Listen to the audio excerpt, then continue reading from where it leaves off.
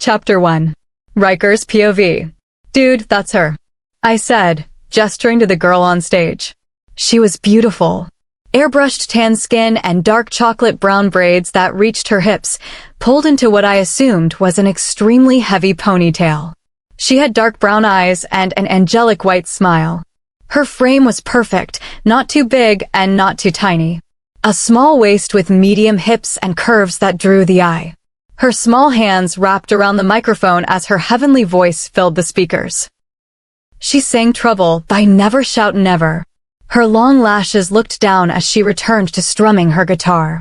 Her small pink lips curved into a gentle O. I let out a breath. Head over heels. Already. Shadow, come on. How do you know that's her? You don't even know what it feels like to find her, Storm retorted. I shook my head. My heart pounded against my ribs, and my body shuddered slightly as I watched her. We had just walked into the small club. It had a dark wooden bar, small round tables scattered near the stage, and the rest of the space was a dance floor. Rope lights hung around the stage and dripped from the ceiling, providing dim light. The stage glowed along with the angel who sat on the tall wooden stool in front of the mic. A guy sat next to her with a guitar and a mic in front of him as well. He sang along but kept his voice low, so she remained the main attraction. Good God, was she the main attraction? Her eyes lifted and connected with mine. She sang on but kept her gaze locked on me. My heart pounded faster. She finished the song, everyone clapped lightly, and she smiled softly, blushing as I winked at her and flashed a grin. I shook my head again. I just know. Storm gave me a long glance. If you say so, freak. Just stop drooling for 5.5 seconds and buy her a latte or something. She looks like she's the goody two-shoes, daddy's girl variety. Shoo. I said loudly, realizing she was starting a new song. Mayday Parade, if you wanted a song written about you, all you had to do was ask. Her voice was beautiful as she changed all the he's to she's and the hers to hims. Good God, she's got you whipped already. Storm exclaimed. Talk again, Storm, and I'll stab you, I said seriously. With what? An imaginary knife? Ooh, I'm so scared. I made my hand into a fist and made stabbing motions at his side. They better serve beer here, he muttered as he shuffled toward the bar. I just listened to the song. She smiled as she sang, looking at the crowd, and I could tell she was struggling not to look me in the eyes again. As she prepared for the next song, she pulled out her ponytail holder and let it wrap around her wrist. Her hair fell down her back, a couple of strands brushing her shoulder. I'd like to thank you guys for coming tonight. It means a lot to me. This is the last song I'll be playing, and it's another Mayday Parade song, miserable at best. She smiled again, gave me a glance, and she and her partner started to play. I almost fell over listening to the lyrics. Original, Katie, don't cry, I know. You're trying your hardest. Her version, Shadow, don't cry, I know. You're trying your hardest. Storm burst into laughter at the bar, burying his face in his shoulder to muffle it. People glared at him, along with the angel who just kept singing. Woohoo! That was some funny joke, he muttered, trying to seem as if he wasn't laughing at her. I elbowed him. Can you blame me? That was your name, and she's singing a song about a breakup that leaves her a bit jealous, but she knows to leave you alone. It makes sense to me. He shrugged. I rolled my eyes. Excuse me, sir? I motioned for the bartender. What's her name? He raised an expectant brow.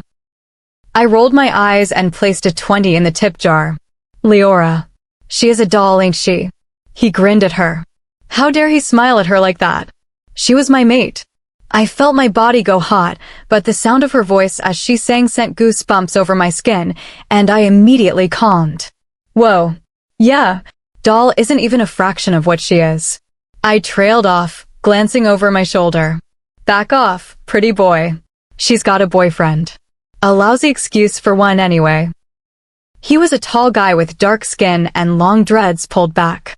He wore a black shirt with the name of the shop over his left breast. His arms were massive, and his eyes looked as if they could kill a guy with the right look. His name tag said Brock. What's that mean? I demanded. He shot me a look. He's not a good guy. Sweet thing like that doesn't deserve an attitude like his. He gets rough with her sometimes. Like most of the time, actually. His name's Vesper. Damn, I wouldn't even want to cross paths with him. Look at me. I can throw some pretty big guys around, but that guy would lay you down flat in a second. He's got a little crew that's always stuck to his side. He shrugged and let out a small sigh as he shook his head in disgust. You best just forget about her and move along, kiddo. The song finished, and I looked back at her smiling face. God, she was so beautiful. I smiled. She was packing up, and I looked back at Brock. Who's the guy with her? I asked. Vesper. Hell no. That's Darian. He's just a friend of hers. Does Vesper know about the friend? Storm asked. I thought he had zoned out of our conversation, but I was mistaken. You know, buddy. If he even got a hint that she had a friend, a guy at that, he'd blow his top. I don't think she'd be around here after that. Brock shook his head. What's Vesper like? Mob boss? Wannabe pimp? I asked. He's just a jerk with billions of dollars. He shrugged. I bit the inside of my cheek. As I took a breath, my nostrils filled with the most intoxicating scent ever. Wildflowers and sweet tea with a dash of apples. Oh God. She strode over to the bar and held up the guitar case. Brock took it and placed it under the bar. Make sure nothing gets spilled on my baby Ember? She smiled. He smiled at the nickname. Of course, sweetie. You gonna stick around and help me close up tonight? She shook her head, her small braids swinging around her. Some fell in front of her face, and I had to dig my nails into my wrist so I didn't reach over and push them away. She slid them behind her ear and smiled lightly. I'm sorry. It's all good, baby girl, he said reassuringly. I have to get going. I told Vesper I would be back an hour ago. Can you call a cab? I missed the last bus. She said nervously, biting her bottom lip. He nodded and went off to get the phone. She pulled herself onto the stool next to me, and Storm elbowed my ribs. You were amazing, I smiled at her. She blushed lightly and nodded. Thank you. Ryker. But everybody calls me Shadow. I smiled. Her face went beet red. I could tell she was thinking about the song. I'm Liora, she said a bit hesitantly. I like your hair. Who does it? I asked out of the blue. I had to talk to her. Had to hear her voice and know more about her.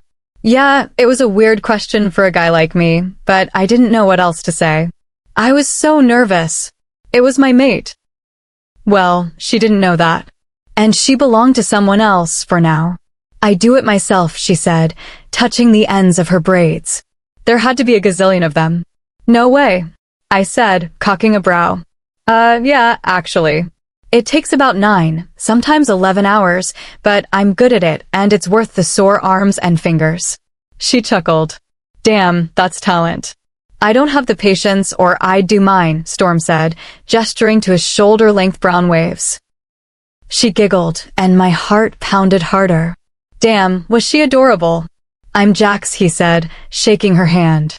I'm Shadow's right-hand Rogue Storm, but you can call me Storm. Nice to meet you, Rogue Storm. She laughed. I smiled at her. Can we buy you something while you wait for your cab? Latte? Cocoa? She looked hesitant. You got 15 minutes, Liora, Brock said. She gave a small nod. Cocoa sounds perfect. She said, looking outside at the drops of water that pelted the concrete and the windows. The whole wall was nothing but glass looking out on Seattle. Brock brought her a large round mug of hot cocoa, and she lightly blew on it before taking a sip. She mumbled a small thank you and gave me a sideways glance. So how long have you been singing? I asked. Since I was about 7. I taught myself guitar junior and senior year. She said proudly. You don't look a day over senior year. She blushed down at her mug. How old are you anyway? 21. Storm asked. I just turned 25, she said quietly. When? I asked. 3.5 hours ago. Well, happy birthday, I exclaimed. Thanks, she mumbled. Do you and Vesper have anything special planned for when you get home? Brock asked. She just looked up at him and gave a small head shake. Her eyes said it all. Sadness and disappointment. He forgot. I wanted to reach out and hold her. Tell her she didn't need him and that he was wrong for forgetting. I wanted her arms around me and for her to smile. For her to say she wanted something better. And in the middle of my little daydream, reality hit me as she stood from the stool. "Thanks for the cocoa," she said, pushed the stool back in, and gave us all a smile. Mine lingered as I took a mental picture of it and stashed it in my brain. "Bye, sweetie." "Take care now," Brock said as we all gave a small wave. She slipped through the door and dashed through the rain and into her cab. I sighed and looked down at my hands. I could still smell her scent and see her smiling face. I already missed her. My mate. Brock scooped up her mug and began to clean it. "So, what you gonna do?" Storm asked. I shrugged. "Get wasted and go home and go to bed. And dream about her," I thought. He smiled and clinked his beer against mine. "To us." He gave a playful wink as we both tipped back the beers, taking large, greedy gulps. Leora's POV. I closed the door quietly, not wanting to wake Vesper as I slipped into the apartment and hung my wet coat. It was nice, and I was grateful to have such a beautiful place to live. All high-tech and brand-new appliances, designer rugs, and curtains. The living room had no walls, just glass, so we could see everything that went on in Seattle. I looked out, seeing all the little lights, and even spotting the little jazz club I had performed at. The dim twinkly lights cut off as the shop closed. Cars zipped through the narrow streets, and people roamed the sidewalks and alleys. We had a large curved couch with plush chairs placed around the room, along with a large oval glass coffee table. The biggest TV on the market, and all the DVDs and surround sound equipment a guy could want.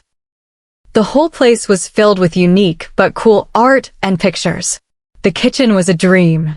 The room curved into AC, as did most of the rooms, with stainless steel appliances, large cupboards, and granite countertops. I walked down the hallway to the master bedroom and opened one of the double doors as silently as possible. Vesper was lying in bed with the TV on. The bedroom was the same circular shape as the bed, which could fit about 20 people. The farthest wall was nothing but glass, so we could see all of Seattle. The room was bigger than most apartments. A walk-in closet and a bathroom the size of a regular master bedroom. The carpet was white and plush, along with the walls that had black trimming, while all of our furniture was black, and the fabrics, bedding, and curtains were deep, dark red. "You were supposed to be home 2 hours ago," Vesper said lowly. I bit my bottom lip and walked over to the closet. I slid the door open and left it open as I pulled off my jeans and t-shirt. I pulled off my bra and pulled on a tank top, not bothering with pajama pants. It lasted longer than I thought. "I'm sorry, baby," I said as I crawled into bed with him. I went to kiss him, but he pushed me away. I frowned slightly and just leaned against the pile of pillows. He just stared blankly at the TV. He wasn't watching, he was thinking. His face was hard and emotionless. He had a long face and defined features, high cheekbones, and wolf-like eyes. He had black hair and piercing blue eyes. Blue eyes that used to look at me with adoration and love. Now they only looked at me with anger, annoyance, and sometimes lust. He was tall, so much taller than me, with the body of an athlete. He was a beautiful man, wealthy, very successful and talented. He looked over at me after turning off the TV. I swallowed. "Baby, I didn't mean for it to take so long," I said, running my hands over his bare chest. His chest hair tickled my palm as I slid my other hand up. I got on my knees and straddled him as my hands grasped his shoulders. "Please don't be upset with me, baby," I said lowly. His eyes swept my mostly exposed body, and he looked back up at my face. He gave a small smug smile. I leaned down and kissed his lips softly. He granted entry and let me kiss him deeply. Our kiss grew more intense.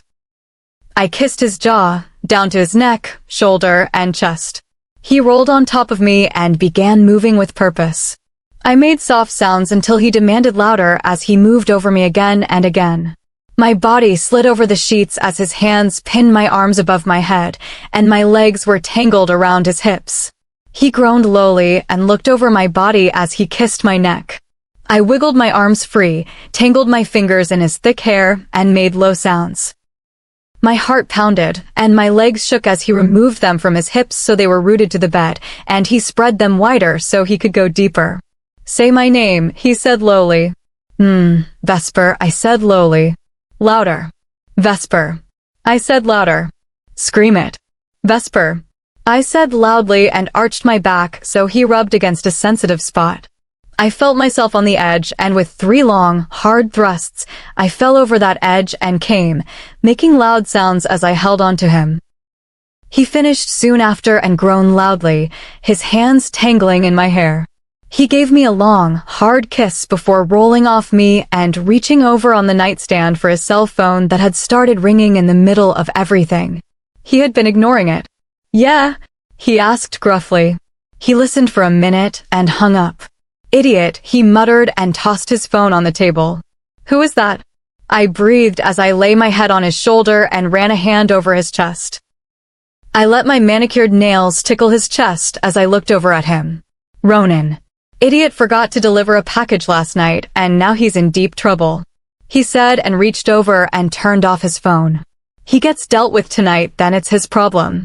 Not mine, he breathed out an irritated breath. I liked Ronan. He was a sweet guy with a little girl that he adored and a beautiful wife. I let out a small breath of disappointment and looked down at the pillow. He was my brother. He grabbed my chin, so I looked up at him. I gave him specific orders, baby. It's his fault. Don't feel bad. He should have been doing his job. Please, can you just help him? Please, baby? He's an idiot, but he's my idiot. I smiled lightly and kissed his jaw and chin, down his neck and chest all the way, so I slid down the blankets and kissed his abs. He pulled the blankets down to look at me. I gave him big, pretty eyes. Please, baby? For me. He gave me a long look and reached over and turned on his phone. He motioned for me to continue as he made a phone call. Ryker's POV. I woke up to a hangover. My head throbbed as I sat up and looked around my messy room. Clothes were tossed all over the place and trash was being collected. I am such a loser, I thought to myself as I got up and fell into the wall. I studied myself and shuffled to the living room and found Storm face down on the floor, snoring. His arms were at his sides and his hair sprawled everywhere. Dumbass fell off the couch. I chuckled and decided to leave him that way for my roommate Liora to find. She was probably still asleep. I went back to my bedroom and pulled on a pair of jeans and a fresh t-shirt before grabbing my wallet and heading out the door. I ran my fingers through my hair as I walked down the already crowded streets to a small bakery. I stood in line, annoyed and frustrated as the scent of berries and creamy fillings, along with buttery crescents and pies, filled my nostrils, making my stomach curse at me for such a long wait. There were 5 more people in front of me when I got a whiff of strawberries and wildflowers. I let out a happy breath, and the corners of my mouth tugged into a smile as the bell rang, alerting the customers that someone had walked in. I looked back and found my angel walking into the shop and standing behind me. She was clad in a long-sleeved pink hoodie and some designer jeans with Uggs. Oh, hi, she smiled, noticing me. Hey, I smiled back. You here to get a fix too? I teased. She giggled and pulled her hair back, and I spotted a mark low on her neck. My body went hot with anger, and I took a deep breath, ignoring it. It was a long night, so I'm taking the easy way and buying him his favorites to get out of cooking duty, she said. Lucky guy, I said. She just smiled a little. It was a nervous smile. An uneasy, unsure smile. So when are you going to be playing at the club again? I asked. Soon, hopefully. I don't get out too much to do it. I nodded. I'd love to hear you sing again sometime. You have a beautiful voice. She blushed. Thank you. I don't think I'll be able to come around too soon, though. She frowned. It was my turn in line, and I ordered 2 dozen donuts and 3 large coffees. You and Storm get some girls last night? She asked. She turned red with embarrassment as soon as she asked the question. I smiled and shook my head. I only had my eyes on one girl, but she got away before I could get her number. She bit her bottom lip and muttered her order to the lady behind the counter and stood next to me as we waited for our orders. So, you don't have a girlfriend? She asked. I shook my head. Still waiting for the right one. She nodded. That's hard to believe you don't have girls lining up outside your door. I smiled. I knew I was a good-looking guy, but to hear it from her, I felt amazing. I had thick, shaggy, light brown hair and deep brown eyes. I had one of those wide, strong jaws that I had received from my father, my mother's cheekbones. I was tall and broad like my father, built to be a guardian, strong and tough, built like a brick. But around her, I was just putty she could mold in so many ways. I caught her eyes glancing at my body, and she turned pink, realizing I had caught her. The bell on the counter rang, and the girl behind the counter called my number. I picked up the box and the drink holder containing the tall cups of coffee. I guess I'll see you around, Liora. I smiled at her admiringly. I mentally punched myself. Get a grip, dumbass. Take it slow, I thought. She smiled back and nodded. I heard her mutter a small, hopefully, and my heart began to race as I headed out the door. I practically skipped back to my apartment. Liora's POV. I had just checked him out. I mentally slapped myself as I walked back to my apartment. And I got caught. Damn it. He was such a sweet guy. Very attractive too. His smile burned into my mind and had stayed there once I had finished the long elevator ride to the top floor, and I entered the apartment. He was sexy. Not attractive, not cute, not hot. Sexy. I sighed, set the boxes on the counter, and shook my head. You have a good life, Liora. A nice place to live and a boyfriend who takes good care of you. Kinda. I wrapped my mind around the fact that Vesper got rough with me whenever I did something wrong. I had barely saved myself last night and had to save my brother too. I still couldn't believe I did that last night. I sniffed and blinked back tears that were dangerously close to surfacing. I hated this so-called fantastic life. What was the point of living in an amazing house with everything I could ever want and having to pretend to be happy? I swallowed. I didn't deserve this. I didn't deserve all this nice stuff. I was an idiot, and that was the only reason I had this. Because I was weak and stupid, no one else would want me. I was too much. That's what Vesper always said. No one would want a used-up, high-maintenance girl. No one would be able to take care of me and give me the things I wanted as he did. He was the only one who knew me. The only one who cared about me and would ever love me. He was all I had. All I would ever have. I heard the door open, and he walked out of the bedroom dressed for business.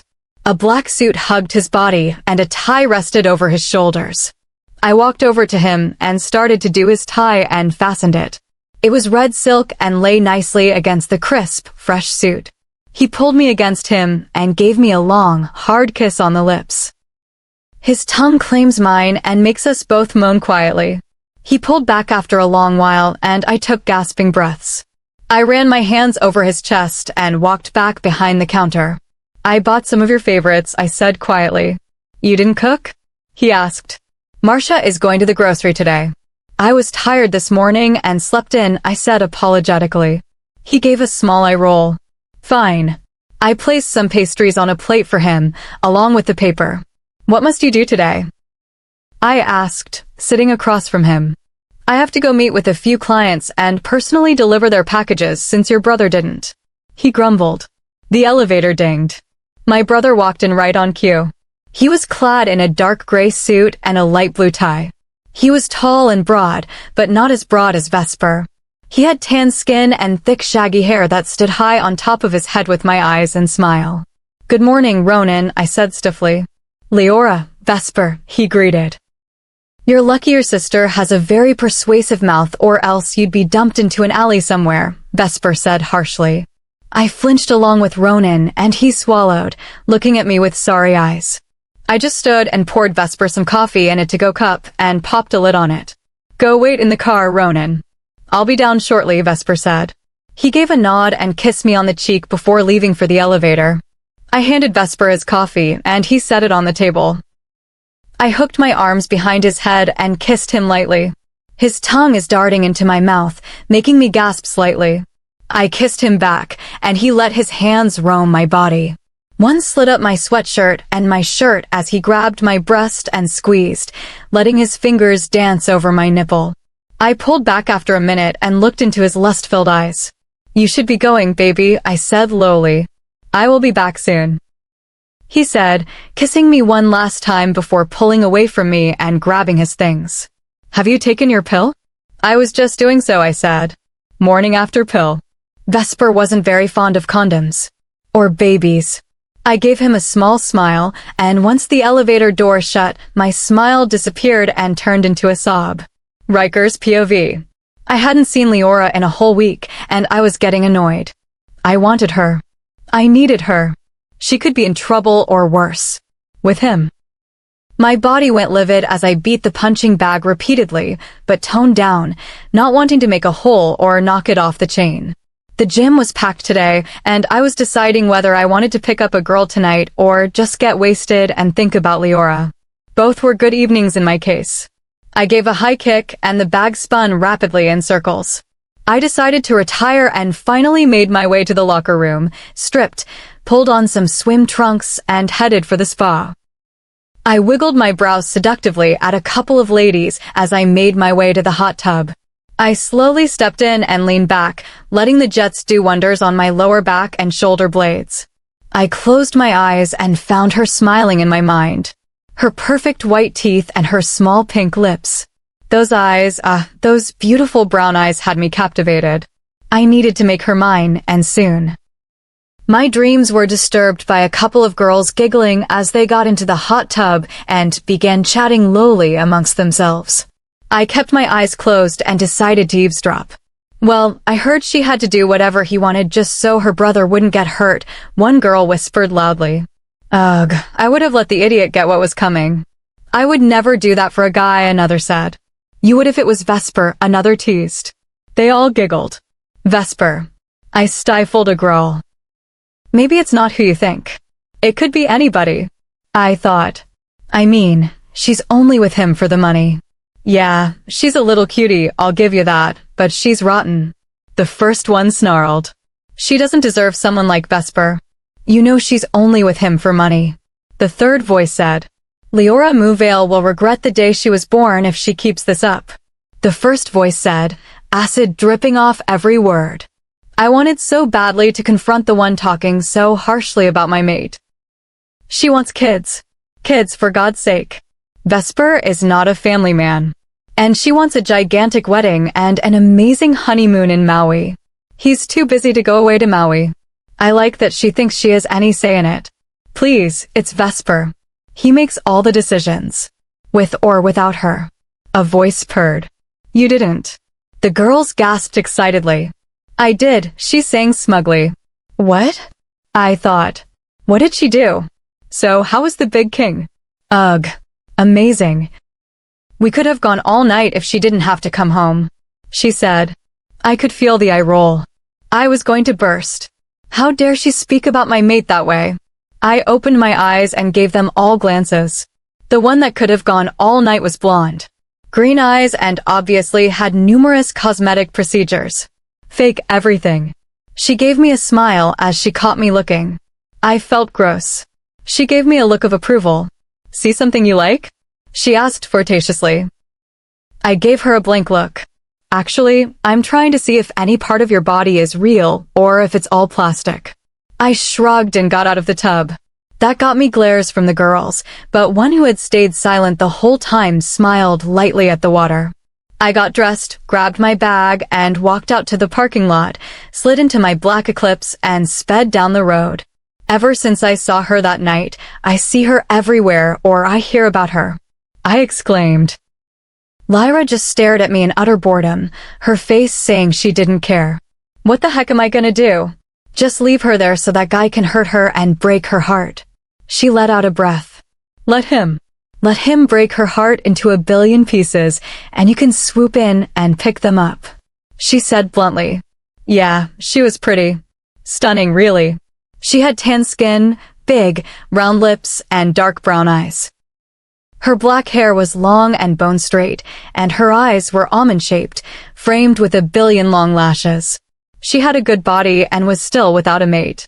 She was beautiful, but she wasn't my Liora. I shook my head. Even if it meant I couldn't be with her, I don't want her hurt. She gave me a long look. Whatever, she said after a while and got up and went off to her room. Yeah, you're cool, I muttered, rolling my eyes.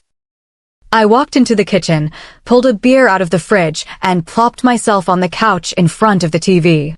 I placed my legs up and nursed the bottle as I flipped through channels, and nothing really sparked my interest.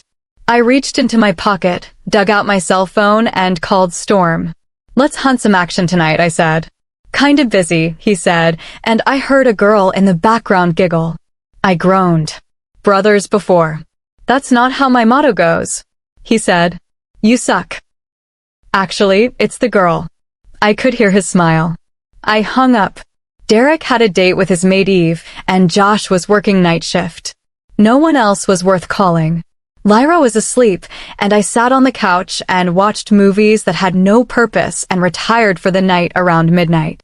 Leora's POV. Earlier. I finished taking out my braids, and I had to admit, it felt nice. I took a comb and ran it through my long waves and pulled off my robe as I slid into the shower. I let the water massage my back and my now-free scalp. I rinsed the conditioner out of my hair and began running my soapy hands all over my body. I heard the door open, and I ran my hand over the glass door that fogged as the hot water caused steam to shield me. I saw Vesper walk in. His jacket and shirt were off, leaving him in his pants and a tight white undershirt. I smiled and drew a heart over the foggy glass. He chuckled lightly, and I went back to washing myself before he joined me. I pressed my lips to his in a hard kiss. I didn't like him being gone all day. I hated being home alone all the time while he was out working. How was your day? I asked breathlessly. Fine, he mumbled against my lips before kissing them again. I wasn't surprised by his intentions when his hands began to wander and a finger slid into me. I gave a small sound. Your day? He asked as he found a rhythm and began to kiss my neck. Fine, I managed. The shower was longer than I had anticipated, but he came out with a smile on his face, so hopefully he'd be in a nice mood for the remainder of the evening. It was Friday night, so I was the one who had to keep him entertained this weekend, and I sure didn't want him upset with me. He pulled on some sweatpants and a gray t-shirt before leaving me in the room. I dried my hair and pulled on my black silk robe. Is there anything specific you want for dinner, baby? I asked, walking out to the living room. He was in the living room with 5 other guys, all big and dressed for business. I knew 4 of them. Anything, babe, he called back. I decided to just make some burgers and fries. Quick and easy. The meat sizzled in the pan, and the fries popped in the fryer. It smelled amazing, and it reminded me that I had only eaten a donut this morning. My stomach growled, and the guys laughed at me. I just blushed. The guys left soon after I set the table for Vesper and me. He walked into the kitchen and smacked my behind. Cover up next time we have company, he said. I looked down. My robe was a bit short, and I hadn't realized how much my chest was showing. I let out a breath. Would you finish the table while I put on some clothes? I asked sweetly. He gave me a look. You don't have to cover up for me. I just winked and hurried off to the room. I pulled on some shorts and a t-shirt and walked back to the kitchen. I set the food on the table in front of him and sat across from him, and we dug in. When was the last time you visited the gym? He asked, cocking a brow. My cheeks went hot. I don't know. I went with you about a month ago. Why? It's noticeable, he said harshly. My stomach dropped, and I hastily pushed my food away. The mail slot shot open, and envelopes fell to the floor. I strode over and picked them up. All for me. There was a knock, and I opened the door. Liora Moonvale, the man said. Yeah, I nodded. He handed me a large bouquet of assorted flowers and wheeled in a big box. Sign here. He handed me a clipboard and a pen. I signed, and with a small grin, he was gone. What's all that? Vesper demanded. I looked at the cards. Mom and dad, cousins, aunts, and uncles. Brother and sister-in-law, and even from Madison, my brother's little girl and the unborn twins. I smiled and opened the one from my parents. The card came to life and started singing, Happy Birthday. 25. You've turned into such a beautiful, successful woman, and we have never been so proud in our lives. We love you. Come visit us soon. Love, Mom and Dad. It's birthday presents from my family, I said. He made a face and then cursed. I gave a small nod and went back to the cards. A homemade birthday card from Madison saying happy birthday AUNY. I love you. Your favorite niece, Madison. It was covered in smiley faces and hearts, flowers, and a picture of her and me. I made my way through the cards, walked into the kitchen, took out a box cutter from the junk drawer, and started opening the box. I gasped seeing the beautiful acoustic guitar that rested inside. It was light glossy wood with words carved into it. Hope, peace, happiness, love, harmony, live, breathe, love, teach music, imagine, create, beauty. It was beautiful. The words are all in cursive and scattered over the frame.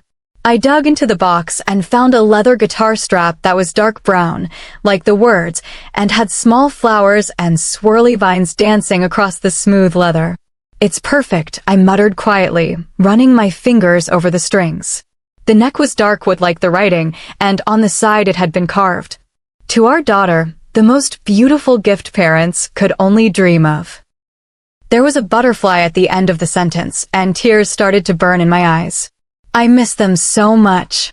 I blinked back the tears and placed everything into the box and put the box away on my side of the closet. I walked back into the dining room and saw that Vesper was mad.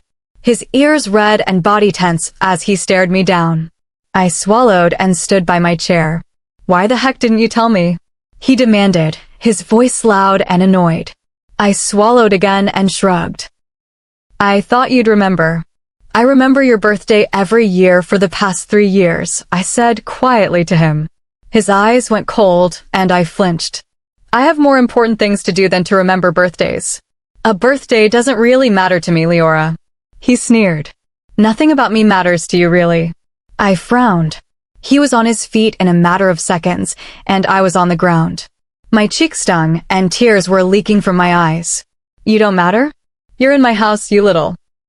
He yelled. What the hell does that mean?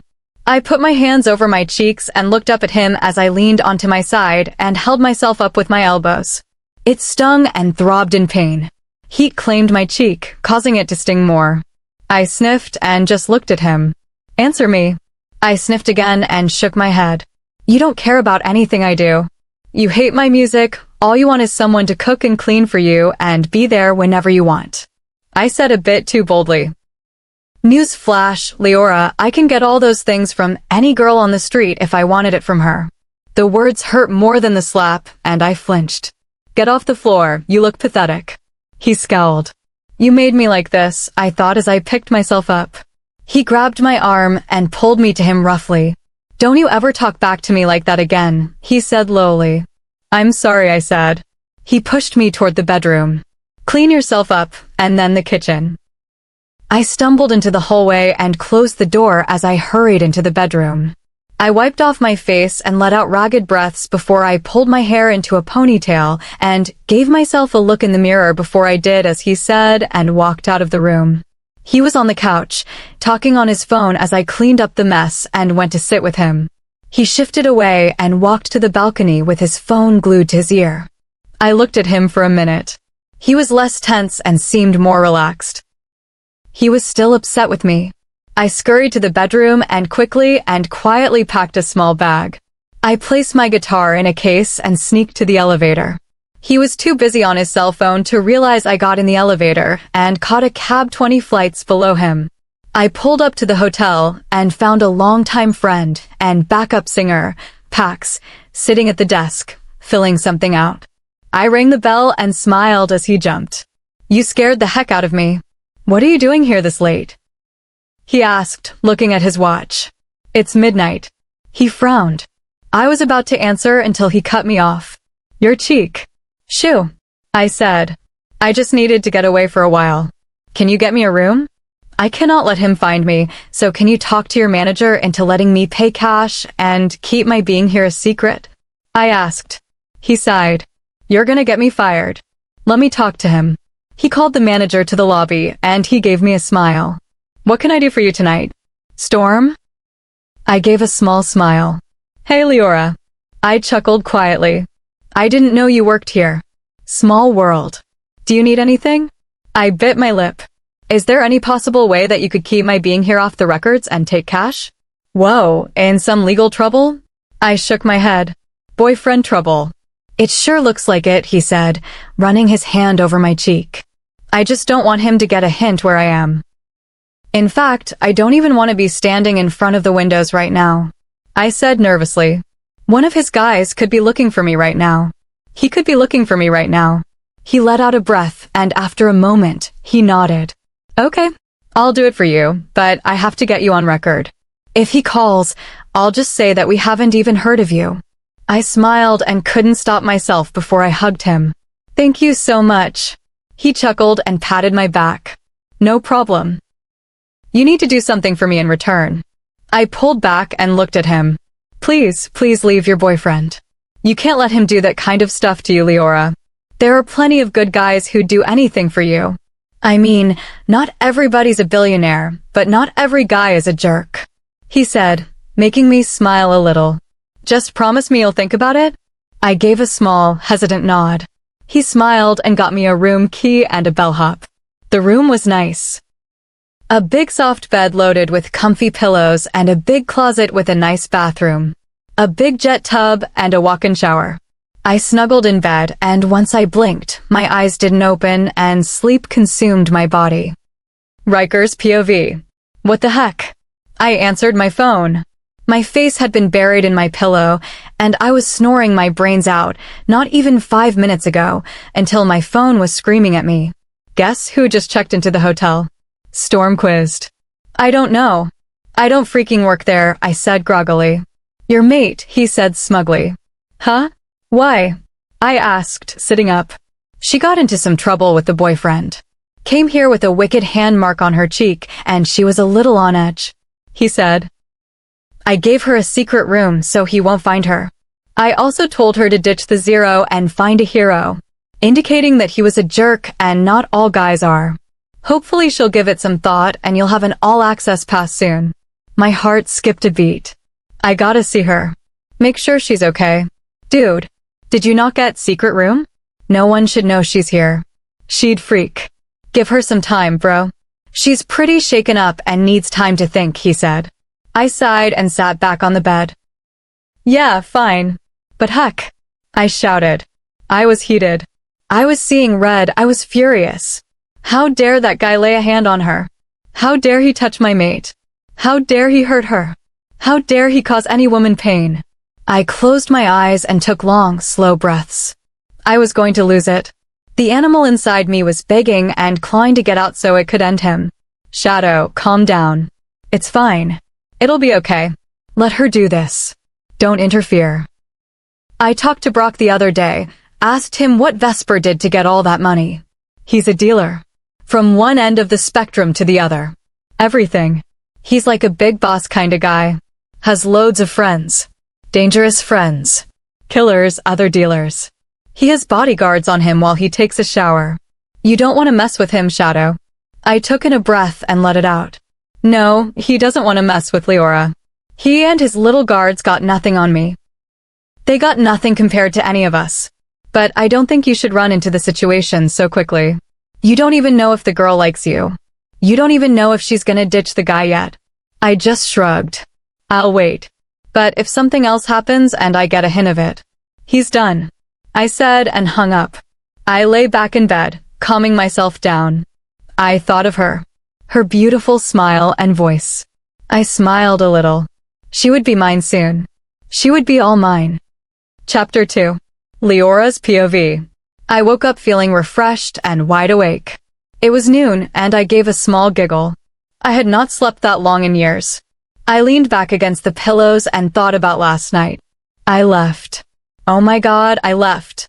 I would be in serious trouble when I got home if I went home. I sighed. What was I going to do? I decided to think about it while I took a nice, long, hot bath. I stripped out of my pajamas and let the water run. I gave a small glance at the mirror and sighed before I strode over and looked at myself. It was not too noticeable. My stomach was flat, but my thighs, rear, and hips were not. I let out a breath and swallowed. I felt gross. I had a small bruise on my upper thigh from about 2 weeks ago when I had yelled back at Vesper. That was not a good idea. I had a natural chest, and I guess my behind was okay. The thighs had to go through. I walked to the tub, turned off the water, and got in. Goosebumps rose on my body, and I let out a relaxed breath and leaned back. The jets felt nice against my skin, and the hot water let my body relax. It was hard to really settle down and relax, though. Should I leave or should I stay with him? Storm was right. And he was a complete stranger. He made sense. Not every guy was rich, but not every guy was abusive like that. There were better guys. Money did not matter to me. All I wanted was someone to support and love me. To treat me well. I was not high maintenance. Vesper had just spoiled me. All I asked for was his affection. For him to love and respect me. But that was too much. I started getting mad thinking about him. My mind slowly wandered to Ryker. His smile and the way he always had his hair messy in a classy way. I felt like my knees were jelly. A smile crept on my face, and I felt like I was a 5-year-old with a crush. I hid my face between my hands like someone could see the blush sweep across my face. And it was not from the hot water. I got out of the tub, seeing my hands looked like prunes, and wrapped a towel around me. I pulled on a little white sundress that had orange flowers on it and a small quarter-sleeved cardigan. I slid into some orange flats and started on my hair. I blow-dried it and brushed it out and let it hang down my back and shoulders while I put on a little mascara and a little lip gloss. That was all the makeup I wore. I grabbed my guitar case and walked down to the lobby and gave a smile at Pax, who was just heading out the door. "And what do you have planned today?" He smiled, hooking his arm with mine. I gestured to the guitar. "I think I'm gonna go play today." He smiled. "And I need my trusty sidekick to sing backup." "Sidekick," he gasped. "Come on. Look at this cute little face." I smiled sweetly. He chuckled. "What songs?" I pondered. "Jamie all over, candles, fire, and playing God." "Perfect." I smiled.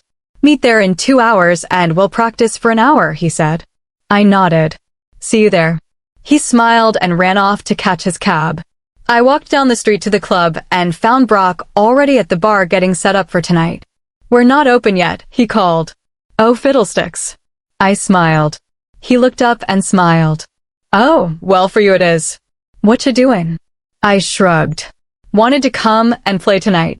Open for a gig." He nodded. Yeah. I'm gonna send out a tweet." I laughed. "Excited? You bring us like 1,000 customers a night. I'm making sure everybody knows you're here tonight. Tweet and Facebook update, and I'm posting it on the website. Want me to make a sign?" "Already have one," he smiled, pulling out a large sign that said "Live Performance Tonight," written largely on a whiteboard. He posted my name at the bottom and hung it on the window. "Teaches you not to be a smart mouth to me." He teased and patted my shoulder. I chuckled. "I'll make sure I don't." I helped him get the club ready until Pax arrived, and we started to practice. We did well. We had vocals down easily, and we had already learned the songs a while ago. The place started to fill up fast, and Brock was running around getting drinks and food. Once we hit the stage, people gave a small applause and excited smiles. We started out with Candles by Hey Monday playing God by Paramore, and then Jamie All Over by Mayday Parade. We took a break, and as I strode to the bar, I felt someone grab my forearm lightly. I turned and found a smiling Ryker. "Hi." I smiled back and, before I could stop myself, hugged him. He chuckled. "You did good." "Thanks," I giggled. "I didn't see you." I walked in on the last song. I nodded. "Can I buy you a drink?" He smiled. Sure."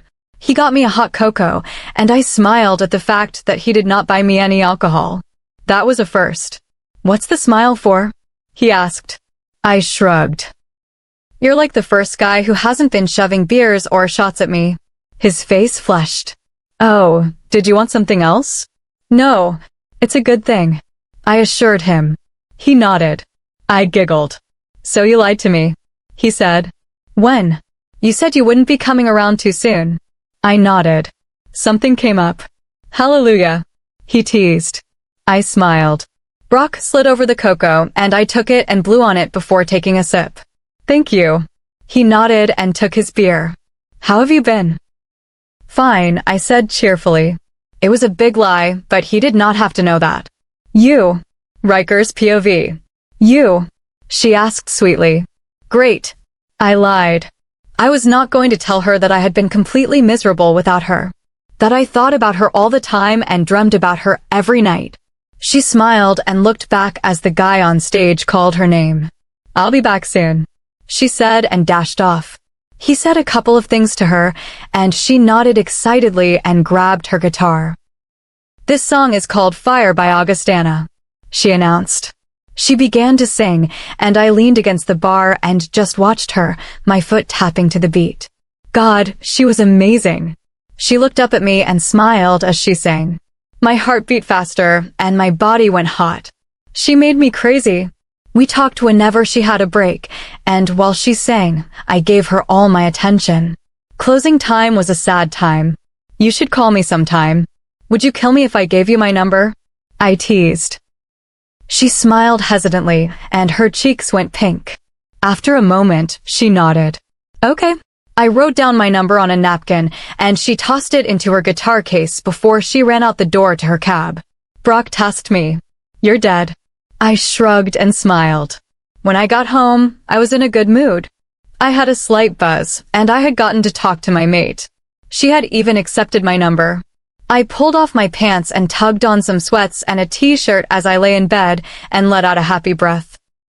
My phone began to ring as I closed my eyes. Yeah, I answered. Ryker? Her voice danced through my ears. I sat up. Liora. Can you come to my hotel room? Please, she sniffed. Yeah, what's wrong? She just told me the hotel room number and what hotel before she hung up. I hopped into my car and sped to the room. Leora's POV. I got into my cab and my stomach turned at the thought of going back to my apartment. I needed some things though, and I needed to tell Vesper it was over. We pulled up, and the cab waited as I hurried to the top floor and made my way inside. Vesper was not in sight, and the house was clean. I walked down the hall to the bedroom and opened the door. I felt sick. Their sounds filled my ears, and all I saw was skin. Hers and his. On our bed. No, his bed. I had nothing to do with him once I saw her on top of him. It took about 5 seconds until she noticed me. She stopped and looked down at him, and then back at me before she rolled off and covered herself. His head turned in my direction, and his eyes went wide. What are you doing here? He demanded. I did not say anything. I just left. I did not bother with the elevator since it would take too long, and I ran down the stairs. I was so mad, so upset. I was blinded by sorrow and anger, frustration and regret. I had given him everything. Everything. From my trust to all of my time. I did not want my clothes or even my shampoo. That and everything in between was stuff he had bought me. I did not want anything he had even looked at. I made my way to the cab, taking deep, gasping breaths and fighting tears. That guy cheated on me. Probably numerous times. The cab ride was silent, and I paid him before I got out and carried my guitar and purse up to my room. I flopped onto the bed and cried. I cried so hard for someone I did not want, someone who had cheated and made me regret the last 3 years of my life. I was frustrated, annoyed, confused, and heartbroken. I had loved him. Now he was nothing but the bottom of my shoe. I hated him. I punched the pillow and rubbed my eyes. I walked to the bathroom, cleaned off my smeared makeup, walked back to the bedroom, and picked up the napkin that had slipped out of my pocket. Call if you ever need to talk, Ryker. I did not have a second thought as I dialed his number and told him where I was. I needed somebody. I wanted him. Riker's POV. I searched the halls for her room, and once I found it, I could smell her. Wildflowers and strawberries. I knocked on the door, and it was open, and she stood there in a matter of seconds. Her eyes were puffy, and her nose was red. Face flushed, and she was shaking slightly. My heart felt as if it had been ripped out. I did not hesitate when I took her into my arms and held her. She began to sob quietly. I was going to make sure that guy paid for hurting her. I pulled her into the room and got her to sit down and talk to me. I don't get why he does stuff like that. I never did anything for him to hate me so much. She defended. I just shrugged. Got me beat. I mean a guy with tons of cash and a beautiful girlfriend who's faithful. I shook my head. I don't get why he'd do that. I said truthfully. She sniffed, and I handed her a tissue. She smiled at me lightly. You're sweet. I smiled. Sorry about my rant. I just needed to talk to someone and believe it or not. You're the only number I had. Thanks. It's fine. I wasn't really doing anything. Except thinking about you. She smiled softly. I'm gonna play tomorrow night. Get everything out of my system, and I want to let him have it. I chuckled. You think it's a good idea? She shrugged. He needs to be told off for once. Let him know he can't keep doing this. And I just want to let him know he's wrong. Maybe you should let me come. Make sure he doesn't get out of hand. I said. I don't think that's a good idea. She bit her bottom lip. I shouldn't have dragged you into this. You don't need to be hurt because of me. I took her hand. I'm willing to get hurt to make sure you don't. He needs to face someone his own size for once. She swallowed. Please. I said. She looked at me for a while. Her face returned to its original color, and her eyes were not puffy or bloodshot. Okay, she said after a moment. I smiled and squeezed her hand before letting go. We hung out and watched a movie. She even brought out her guitar. I leaned back against the bed, and she giggled as I threw my arms behind my head. Let's see. Ben Moodyfoot Anastasia, Everything Burns. I quizzed. She smiled and began strumming perfectly and sang quietly. I clapped once the first verse was over. How do you know every song in the world? I teased. She shrugged and blushed. It's a compliment. I said quickly. Duh. I'm the best, of course it was. She said smugly. I chuckled. I was kidding, by the way. I nodded. What's your favorite song to play? She shrugged. I don't really have a favorite. I like to play really anything. I smiled at that. You're kinda great, you know that? She blushed. Play me something, she said, leaned over, and handed me the guitar. I shook my head. She smiled and nudged me with the guitar. Come on, let's see how amazing you are. I bit the inside of my cheek and took the guitar. I have no idea what I'm doing. She giggled and sat on her knees. I strummed randomly as she chuckled. Liora, you look like a dolly, and you sing better than Buddy Holly. That's all I got, I said and stopped playing. She giggled and threw her hands in front of her mouth as she gave a small snort. I died laughing, and she slapped my arms lightly as we both laughed. Here, she said and leaned forward. She placed my fingers on the neck and slid them apart before pressing them firmly on the strings. Now strum, she said softly. Her face inches from mine. I did. It sounded decent. She moved my fingers, and I strummed again. Now keep doing that and sing. She smiled and went back to her knees. I did, and she clapped as she giggled lightly. That was cute, she smiled and leaned back over. Her breath was soft and sweet as she held her face inches from mine to place my fingers on the strings. I gazed at her face. Every small curve and perfection. She was beautiful. From her eyelashes to her lips. So small and soft, pink and shaped perfectly. I was so close. Her breath caught quietly, and I noticed her hand was still placed over mine. Her eyes looked over me. My face and body. Everything. Her scent was so sweet and perfect. She was made for me as I was made for her. We looked at each other for what seemed like hours until our eyes met. Dark brown pools with small flecks of light brown. Her face slightly tilted toward mine as I did the same, and our lips met. A small, gentle kiss. It was light, our lips barely touching, and our kiss slow. She moved the guitar out of the way as she deepened the kiss. Her body pressed to mine, and our lips met again as she pinned me against her body and the headboard. Her lips were so soft, so small and fit perfectly with mine as they moved slowly. She tangled her fingers in my hair as I grasped her hips and pulled her closer so she straddled me. She gave a small sound against my lips and her hands moved over my chest and slid my shirt off. My heart pounded hard and fast. I had never felt this way. My heart pounded, and my stomach felt like it was flying. My hands slid up from her hips, and I let them travel up, feeling every curve as I pushed her shirt up and off. She took in a gasping breath as she pulled back for a moment. Should we be doing this?" she asked quietly. "We'll do whatever you want to do, Liora," I said. That was the truth. If she did not want to, I would back off. She looked back at my face and nodded before she went back to my lips. I could not help but show my happiness, and she giggled. She worked on my pants as I rolled her over and began kissing her neck up to where it met her ear. Her sounds were making me crazy, and I had to hold myself back. I fought the urge as she arched her back for me so I could slide down her clothing. We took our time removing our clothes, gazing, and touching each other's bodies. Her small sounds and cries were enough for me. Her voice was saying my name and other things.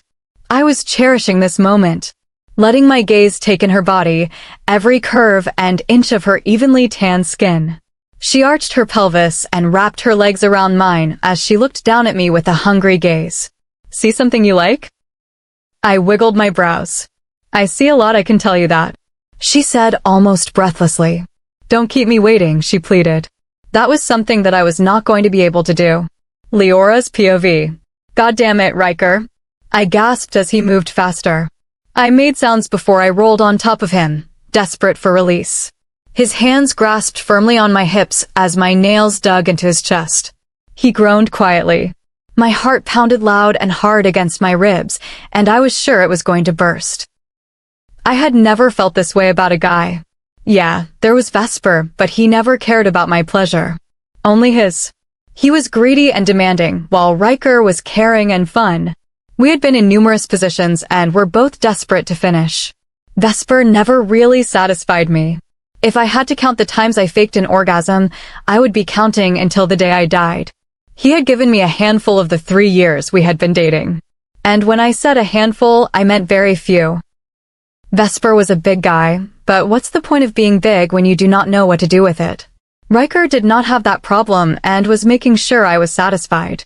And I was certain that he was a good 2 or 3 inches bigger. He rolled me back underneath him and held onto my hips firmly as he arched my pelvis up a bit. I sat up and wrapped my legs around his hips and kissed him before I screamed. It ended as a loud, low moan as I came, and he returned as his arms snaked around me to hold me up, as the other tangled in my hair. His movements became slow and long as he finished. My arms were around his neck, and my fingers tangled in his hair as my body pressed to his, and I clung to him. His lips were slow but hard against mine as we kissed. He slowly lay me onto my side and lay next to me. We lay there kissing, tasting each other, and exploring mouths. With how much we had kissed, I was surprised neither of us had tired. I gave a small sound and pulled back and rested my head against his chest. His heartbeat was off the charts, as was mine, and he was taking deep, slow breaths. I let my fingers dance over his chest before he caught my hand and kissed my fingers. He kissed down my arms to my neck and chest until he lay over me. His lips moved to my breasts, and he took a nipple into his mouth, making me wince under him. His other hand moved lower and stroked a sensitive spot. I moaned and wrapped my arms around his neck. His other free hand stroked my other nipple, making it hard. "Oh God, Ryker," I moaned quietly. He pulled back and looked at me, but his fingers kept working me. "You're too much," I whimpered. He smiled slyly as a finger dipped into me, but his thumb kept stroking. I cried and pulled his hair slightly. "How's that?" he asked lowly. I was panting and my chest was heaving. "What do you think?" "I think I should do this," he said as he slid another finger in me. "Oh yeah, that's nice," I moaned. He finished me off fairly quickly, and then I gladly took my turn. We did that for hours, pleasuring each other over and over again. His phone was going off the hook, but he was not even thinking about getting it as I worked on top of him. "Do you want to?" I slowed a little, but he shook his head. "Hell no," he grunted and dug his nails into my hips. I went back to my pace, and by the time we both finished again, I rolled off of him and took long, hard, panting breaths. His phone began to ring again. He groaned, and I giggled lightly. He leaned over and grabbed his phone. "What?" he answered, and he paused. "You're a jerk," he said and hung up. I giggled and pulled the blankets over myself. "What was that about?" "Storm, he says to calm down for a while and take a nap so we can start back up tomorrow," he said. My cheeks went hot, and I bit my lower lip. "How does he?" "Probably walked by or something." "How does he know it's you?" A sly smile crept over those irresistible lips of his. "Oh, Ryker. Goddamn it, Ryker. Harder, Ryker." He mimicked me. My face went hotter, and I hid under the blanket. He laughed and pulled it down and pulled me into him. "Don't be embarrassed." He kissed my ear and whispered huskily, "I love a girl that screams my name." I shuddered slightly as his hot breath tickled my ear and neck. Taking Storm's plea to heart, I lay back in bed after a yawn took over my mouth. I lay on my side and gazed at the beautiful man sitting next to me. His body was perfect. Defined abs and everything. I looked lower down to the V that pointed down to him. I was not going to lie. It was impressive. My eyes went lower until I saw nothing but the comforter. I gave a mental sigh. "I think we should listen to Storm and start round 12 tomorrow," I said. "12, but who's counting?" He smiled. I chuckled. "See you later." I smiled at him.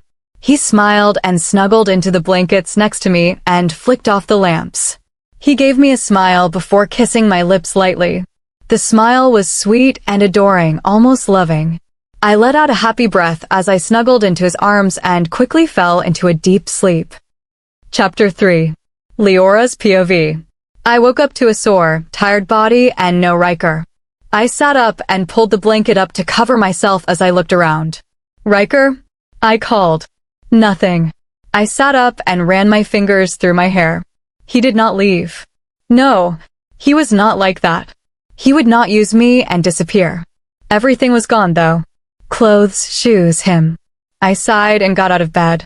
I walked into the bathroom and found myself practically glowing in the mirror. I gave a small smile before I walked into the shower. I washed my hair and body and let the water beat my stiff limbs. I got out after a while and wrapped a large white fluffy towel around my body and walked into the bedroom. I nearly jumped when the door closed loudly and Ryker walked in with a big pink box. "I thought you left me," I frowned. His face went a little hurt and sincere. "I would not ever leave you, Liora." I smiled lightly. I picked up some breakfast. Lunch." He chuckled. I looked at the clock and found 2:25 blinking at me. I giggled. I had not slept like that since high school. I bent over my suitcase and searched for some clothes and smiled as I felt Ryker behind me. His hands were running over the curve of my hips, and he suddenly grasped them and pulled me back against him. I reached behind and held his hips as I straightened up. "As I recall, we were supposed to be starting round 12, he said huskily. 12, but who's counting?" I teased and rubbed against him. I tried to get out of it and get dressed and ready for the day, but he was not having it, and I was kind of glad. Spending the whole day eating pastries and being close. I say it was a successful day. It was around 7 when we pulled away from each other and got dressed so we could go to the bar. We took a shower, got dressed, and headed out. It was a quick drive, and he hurried to my side and opened the door for me. I smiled, and he twined his fingers with mine as we walked inside.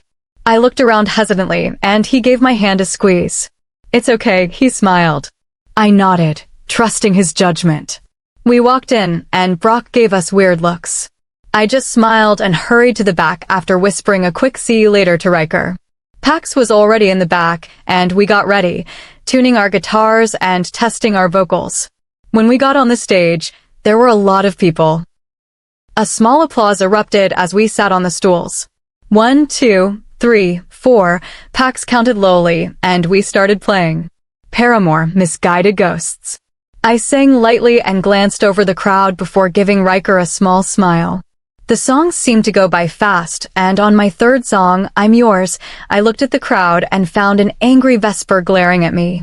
I began to shake, and there was a lump in my throat the size of a bowling ball. My voice cracked, and I froze. I stopped strumming, and so did Pax when he realized. I swallowed.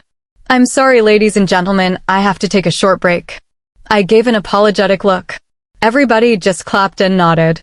I smiled gratefully and stepped off the stage and walked over to Vesper. Outside, he hissed in my ear. I looked around wildly for Ryker as he pulled me from the building. Ryker's POV. I exited the bathroom and found the place quiet except for the small hum of talking and laughter. I looked at Brock. He hooked his finger at me, and I walked over to the bar. What's going on? Where is she? I demanded.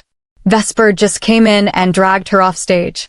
They're outside, he said quietly. I went to turn for the door, but he reached over and clutched my arm. Don't, he simply said. Stay out of it, it's not your fight. And it's not hers. It's his own. You think it's okay to let him get rough with her and she can't do anything about it. I never said that. I shook my head.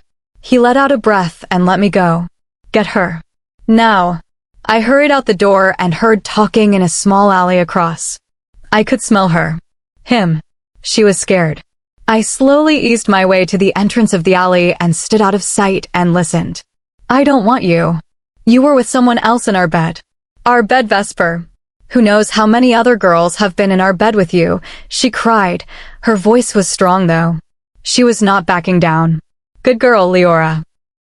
She was the only one. He growled. How many times? Why does that matter? Put him in his place. Does that matter? She did not say anything. Baby, I made a mistake. I love you. Not some girl, she was nothing. You've made many. I'm not your servant, Vesper.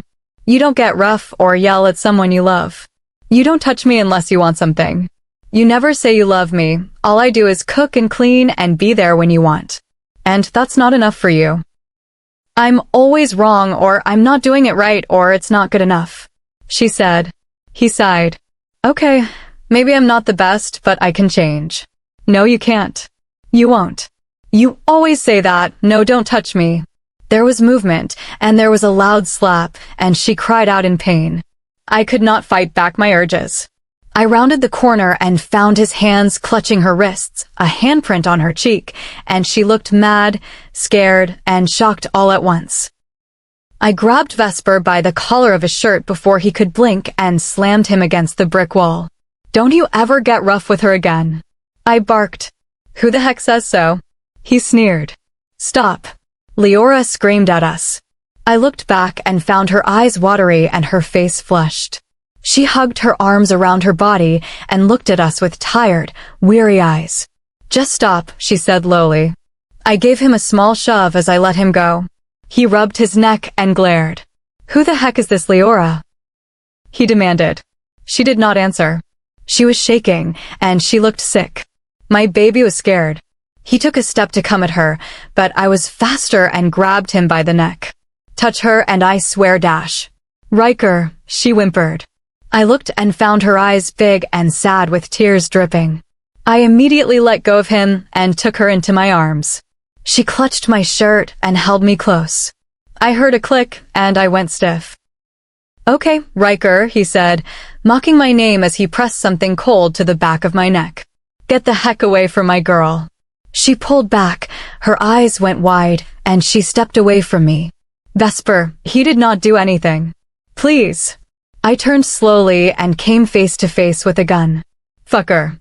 He came back and hit me across the face with it. I grunted as I smashed against the wall and tasted my blood.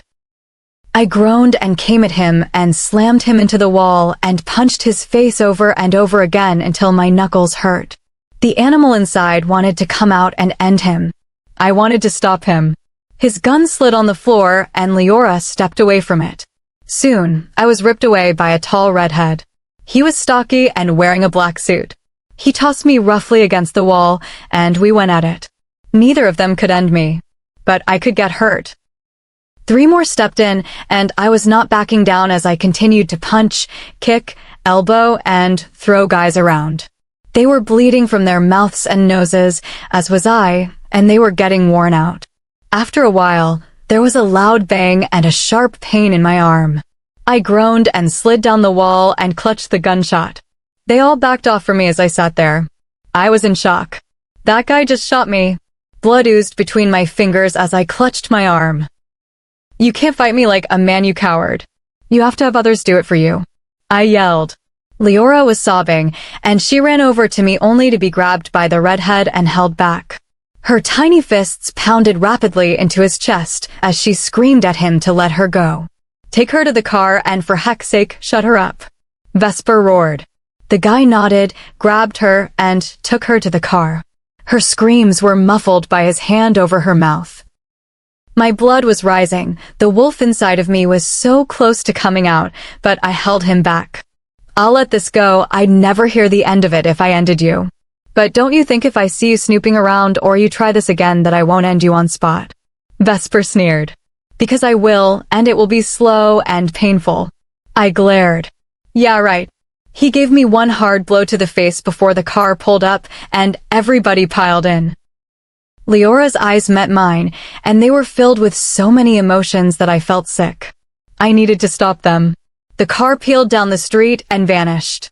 I let out hard, panting breaths as I stood and brushed myself off. I stumbled to my car, eased in, and rested my head against the seat. I punched the steering wheel, and the horn honked. I cursed. I snatched my phone out of the console and dialed Storm's number. Hello, he answered. Vesper snatched her out of the club.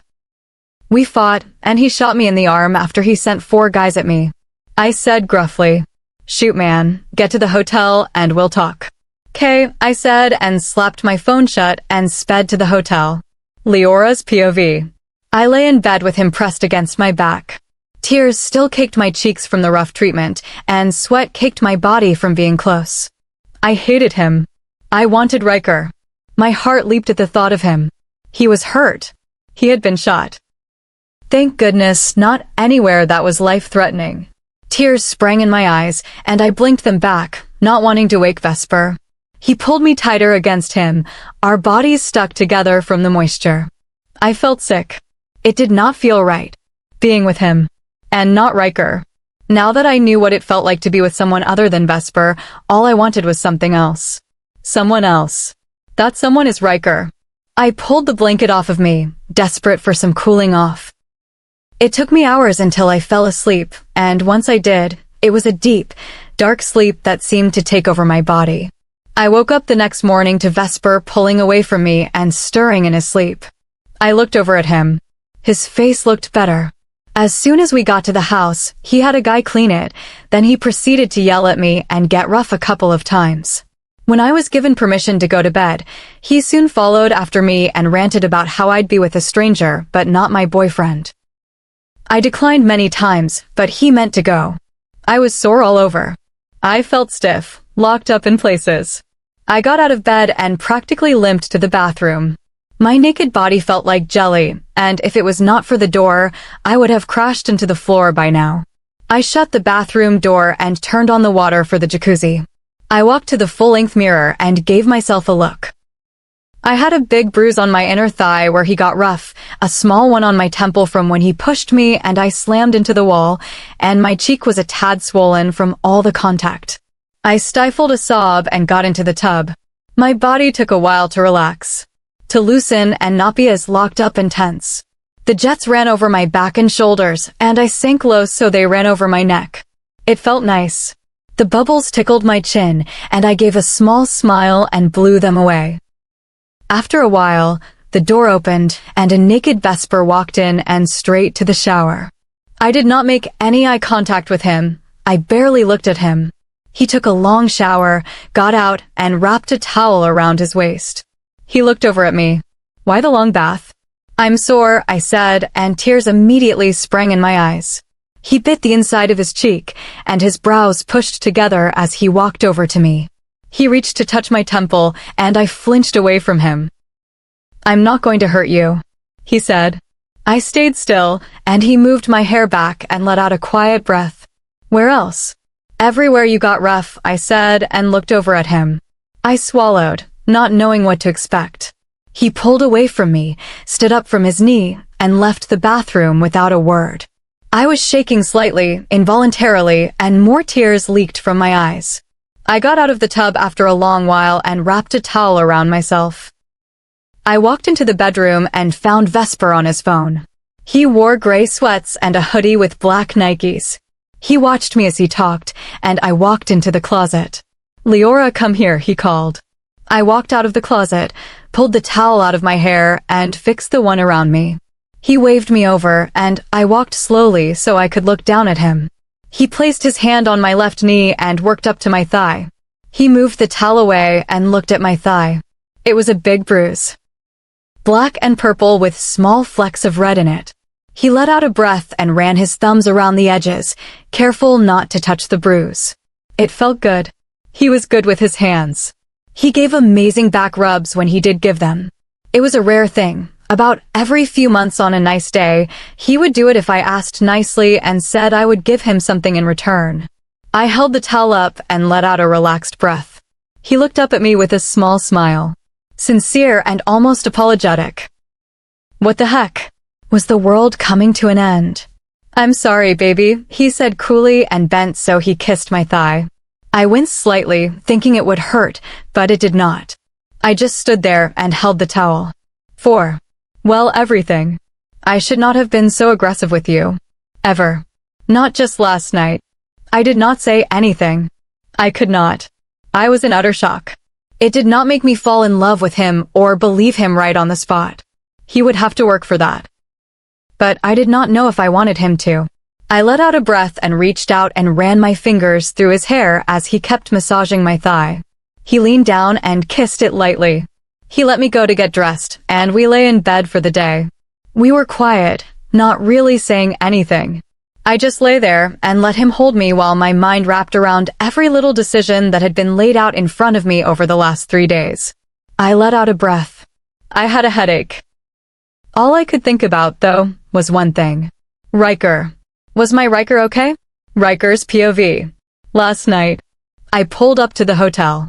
A shirt wrapped around my arm, and sweat caked my body. I hurried through the lobby and walked straight to Storm's office and pushed the door open, not bothering to knock. He sat back in his chair with the first aid ready. He got the bullet out fairly quickly, and I managed to keep my mouth shut. He cleaned the wound, and soon after, I could feel it stitching back together. I ranted about what happened, and his eyes were wide. "Wow, he actually shot you. What a jerk. Jealous much? What you gonna do?" he asked. I shrugged. "I don't know. You have her number now, call her." I shook my head. "Not the right time. Wednesday around 2 or something. He'll be at work and she'll probably be home." He nodded. "Good. You should text her though, so she knows you're okay." I gave a nod. "I'll do that tomorrow." He nodded and stretched out in his chair. "I should have gone with you. We could have handled him easily." I smiled. The coward sent his guys on me. He couldn't do it himself. He smiled and rolled his eyes. "We'll get your mate back, Shadow. Trust me, we'll get her back." Chapter 4. Liora's POV. I woke up alone and to my phone buzzing in my back pocket. I grabbed it and looked at the text. "I'm okay. The gun only got my arm, and the doctor said I'll be fine in no time. Hope you aren't grounded for too long. I want to see you. I know it's probably not a good idea at all, but I need you, Liora. There's something I have to tell you. Ryker." I sat up and looked around the room. It was empty, and the house was silent. I had another text. "Be back around 7. I have business to take care of and some other things. Maid should be around at 2, and she'll tell me if you're home or not, so don't try anything." His nice streak is already over. I rolled my eyes. Marcia wouldn't snitch on me. I've done many things for her, and she's never snitched on me when I brought Pax over for rehearsal. It was noon. I sat up and started typing. Thank God. I was worried sick all night. I guess we can talk. Vesper is gone until 7, and I have time. I got a response a couple of minutes later. Would you leave? Go away with me for a while. A week or 2. We need time. I have things I need to explain to you. Things you won't understand and maybe not accept until later. We need time, Liora. I let out a breath and swallowed. I could get into so much trouble, but not if I did not come back. I could leave. Leave Vesper. Leave the rough treatment and the heartache and be with Ryker. I haven't even known him for that long, and I had already been close with him and made it clear I want to be more than friends. He has to. It took me a while to think before I responded. Yes. Can I pick you up in an hour? Yes. I texted the address and hurried to start packing. I packed everything. I was not planning on coming back. It took me the whole hour to pack, and when the elevator dinged, I ran to the living room and threw myself into his arms. He groaned, and I pulled back and gasped. I'm sorry, your arm, I wasn't thinking, I began, but he cut me off with a deep kiss on my lips. I melted. It's okay, it's a good pain. He smiled and hugged me. Thank God you're okay, I said on the verge of tears. He smiled, took my chin, and pulled me up for another kiss. We walked into the bedroom, and he looked around in awe. Big enough. I pulled him over to the closet so we could get my bags. Wow, your closet is bigger than my bedroom, he said. Not my closet anymore. I shrugged. I nodded. His smile became wider. We headed down the elevator with all my bags, and he loaded them into a Nissan Maxima 350Z family size. Where are we going anyways? I asked. He smiled. It's a surprise. I smiled a little. You're not gonna take me out into the woods and kill me or anything, are you? He chuckled. No, I wouldn't ever hurt you. That's what they all say at first. I thought. But I believed him. We went back to the apartment, and I set my cell phone on the dining room table and took off my anniversary bracelet. I let out a breath and gave the house a sweep to see if I forgot anything. I got everything, I said, walking down the hall, and gave him a small smile. He nodded, and I gave the house a quick glance before the elevator closed. I'd missed the apartment, just not the owner. He opened the car door for me, and I sat back in the seat and buckled my seatbelt. He gave me a small smile and wasted no time speeding down the road. We were on the highway around 2. It was a long drive. We didn't talk too much. It was a nice silence, though. 3 hours into the drive, I yawned and reached over and took his other hand that rested on the gearshift. I twined my fingers with his and leaned my head on his shoulder. He smiled and kissed the top of my head. Please tell me where we're going, I said quietly. He chuckled lowly. How much longer? Let's see, 5 hours, 5.5 tops. I groaned quietly. It's worth it. He smiled over at me. I nodded. Around 8, we stopped at a small diner to eat. So why do you want me away from Vesper so badly? I mean, I get it and all, and I'm sure I wasn't going to stay with him for so long after what happened and all. But why do you care about me so much? I asked. He let out a breath and ran his fingers through his hair. I just don't think. Like the thought of a guy getting rough with a girl. I could tell he was rough with you the first time we talked.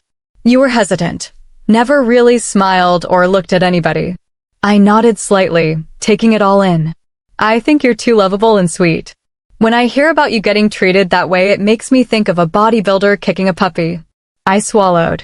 I just want you to realize that you have so many options besides him. You could have any guy you want. He smiled. He whistled. I blushed. You have the cutest giggle ever. Your body is perfect and you are the sweetest laid-back girl I've ever encountered. He smiled and took my hand. I squeezed his hand and smiled back lightly. Now I need to stop complimenting you before you start getting cocky on me, he teased. I giggled. Our food came out and my stomach grumbled loudly and I eagerly ate. Ryker chuckled. Come up for air, girl. I swallowed and blushed. I haven't eaten today. I can tell, he smiled. We ate quickly and were back on the road. 2 hours into the drive, my eyes began to droop and my mind started to go blank. We still have about 3 hours. Get some sleep and I'll wake you up when we get there, he said. I pulled his sweatshirt over my body. It fit me like a dress, and I snuggled into its warmth and slowly let the world slip away from me. Ryker's POV. I glanced at her sleeping figure as she curled onto the seat, snuggled around my jacket. Her scent filled the small space of the car, and I was fighting myself not to pull over. I sighed. This trip was going to be hard. I had no idea how she would take it. Finding out that we were made for each other. That I would struggle without her. That I already cared deeply for her. If I didn't make her mine soon, things would go bad for me, for her too. I growled quietly. No, she'd understand. I hope. I pulled into Lincoln City around 1 a.m. and up to the beach house. I parked and unloaded the car quickly, and once the bags were by the door, I reached in and pulled Liora into my arms and carried her bridal style into the house. It was the way Storm said it was. Clean and well organized. Everything is brand new and neat. I carried her to the bedroom, laid her on the bed, and tucked her in. She stirred and let out a small moan and snuggled deeper into the bed. I smiled and put her bags in the room before I searched the house. There was a big deck on the back porch with a swing and a barbecue placed on it. There was a long staircase that led down to the beach, which was empty and seemed to glow under the moon. Crescent. The moon would be full soon, and I was dreading the night. I pushed the thoughts away and leaned against the deck railing. The waves were black and glistened as they moved and crashed into white puffs on the sand. There was a nice, small breeze, and the air smelled of salt while the sounds were of the waves slapping onto the shore. It was beautiful. I settled on the swing, not feeling tired at all, as I swung slowly and draped an arm over the back. I wonder what Vesper is doing? If he was mad or happy, she was gone. I shook off his thoughts. He did not matter. That's why we came here, to forget about him. My arm tingled at the thought of the other night. It was almost healed completely, but I kept bandages wrapped around my arm so Liora wouldn't see it. The floor squeaked, and I heard the shuffle of feet that were moving slowly. Liora came out on the deck and closed the door. She curled up on my lap and lay her head on my shoulder. She let out a small, relaxed breath. It's pretty, she mumbled after a while. I ran my fingers through her hair and nodded. You know what's prettier? She looked at me. I smiled and kissed her nose. She smiled lightly, kissed my lips softly, and pulled me up with her. Come snuggle with me, she said tiredly. I scooped her up and kicked the door closed with my foot and carried her back to bed. We changed into pajamas, and she snuggled close to me, tossing a leg over mine and laying her head next to mine so I could see her face. She gave me a long, lingering kiss and buried her face in the curve of my neck and shoulder. I kissed the top of her shoulder and held her tight. Good night, I said. Good night, she mumbled, and shortly after that, she was asleep, and soon I followed her. Liora's POV. I woke up to the sun pouring into the bedroom and the faint sound of waves slapping the shore. I sat up and looked around. Ryker's arm was around my waist, and his head was nestled into a pillow close to mine. The room was beautiful. It was big, really big, with dark wooden floors and wide double doors that led to a bathroom and a French door set that opened out to a large deck that viewed the ocean. The walls were painted a light yellow, and the bed was the softest bed ever with all white, yellow, and blue bedding. There was a big closet and a dresser with a medium-sized TV on it. Pictures of the ocean and sea turtles, dolphins, and starfish were scattered on the walls, and a couple of tropical candles. I slowly moved his arm off of me, and I got up and stretched my arms over my head as I made my way to the bathroom, a big clawfoot tub and a small stand-up shower. I grabbed my bathroom supplies and turned on the shower. I washed my hair and body as the hot water pelted my body and beat out some of the knots and stress that was mounting on my shoulders. I got out quickly and found Ryker still snoring it up. I chuckled and pulled on a pair of shorts and a t-shirt before I walked out to the kitchen. It was a good size with a big fridge, nice stove, and oven. I opened up the fridge and frowned. Nothing. Cupboards empty. No food. I bit the inside of my cheek and walked back to the bedroom, slipped on some shoes, and called a cab. I left Ryker a note and grabbed my wallet. The driver took me to a Walmart, and I paid him before I headed inside. I bought some main food items. Some veggies and fruits and seasonings. I bought meats and cheeses and bread, some drinks, and even some cake and brownie mixes. Yum! I wound up with a cart full. Just because I was small didn't mean I didn't like food, and I could tell Ryker could hold some stuff down. I paid cash, and there was a cab waiting for me. The driver helped me load, and I hauled bags inside once we got back to the house. I put stuff away and walked back to the bedroom to find Ryker still asleep. I made a face and glanced at the clock, 3:42 p.m. I snorted but decided to let him sleep. I made myself a sandwich and a bowl of chips and got a can of Coke before planting myself on the couch with the remote. I flipped through channels and a thought popped into my head. What was Vesper doing? What was going through his mind? Was he happy? Angry? Upset? I sighed. He probably does not care. I shook off all thoughts of him. He does not matter. I do. I need to be happy for a while, and Ryker made me happy. I wonder what he brought me here for? What was so important that he had to tell me? Why wouldn't I accept him? He had accepted me on the spot. He got shot for me. Of course, I liked the guy. And I knew he had feelings for me too. I smiled a little and blushed slightly. He didn't even have to be in the room to make me blush.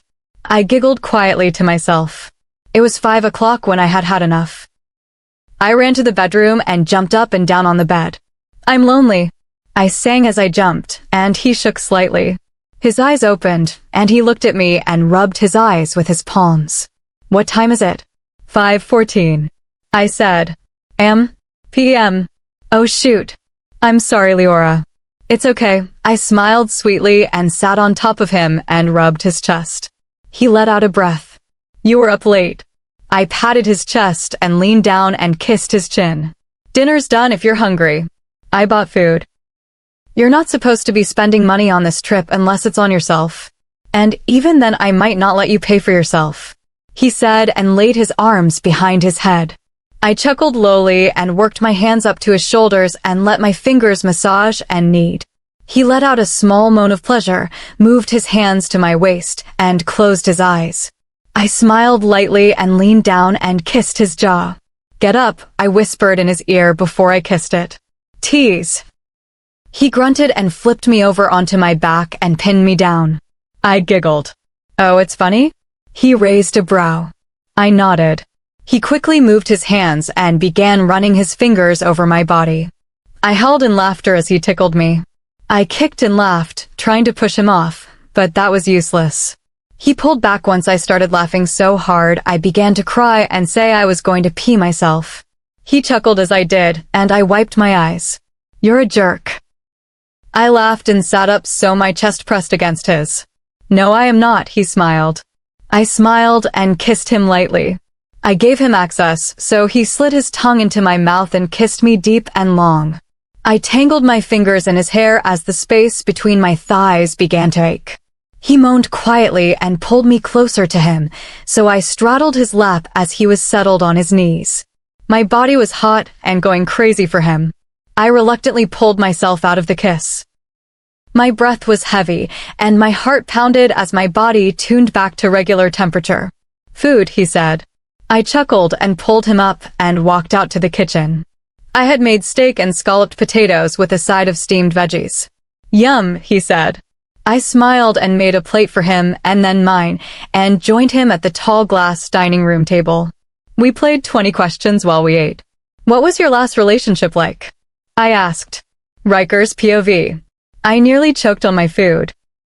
I coughed, and she raised a brow. Why would you ask that? I asked. You know everything about mine. I'm curious, she shrugged. It was messy.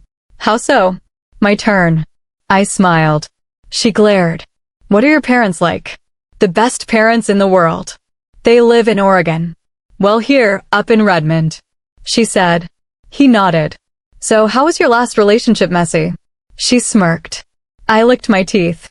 She was too. She was annoying. A total jerk, I guess. I shrugged. She was. Complain and argue was all she did. I was always wrong, and she was the boss. We dated for a little over a year when I couldn't stand it and finally ended it. She nodded. And that was the end of the game. I helped her do the dishes even though she assured me she could do it.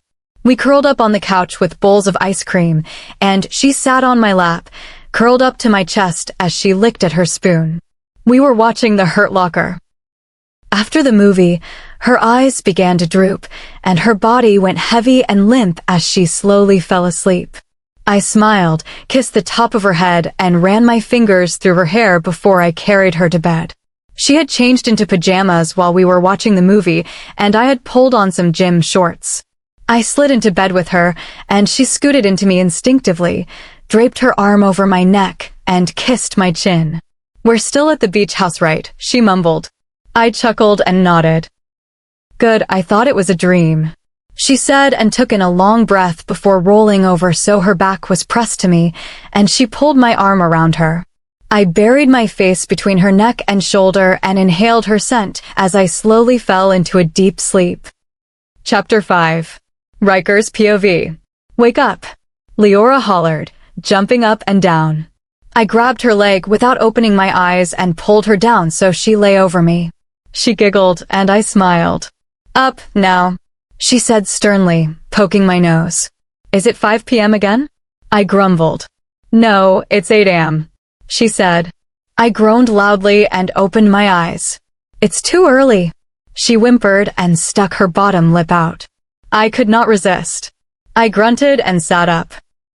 She smiled and kissed my cheek before she hopped up and ran to the closet and picked out clothes. "I want to go to the beach," she smiled. "Have you ever been here? Like to the beach? Ocean?" I asked, leaning against the headboard and crossing my arms behind my head. She shook her head. "Oh, today will be a busy day," I announced. She smiled. She stripped and pulled on a cute green bikini and some shorts and a tank top over it before picking out my clothes. "Whoa, I'm a big boy. I can pick out my big boy pants." I laughed. "Not today." She smiled and tossed the clothes at me. She slid into some flats and waited for me. "You're not going to do your makeup or anything?" I asked, surprised. "I did my hair. Why do you want me to put on makeup?" She asked and placed a hand on her cheek before she rose to her feet. "No, I mean, you don't have to wear makeup for me if you don't want to. You look just as beautiful without it," I assured her. She smiled slightly. She had given me light blue shorts and a black t-shirt. I pulled on some Nikes, and we headed out for breakfast. We decided on a Waffle House, and I laughed at the giant stack they set in front of her, covered in bananas, chocolate syrup, and chocolate chips.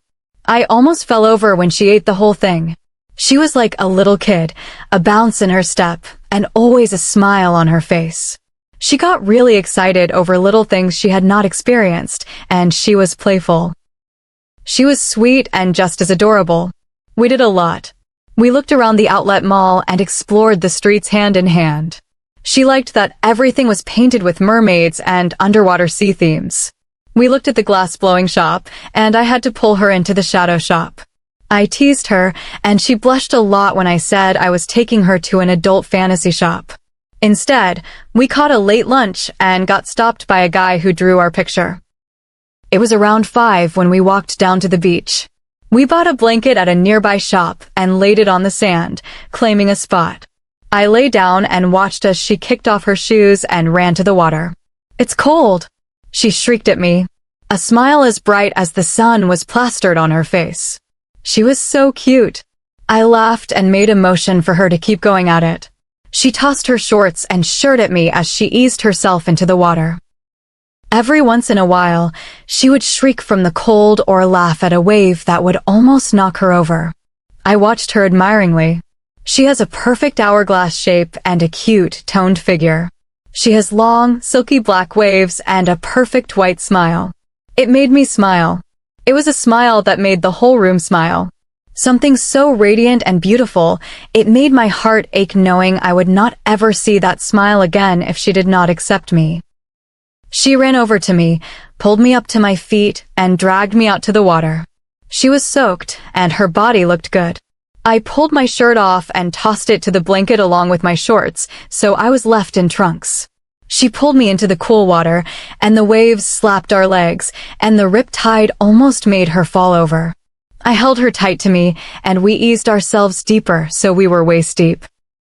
We ran around in the waves, and she giggled rapidly when she recovered from a big wave that pulled her under. She clung to my body, her thighs hugged my hips, and her arms were around my neck. I kissed her neck and held her hips. She ran her fingers through my hair, and her thighs tightened around me. I could smell her desire, and it was killing me. I fought off mine, not wanting to embarrass myself or her. She tilted my chin up with her finger and smiled before she kissed me softly. Her tongue slid over mine, and I groaned lightly against her lips. Her lips are so sweet and soft against mine. I wanted to kiss her forever. The taste and the feeling were mesmerizing. She pulled back after a moment and blushed slightly. I kissed her cheek. I say, we go to the house, get dressed up real fancy and such, and I'll take you out to dinner. I said. She smiled and nodded. Okay. We walked up the beach hand in hand and walked up the long flight of steps that led from the beach to the house. I pushed the door open, and she went to take a shower while I called Storm. Hey, he answered. How's the beach?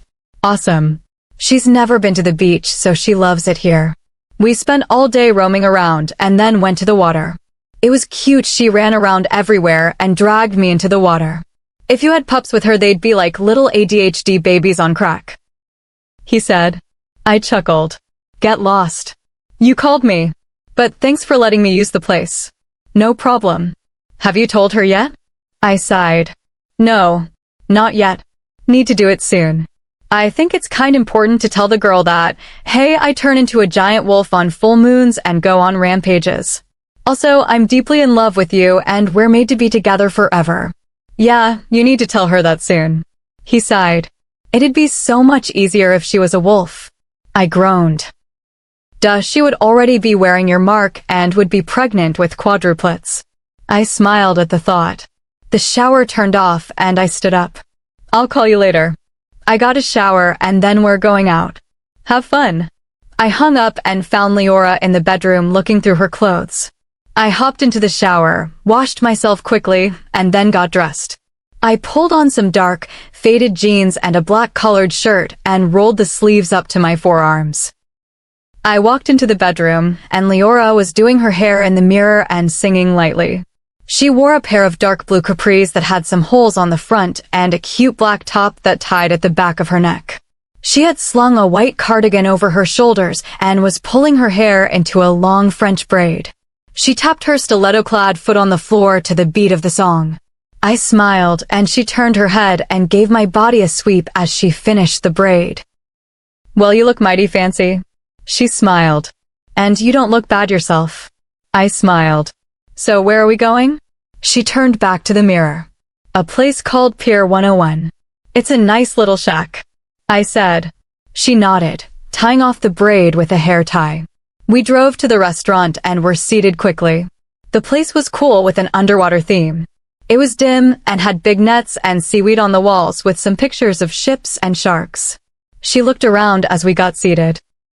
There was a small bar in the back, and the room hummed with small talk and laughter. It smelled amazing, and my stomach agreed. We looked over the menus, and she decided on salmon Alfredo, and I got the steak and lobster tail. You're gonna be able to eat all that? She smiled. 12-ounce steak and a lobster tail. Oh yeah, I nodded. She chuckled. The waitress came back with her Shirley Temple and my Corona. So besides music, what else do you do? I asked. I have taken many dance classes. Jazz, belly dancing, salsa, tango, even a couple pole dancing classes. She blushed. I laughed. You don't seem that type. It was an anniversary thing. I was young and adventurous. She said. But that was the end of the relationship. How old were you? 19. His name was Trent. We never had sex, but we liked to tease each other a lot. He was a jerk, but I loved him. A lot. And I knew he loved me. He was willing to wait for me until I was ready for him. I always wanted to save myself for my wedding night, but that was a bust. Trent actually proposed and I said yes. 2 months later, he was murdered. I found him in his bedroom just. She shook her head and swallowed. It was terrible. On my 22nd birthday, I went out with some friends and met Vesper. Rich, handsome, and perfect gentleman. She smirked. Gave him my first time that night, and the next month I was moved in with him. 3 years later, I was picked up by a guy with light brown hair and amazing bone structure. She smiled at me. I smiled a little and could not help but feel sympathetic. I should not have been close to her that night. I should have waited. Murdered. That must have been terrible. I could not even think about finding her hurt, let alone gone. It made me sick. How was he a jerk? I could not help but ask. She smiled. He was so cocky. So. She paused, and her smile widened, and her eyes sparkled as she thought about him. I did not feel jealous or anything. I felt happy that she was talking to me about him. I wanted to know about him. He was amazing. I can't say he was a jerk. He was just so sure of himself all the time, but I knew that he was uncertain about me. That he acted that way so I would stay with him. Keep his confidence up. He got me into music. Yeah, I knew how to play and sing at the age of 10, but he inspired me. Got me my first gig and was my backup. We didn't have a lot of money, but he saved and even tapped into his life savings so he could get me the perfect ring. She looked down at her hand and sighed. Where is it? Vesper wouldn't allow me to wear it. I mean a wedding ring from another man and all. She trailed off. Do you have it? She nodded. I hid it. So he couldn't get rid of it or something. I nodded and gave her a small smile. You should wear it, I said, reaching for her hand. She flinched slightly, and I felt like I had been shot again. Liora. She looked shocked and apologetic. I'm sorry. It's okay, Liora, I would never ever hurt you. I promise, I said. She smiled slightly and squeezed my hand. The food came to the table before she could respond, and we both thanked the waitress and began to eat. Food good? I asked. She nodded as she took big bites and gulped it down. I chuckled quietly, and she blushed and wiped her mouth with her napkin. We ate quickly, and I paid, and she practically begged me to let her get the tip. We drove home, and I dropped her off and sped back to the restaurant, realizing I had left my jacket. I got back to the house, and it was 11:30. I walked inside the house and snorted as I tossed my coat on the couch and followed the trail of candles that led to the bedroom. I opened the door, and all the lights were off, and candles made a trail to the door that led down the stairs to the beach. I followed the small footprints in the sand that turned into a trail of clothes. Her cardigan, skirt, shirt, bra, and a small thing. I wiggled my brows as I picked the clothes up and followed the prints that led out to the water. I smiled as I saw a small figure in the water. I looked down and saw "Come Get Me" written in the sand. I unbuttoned my shirt and stepped out of my shoes before I kicked off my pants and boxers. I swam out until I was arm's length from her. She smiled and swam backwards away from me. I swam after her, and she ducked under the water, and I came after her. She led me on a chase, and once I caught her, she smiled and dragged me up to the surface. She kissed me once we hit the air. Her body clung to mine as it had earlier, and her body was hot despite the cold water. My body was burning against hers, desire and heat claiming my body as we kissed. I could smell her desire, and yet again it was killing me. She moaned against my lips, and I thought I would lose it then and there. I pulled away from her lips for a moment, and we both took deep breaths. We floated in the water, twined together, and our lips moved slowly over each other. Her moans were low and quiet as she rubbed against me, teasing and causing me so much pleasure. Let's go. Back to the house, she said between kisses. I pulled us to the shore, and we pulled towels around us, and we raced to the house. Once I closed the door, she wasted no time and hopped into my arms and wrapped her legs around my hips as her lips moved over mine. I carried her over to the bed and laid her down, and tore the towel away from her as she did the same to me. She sat up and pressed her chest to mine and tangled her fingers in my hair. I could hear her heart pounding and her fast, hard breaths as we kissed. I was breathing deep and heavy as my heart pounded so hard it amazed me that it had not cracked a rib. I lay my body over hers and let my right hand massage her left breast. I let my thumb circle her nipple, and it went hard, but her breast stayed soft and smooth. She moaned loud and low as her fingers pulled my hair slightly. I grasped her hips, not being able to take any more, as I let my head nudge her entrance and slowly slide in. Her moan was loud. loud, hoarse, and sexy as heck. I slid in and out, finding a rhythm as I pushed her legs open wider so I could go deeper. She was so tight and wet and amazing. She moaned and arched her back. "More," she cried. I slid in more, but was hesitant about it. I did not want to hurt her. I had not gone all the way with her. Just enough to pleasure her and me, but I did not want to cause her any pain. "Oh God, Ryker, more. Please," she cried. Her eyes were pleading and filled with lust and pleasure. She realized my hesitation and held my sides and pulled me a little closer. "You won't hurt me, you promised. You would never hurt me." I let out a small breath and nodded before I slid all the way in, penetrating her deep and softly. As she gave a moan of pleasure, I sped up my pace slightly and started letting out groans and moans myself. Her head tipped back, and she arched her pelvis, so I rubbed a major sensitive spot. And that's when she exploded with pleasure and let out the loudest, sexiest moan ever. Her mouth formed the shape of an O, and her body shuddered and spasmed under mine as she writhed in pleasure. With just the look on her face, drowning in pure bliss and pleasure was enough to get me off. I exploded inside her and clutched her hips and held her still as I took my release in her, spilling my seed and all the pleasure I had felt. I let out hard, panting breaths as her chest rose and fell heavily. I lay over her and kissed her neck and chest, taking her smooth, salty skin into my mouth. She breathed out a sigh and ran her fingers through my hair. God, I loved her. I wanted to tell her, and keep telling her over and over again. But I could not yet. I pulled out of her and lay on my side, so I faced her. She gave a small whimper and closed her legs and put her hand between her thighs and stroked her upper left thigh. I sat up. "What?" "It wasn't you," she simply said. I opened her legs and found a big bruise on her inner thigh. I felt terrible. I felt like a monster. "Oh my God, Liora, I didn't mean to." "It wasn't you," she repeated. "Then how?" "Vesper," she said. I should have known. But how did I not realize? Was I so blinded by desire that I was getting close to not realizing she was hurt? I cursed and got up and padded out to the kitchen and grabbed an ice pack from the freezer. I took it back to her and I set it on the bruise. She winced at the cold, and I ran my hand over her back. "Why didn't you tell me?" I asked. She sighed. I understood even though she said nothing. She did not want me to freak. She was not used to opening up all the time unless asked about the event that occurred or how she got the bruise.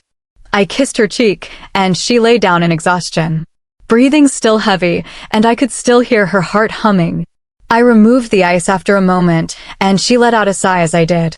It was a big bruise, black and purple with red in the middle, probably from his rings or something. How could she stand me pressing against that? I felt sick. I had hurt her. She sensed my hurt and she rubbed my arm. "I'm fine, Ryker. It's just a little sore, but I'm fine. No harm done tonight, babe," she said softly. I took her hand and kissed it softly.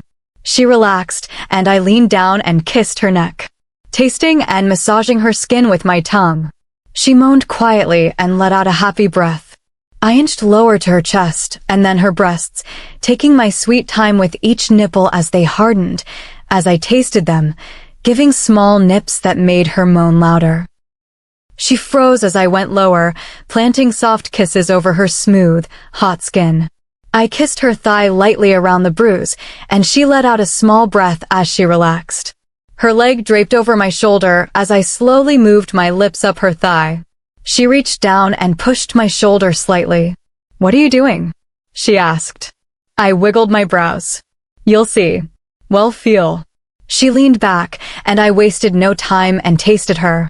Her body jerked slightly but relaxed.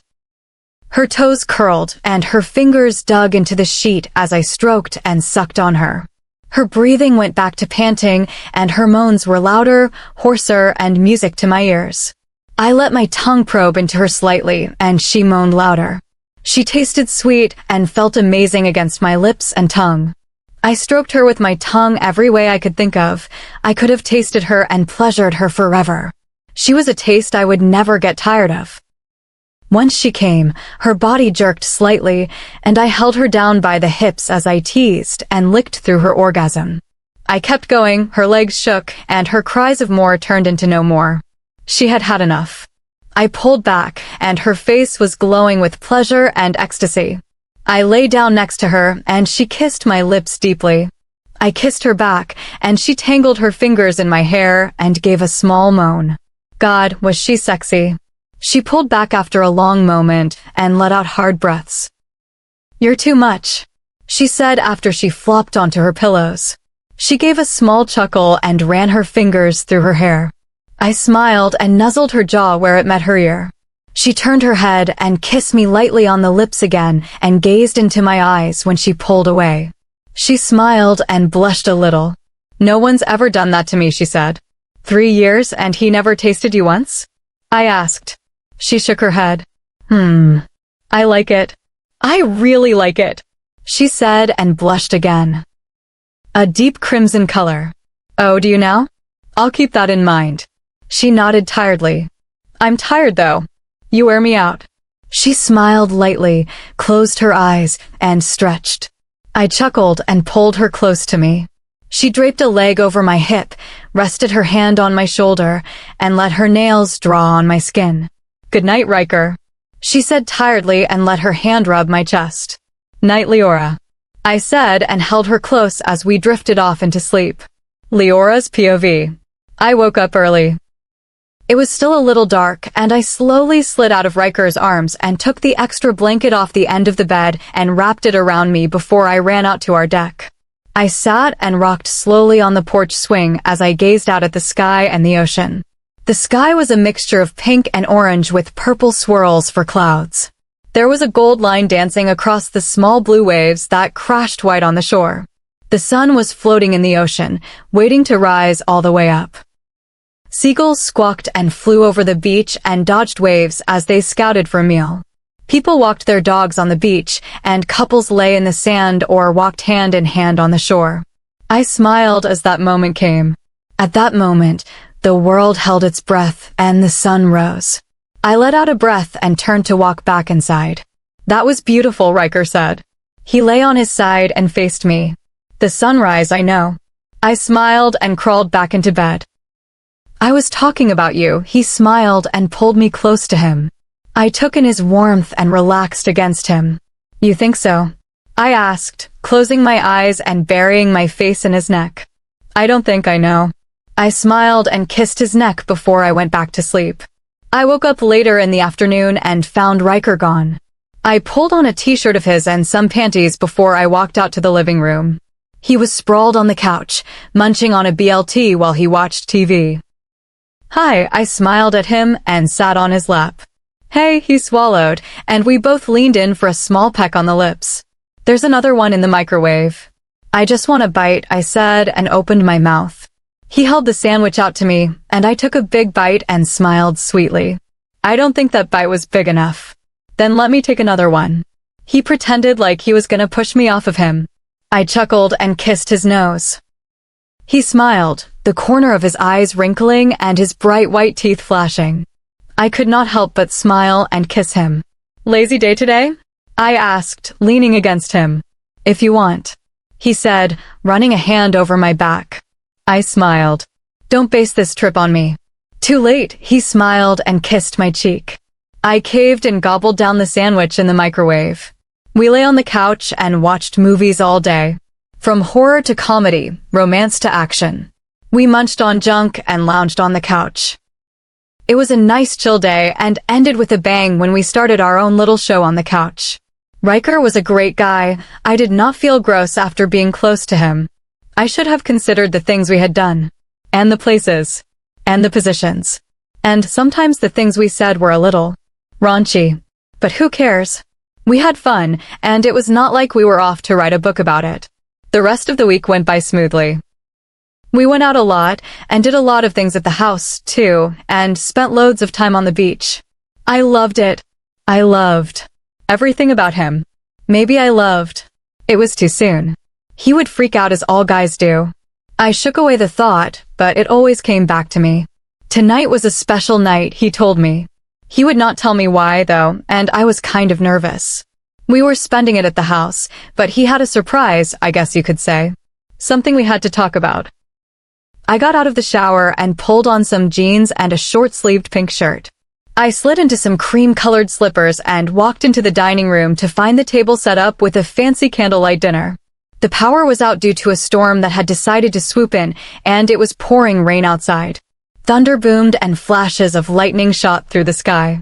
He sat on one side of the table and had his hands clasped. He gave me a smile as I sat. "Fancy," I said. "What's on the menu?"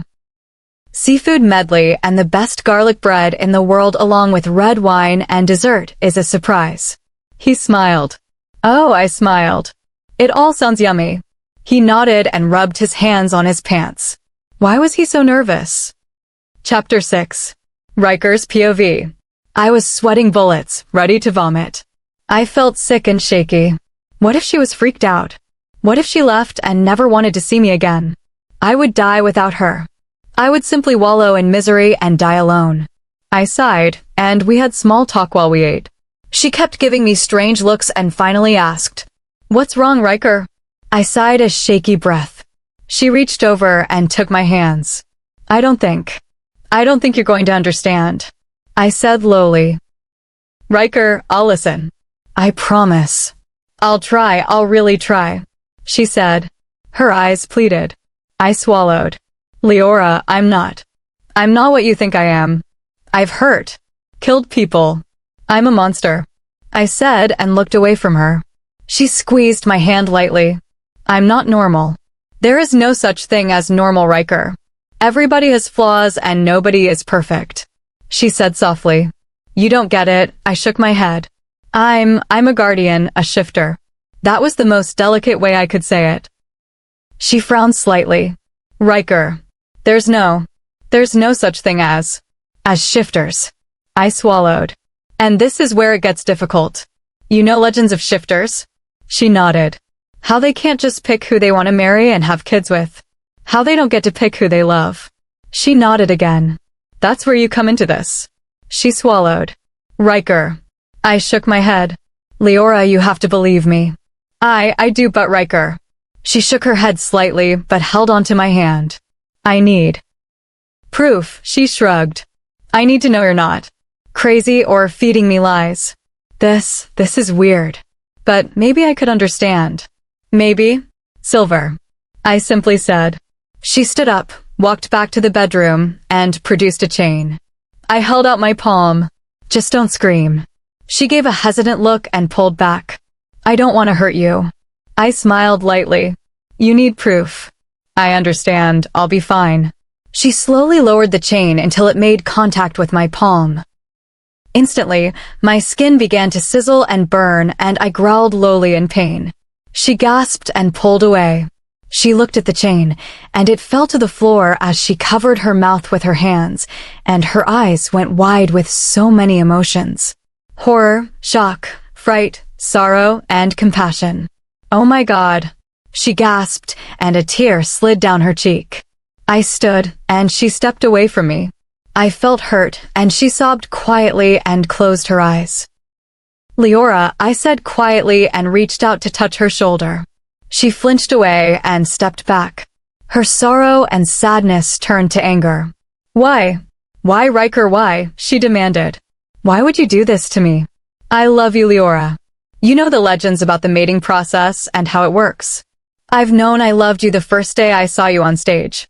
The first time I talked to you, touched you, kissed you, was close with you. Being with you now, I've never been more sure of anything in my life." I said honestly. I thought I loved you too," she hiccuped. But I don't know. I don't know if I could love a monster." She began to sob again, and before I could touch her, she ran back to the bedroom, and I heard her exit the back door. The words hurt more than the burn from the chain. I needed to go after her, make sure she was okay. But she needed time to think. That's why I brought her here. To think. I ran my fingers through my hair and blew out the candles, and the whole room plunged into utter black darkness. Liora's POV. I plopped myself down in the sand and buried my face in my hands and cried. My heart was breaking. He was only with me because he had to be. That was the worst part of it all. I've known about the shifter community ever since I was 10. It was in my blood. My father was a shifter along with my brother. It had skipped me, though, and I was the odd one out in the family. That's why I had moved away, left the shifter pack, and went to find a normal life. But that was not for me. That was not my life. I sobbed as my body shook, and the sweatshirt I had tossed over my head was drenched in rain as it poured down on me.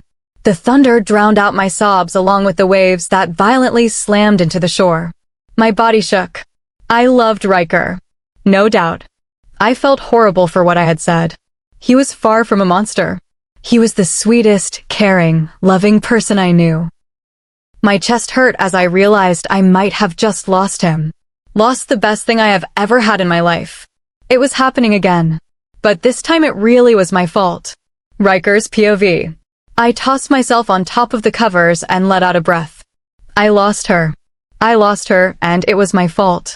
My eyes stung with tears, and I blinked them back, looking up at the ceiling. My chest hurt, and I felt weak. I felt broken.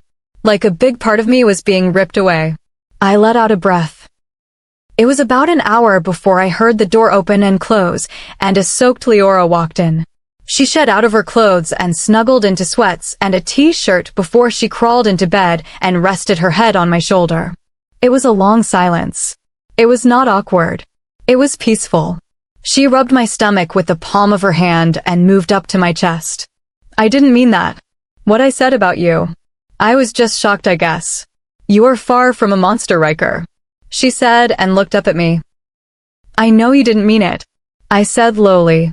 Thunder growled and roared loudly as lightning struck, and for a split second, the room blazed with white. I love you so much, she said, quietly rubbing my chest with her palm. My heart stopped. Those 4 words just changed my life. I love you, Liora. And Liora, it's not because I have to be in love with you. You make it so easy to love you. You're sweet, funny, talented, amazing in bed, I must say, and you are the cutest little thing in the world. I'm not the littlest thing, she said, looking over her thighs. I gasped. You have amazing thighs. More like thunder thighs. I smiled and shifted, so I knelt between her legs. More cushion for the pushin'. I winked. She smiled softly. You are amazing, Liora. Physically and mentally, I said, running my fingers over the curves of her body. Don't you forget that. And I made sure that she would not forget it that night. She let me be close to her that night, and it was mesmerizing. I had never really made love to a girl. Yeah, I had been close and had sex. But this was different. We took it slow the whole way and just explored each other's bodies, taking our time and whispering little things to each other. Flashes of lightning streaked the room with white occasionally, and the thunder boomed as she'd cry, moan, gasp, and pant my name. She switched roles with me every now and then, and would take control and make me gasp, pant, moan, and groan her name. She drove me crazy. Her every sound and move, the way she'd guide my hands to her breasts or sometimes to other places, the more sensitive region, and coach me on stroking her. I loved it. Loved it when she instructed me on what she liked. It had reminded me of the first time I had done that thing that she really liked, and how I had done it numerous times over the week. She worked on top of me, slowly moving her hips and letting her hands press to my chest and slide down my abs. She moaned lowly, tangled her fingers in her hair, and let her free hand dig into my shoulder. I moaned loudly as she bit her bottom lip and worked my shaft. She took my hand and trailed it down her chest and between her breasts that were moist with sweat, like the rest of her body, along with mine. She trailed it lower down to the small patch of hair that led to her womanly area. I took control of my hand and let my fingers stroke that sensitive spot as she continued moving her hips and calling my name. She was so sexy. My heart pounded as I watched and felt her lust-filled body work on top of mine. As her scent of wildflowers, strawberries, and sweat took over, I was in pure bliss and pleasure. I took control again, and she wrapped her legs around my hips, and I sped the pace a little, sensing her urge along with mine. Oh, Ryker! She cried out loudly. Sometimes whispering it, sometimes calling it. Right now, she was calling. "Oh, Ryker! Oh! Harder, oh God, Ryker, harder!" She cried. That was something she had never said.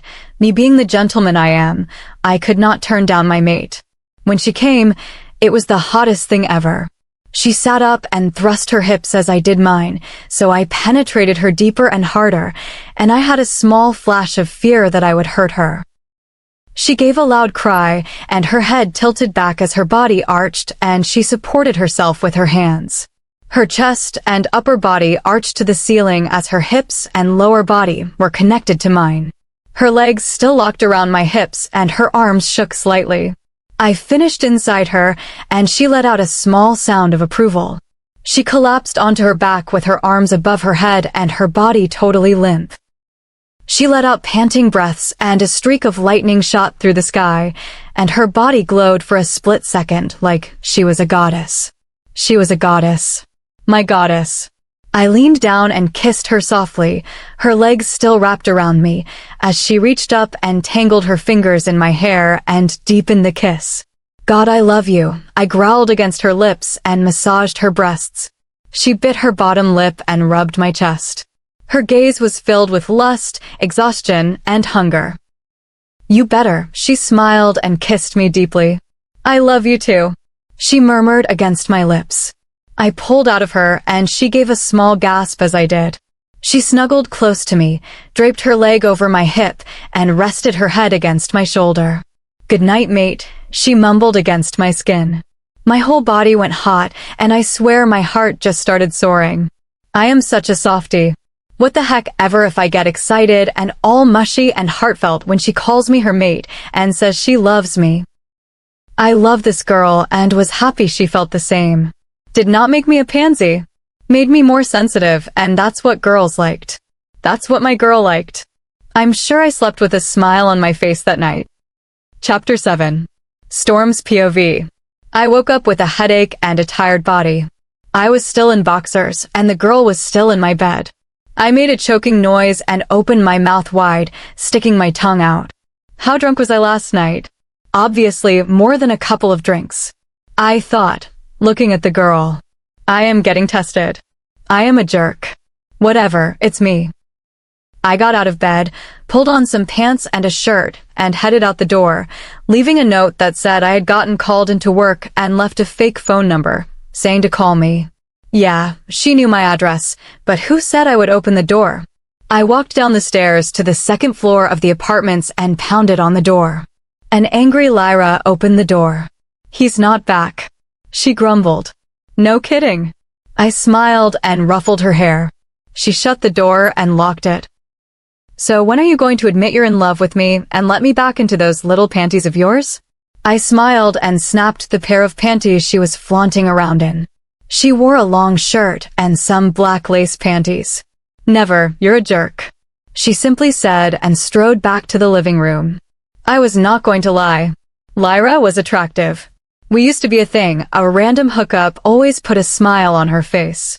I was younger and messing around. I did not mean to make her hate me so badly, but it happened. I regret telling her that she was nothing but a hole to put my thing in. Yeah, that was not a good thing. I loved the girl dearly, though, and would change everything that happened if I could. We were barely in the friend stage, and she did not have a clue that I wanted so much more. But I could not. When I found my mate, I would crush her, and she would do the same to me. We were not in each other's destinies, and never could be. Being a shifter sucked. I sat in the chair away from her as she snuggled onto the couch and watched TV. Have you talked to him? She asked. Not for a while now. He still hasn't told her. I sighed. She rolled her eyes. Freaking coward. I snorted. That's why I love the girl.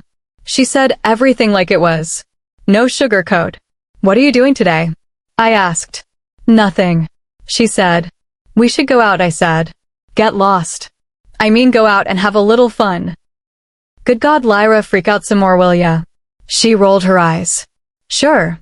I smiled smugly. She can't resist me. Liora's POV. I woke up to a golden bedroom and big, strong arms holding me tightly against a hard, muscular chest.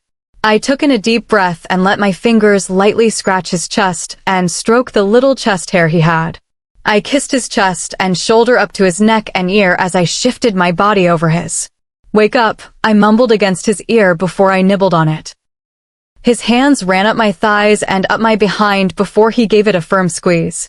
I smiled against his lips and kissed him lightly. "It's not 8 a.m. again, is it?" he mumbled. I let out a small chuckle and an Eskimo kiss. "No, it's 8:30.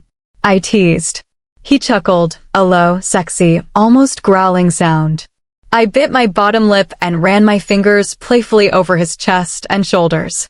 "So since I told you I'm a dog, you're gonna start petting and rubbing my tummy and ears?" He smiled. I giggled. "I could get used to that." He smiled. "Oh, really?" I smiled and teasingly started patting his head and scratching his tummy. He let out a groan, and his leg shook rapidly. I laughed and lay my body over his. "Wow, you're a dork." He smiled, a big, toothy smile that made me want to melt. "It's why you like me so much." Sadly, I teased. He kissed me lightly, and I smiled. "I'm taking a shower," I said and crawled off of him and padded to the bathroom. I turned on the hot water and stepped in. The hot water slapped my back and shoulders as I stood under the water and let it soak me. I chuckled as Ryker opened the door and stepped in. "Oh, hey Liora. Didn't see you there. Nice day, isn't it?" he asked, grabbing a bar of soap and smiling at me. I snorted and nodded as I started washing my hair. It was a semi-innocent shower, and we got out and dried each other off before we strode into the bedroom. I pulled on a pair of capris and a red tank top before I stepped into a pair of red flats. I dried my hair and brushed it out before I pulled it back into a high ponytail. I let Ryker get dressed, and I started making breakfast. 20 questions was our game whenever we had spare time, or we were eating, or we just got bored and started asking a whole bunch of questions. "Favorite color?" he asked, chewing around his food. "Baby blue, yours?" "Forest green." "Favorite dance?" Belly dancing was my favorite of all. Salsa was nice too. "What do you think is your best quality?" "When it comes to being a guardian, I am very responsible. I don't change when it's not a full moon. That's against the law, and I have good control." I nodded. "How come you didn't freak so bad when I told you?" "Yeah, you freaked, but you understood when I was talking. And you knew about the guardian legends," he pointed out. I nodded again. "Because my mom, dad, and brother are guardians." I breathed out. He looked dumbfounded. "Skipped a generation," I said a bit sadly. His brows pushed together as he thought. I guess I wasn't so surprised. Yes, I was freaked and upset. I was upset because I thought that was the only reason why you loved me. I drifted off feeling stupid. He smiled softly, leaned over the table, and kissed me. His hand was holding the back of my neck, and his tongue lightly fondled mine. I smiled against his lips and kissed him back. "There is so much more," he said huskily against my lips and pressed his nose to mine. "So many more reasons why I love you." He stroked my cheek with his thumb, and my face went warm. "I know," I said lowly and gave him an Eskimo kiss before I tilted my face and pecked his lip quickly. He sat back in his chair, and we continued the game. I insisted on cleaning the kitchen, but of course, he had a fit and said he'd do it. This was supposed to be my time to relax. I did just that and walked to the bedroom, strode into the bathroom, and turned the tub on. I let it fill before I stripped and slowly eased myself into the hot water. The bruise on my thigh was fading and wasn't as big, but it was still there and hurt a little. The one on my head had been covered with my hair and makeup. I didn't want Ryker to see it and freak out. I leaned back, closed my eyes, and let out a holy breath. Peace at last. Vesper's POV. It's been a week and a half. Don't tell me you don't know where the heck she is, Ronan. She's your sister. You're telling me you have no idea where she is? I demanded. I told you already, Vesper. I've called everybody. No one knows, he said. I groaned. She's with that little jerk Ryker. I thought. He talked her out of me. She left. She's gone with him. My ears went hot and a growl formed in my throat. I groaned and kicked the coffee table, sending it across the room. Get me everything about the Ryker kid. Address, last name. Get me everything you can find on that jerk. I roared. Ronan let out a sigh and dodged the glass I threw at him as he strode to the elevator. I gave an annoyed breath and closed my eyes and lay my head back. I will never get the alpha position now, I thought. Ryker's POV. I lay back on the bed with my arms folded behind my head and my eyes closed. The sound of the waves crashing, seagulls squawking, and the steady sound of Leora's heart beating and breathing flowed through my ears, and I was in heaven. It wasn't long before the angel stepped into the room with a towel around her small frame. Her statement the other night bothered me when she complained about her weight. Could she not see that she was absolutely perfect?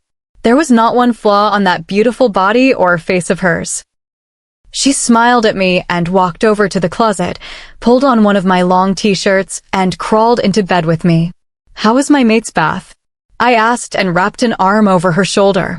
Nice, she smiled and snuggled close to me. I flipped through channels on TV and chuckled. Busta Blonde Hardcore MILFS 3. Ew. Don't do it, she squealed. I was kidding. Kinda. She slapped my shoulder. Porn is gross. You don't even look like a girl who's ever had sex. You look so innocent and childish. She smiled a little. Nah-huh. Uh-huh. She giggled. And then I get you behind a closed door and your girl gone wild material. She slapped me again. Joking. Kinda. She shook her head and smiled. Vesper picked up a collection of films. She shuddered. It's icky nasty. I laughed quietly. Good vocabulary. Thank you. She smiled. We watched some horror flick, and I chuckled as Liora would hide under the covers or jump about 9 feet in the air. After the movie, she practically clung to me like a Siamese twin as we fell asleep. If I get nightmares, I will run into your dream and kick the crap out any guy who wears a hockey mask in a 10-mile radius of you. I smiled and held her tight to my chest before I kissed the top of her head. Love you, mate. I love you more, my big bad wolf. She smiled. I smiled back and kissed her lips lightly before I drifted into a deep sleep. Chapter 8. Vesper's POV. 1 week later. Ryker Thornwood. He's a part of the Shadow Pine Pack. He's a high ranker. Lives in some rundown apartments a couple blocks away, and his favorite food is porterhouse steak. Ronan shrugged. I didn't think you were going to take the favorite food thing seriously, but whatever, I said. He hasn't been home for a couple weeks now, and nobody has a clue where he is. Not even the pack. Credit card records? Hasn't been used since the day before Liora left. He's smart. I grunted. Leora's card?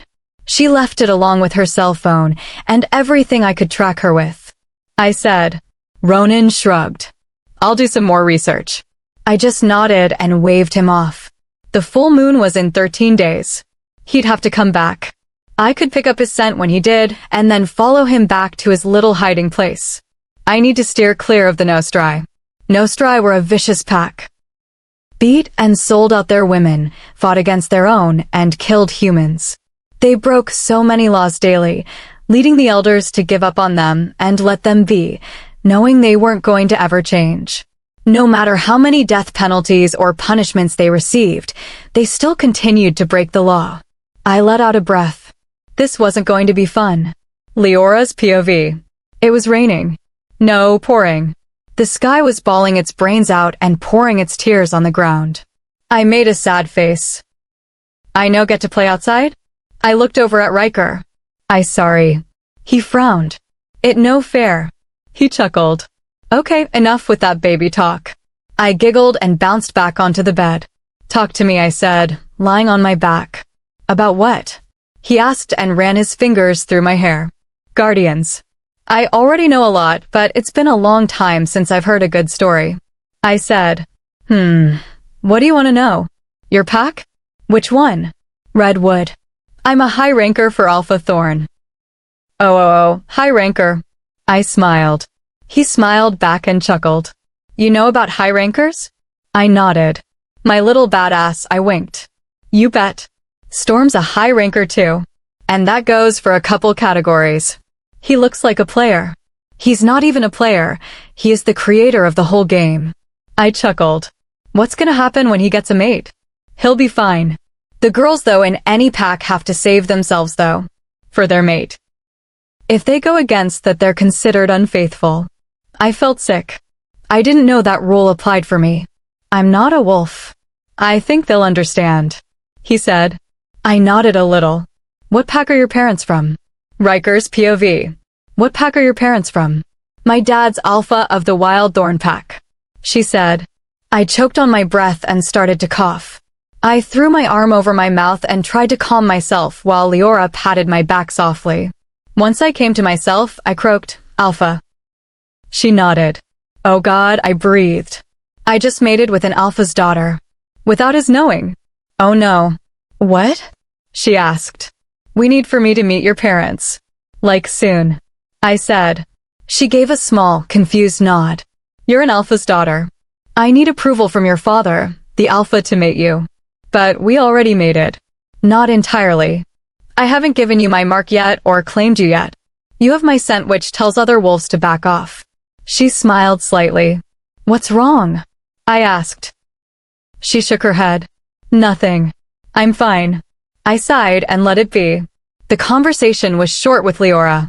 She was being short and quiet and didn't really look at anything besides the TV. She got up and walked out of the bedroom, muttering something about dinner. Liora's POV. He hadn't claimed me yet. Just gave me a scent. I felt hurt. Why wouldn't he claim me when I accepted him? I thought as I started cooking. It was a painful process, and he had made a promise to never hurt me, but this was different. Claiming a mate mostly takes place in the act of being close, making it so the other scent is stronger and stays strong. During the act, the male bites the female, giving her his mark, while the female scratches or claws the male, giving him her mark. Once they both wear the marks, they press wounds together and mix blood, becoming mates. Bloodmates. Bloodmates are very faithful. If they are unfaithful towards their partner, it hurts both partners. Heartache. It's like having your heart ripped out and thrown to the floor, and then having your mate walk all over it. Examples of being unfaithful were falling in love with someone else, mating with a new partner, not sex, mating, blood mating, or leaving your mate behind / letting your mate down. I sighed at the thought and tossed some pasta into a pot of boiling water. Maybe he was waiting, letting me make sure this is what I really wanted. I knew this was what I wanted, that he was what I wanted. It's only been a month and I already love the guy. I smiled slightly. He was being careful not to move too fast. I needed to call my parents. Let them in on everything and tell them what was going on. I reached for the cordless and dialed. The phone rang a couple of times and a deep, hard voice answered. Hello. Daddy. I squealed happily. I was a total daddy's girl. Hey honey, he said, letting his voice soften a bit. What you doing? I quizzed. Nothing really. Where are you at? Ronan called going crazy asking if we'd seen you around and said you left Vesper. Did Ronan tell you why? I asked sheepishly. Yes, his voice dropped about 40 degrees and was ice cold. I swallowed. Daddy, I dash. It's okay, Pumpkin, he said, his voice going back to its sweet self. Said you left him because he wasn't good to you and you ran off with some guy named Ryker. I swallowed. I'm his mate, Dad, I said slowly and trailed off. He let out a breath. I've heard about Ryker Thornwood. He's a good guy, high ranker, he laughed his deep belly laugh. I smiled. I missed that laugh. That's amazing status. You know used to be a high ranker. You have only said so about 500 times. I teased. He chuckled. I need to meet this guy. He said that. You can't tell anybody I'm coming to see you, Daddy. Not even Ronan. Vesper cannot know where I am. I pleaded. I know, honey. I know. I found out some interesting news about Vesper the other night too. What's that? I asked. Ryker's POV. I was slowly drifting into a light nap when I heard glass crash to the floor and break. I sprang out of bed and hurried out to the kitchen and found Liora on her knees picking up shards with the phone resting between her ear and shoulder. Liora, what happened? I asked and looked around wildly for any sign of danger. It was clear. I just dropped a glass. She smiled and laughed a little. What's funny? I demanded. You just ran out here too fast, she giggled. And you look like you're about to hit someone. I thought someone had come in or something, I said, sounding like a little kid. I was so lame. She giggled some more and tossed the glass into the waste bin before I grabbed the broom to get the rest. That was a shocker, Daddy, she continued on the phone. I didn't have a clue. How could you not pick up a scent whenever you saw him? She listened while she continued to cook while I swept. She sighed and moved over so I could get to the garbage can. I took her by the waist and massaged small circles into her lower back with my thumbs. She let out a small, barely noticeable moan. No, I wasn't aware of that. She said, Yeah, he's right here. She let out a breath and handed me the phone. Don't stop that though, she mouthed. I smiled and nestled the phone between my neck and ear as I continued to massage her back. Hello, I answered. Ryker Thornwood, the high ranker of Shadow Pine Pack. The reason I call you the high ranker is because I don't think that pack would be around if you weren't in it, said a stern, deep voice. I smiled a little. Thank you, sir. That means a lot coming from the alpha of the Wild Thorn Pack. Listen, son, I just now found out what that guy has been doing to my daughter, and I don't like it one little bit. I'm thankful that you took her in. Hell, I'm happy you're mated. Well, whatever you've given her. Sent, Mark. Anyways, I just recently found out that little Vesper is a high ranker. Nostri? I asked and held my breath. No, oh god no. He's from Nightfang Pack. I let out a long breath and Liora winced. I realized my grip on her waist was hard and firm. Oh, sorry, I said suddenly and kissed her cheek. It's okay, she said and gave me a small smile. Anyways, don't tell Liora. I told her that I had heard some things and thought he was. I just don't want her to freak out. She's stressed out as it is. Yes, sir. I was thinking about us coming into Redmond. Maybe next week? That would be great. The full moon is in a couple days and I'll give you permission to enter my territory. Thank you so much, sir. Make sure to keep low when you're going through the Nostri's turf. Their law-breaking streak is getting longer and longer by the second. 5 teenage girls went missing the other night, and we're pretty sure they're in the Nostri hands. They still do that? I mean, they catch girls and use them as. Sadly, they got a girl of ours last year. Couldn't find her. We haven't been able to locate their hiding place. He sounded stressed and a little annoyed. Well, I'll make sure we're careful. Good. I have to go. Tell Liora I love her, and I can't wait to see you guys. Got it. It was nice talking to you. You too. We disconnected, and I tossed the phone on the counter and continued the circles on her back. Her body moved back and forth slightly as I pushed in, and she gave small moans. That feels nice, she said quietly and stirred a jar of sauce into the meat. Why were you upset? I asked. No reason. Liora, I said, pulling her back so she pressed against me as I massaged her deeper. I just didn't know why you wouldn't have claimed me when I accepted you. She frowned. I felt stupid. I should have. I wanted to. I didn't know if she was ready though. Of course she was. She would have denied me if she didn't want me or wasn't ready. I sighed. Liora, I didn't mean to upset you. I just thought that you would want some time to process everything. Make sure this is what you wanted. I said slowly and turned her around so she faced me.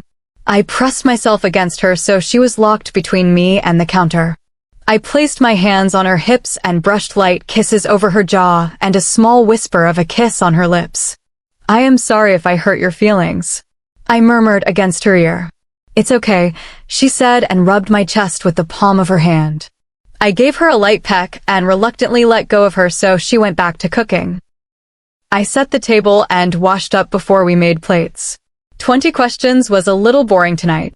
It was all questions that weren't very important, just silly, pointless questions. I did the dishes as she dressed into some pajama shorts and a very revealing tank top. I cursed as I found a big bulge in my pants. Curse her sexiness. I almost came then and there when she bent over looking through the movie collection. She looked back at me and smiled, giving a small blush. Are you staring at my behind? Well, it's right there and you're wearing those shorts and I can't help myself. I cried. You sound like a baby, she giggled. I gave a cheesy smile and tossed the last plate in the washer before turning it on. I flopped on the couch, and she wiggled her backside slowly back and forth, teasing me. I became harder, if that was possible, and I groaned. "Look what you've done!" I exclaimed. Her eyes went wide, and she blushed but continued to do it. She reached for a movie, and the shorts became shorter as they rode up, and I got a glimpse of her cute little round behind. We ended up watching some action comedy called The Losers. It was good, but I barely paid attention because of the fact that Liora had lain on the arm of the couch and rested her legs over my lap, and would shift so she rubbed against me, causing me to stay hard the whole movie. It's her fault when the movie's over, and I drag her by her legs to the bedroom and have my way with her. Once the movie was over, I could barely keep my eyes open, and Leora's eyes were closed, and her light snores played through my ears. I wrapped my arms around her and pulled her up as I stood carrying her bridal style back to the bedroom. I tucked her into bed and shed out of my jeans and shirt and tugged on some gym shorts before snuggling into bed with her. She gave a small noise in her sleep and clung to me. I smiled and was pulled into a deep sleep. Leora's POV. It was dark. It seemed to engulf the whole room that was flooded with lights, not even a millisecond ago. I let out a yelp and searched for a wall to guide me to the door, but found nothing. I stood still as I heard footsteps that weren't mine. My heart thumped and slowly began to pound in my chest. I looked around frantically, seeing nothing but darkness. My body began to sway, and I fell, hitting my head on the hard floor. The steps were right in front of me. I could smell the aftershave and feel his rough hands gripping my arms as he yanked me to my feet. The lights turned on, and I was face to face with Vesper. He gave me a cold, deathly evil smile as his face slowly transformed. His nose is becoming longer and more animal-like. His hands into claws. His eyes went black as night and animal-like. He snapped his canines at me and pulled me closer to his body, so I pressed against his chest. "Pleasure me, baby," he growled and then howled into a fit of laughter. I screamed. I woke myself up screaming. Cold sweat covered my body, and I was tense. My heart is pounding and my body is shaking. I couldn't breathe. Ryker sat up abruptly and was immediately in action. He got on his knees in front of me and pulled my legs up before he placed my head between my knees. "Deep breaths, Liora. Deep, slow breaths." He cooed, running his hand over my back and whispering soothing words to calm me down. My breathing slowed after a minute or two, but I continued to sob. I shook in his arms and held him close. He was my comfort, protection. He could take care of me and keep anything away that would harm me. It took me a while to calm down, and when I did, I just lay against him, not wanting to move. I was drained. I felt like crap. I was exhausted but scared senseless to go back to sleep. "You okay?" he asked. "No," I breathed out tiredly. He held me tight and lay us down and held me close to his chest. I rested my leg between his, so one of them lay over me, and I ran my hand over his back. My head rested under his arm, and our faces were inches apart. His hot, sweet breath blew lightly against my cheek, and his eyes were soft. "I had a nightmare," I said, running my nail in circles on his chest. "I could tell," he said. I flicked him. "I don't want to go back to sleep." I shook my head, feeling sick. I didn't. I felt like I was going to puke. Seeing his face in a dream made me scared, made me think of all the fighting and hitting. My eyes stung with tears, and I desperately tried to keep them back, but some fell loose and a small sob broke through my lips. He wiped the tears away with his thumbs and kissed my cheek. "It's okay, baby. Daddy said he might be a werewolf." I sobbed. I couldn't contain it, I just burst. Tears came down like a waterfall, and I shook in his hold as he held me and ran his hands over my back, trying to soothe me. "He's going to find us, Ryker. He's going to kill me." "No," Ryker barked. "He is not going to lay an eye on you. He won't touch a single hair on your head, Liora. I wouldn't let him anywhere near you. He won't get a chance to hurt you," he said, calming his tone once I flinched at his loud voice. "How can you be sure? What if he is a guardian, Ryker?" I asked. He looked deep into my eyes and pulled me closer if that was possible. "He isn't going to touch you, Liora." I am going to make sure of it. If he is, then we settle it like regular guardians. We fight. Terror consumed my body, and my heartbeat quickened. No. Oh my God, Ryker, he'll kill you. I cried. Not if I kill him first. No. Ryker, no. I know what he did was wrong, and believe me, I want him to pay, but don't kill him. I don't want anybody to die for me, Ryker. Not him, and oh God, not you. I sobbed into my hands. I could not lose Ryker. If I lost him, I felt sick. Not again. Oh God, not again. I bolted out of bed, hurried to the bathroom, and threw myself at the toilet, and it all came out. I felt him rub his hands over my back, and he pulled my hair behind me. I gave a small whimper and wiped my mouth with toilet paper and flushed before I slumped against him. We sat in a long silence, and my head throbbed with a headache. I crawled to my feet and began to brush my teeth and drink mouthwash after a while. He stood behind me as I leaned against the counter, and he wrapped his arms around me and kissed my shoulders and neck, traveling up to my jaw and cheek, ear and chin, planting small pecks and giving me little nips. I let out a cold, minty breath and rested my hands over his. Can we just leave this for a while? Enjoy our vacation time we have left and figure this all out with my father? I think he'll be able to help out a lot. I looked at him through the mirror. He nodded and kissed my neck again before scooping me back into his arms and carrying me to bed.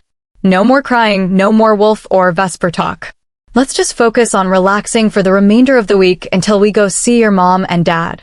I sniffed and nodded. Okay, I said quietly, and we both gave a lingering peck and lay down. It didn't take long for me to go back to sleep. I curled up close to Ryker, and he shielded my body from any harm as we drifted off. Storm's POV. Earlier.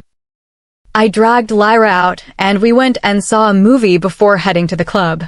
Tonight was still crowded. Even though Liora wasn't playing, Pax was.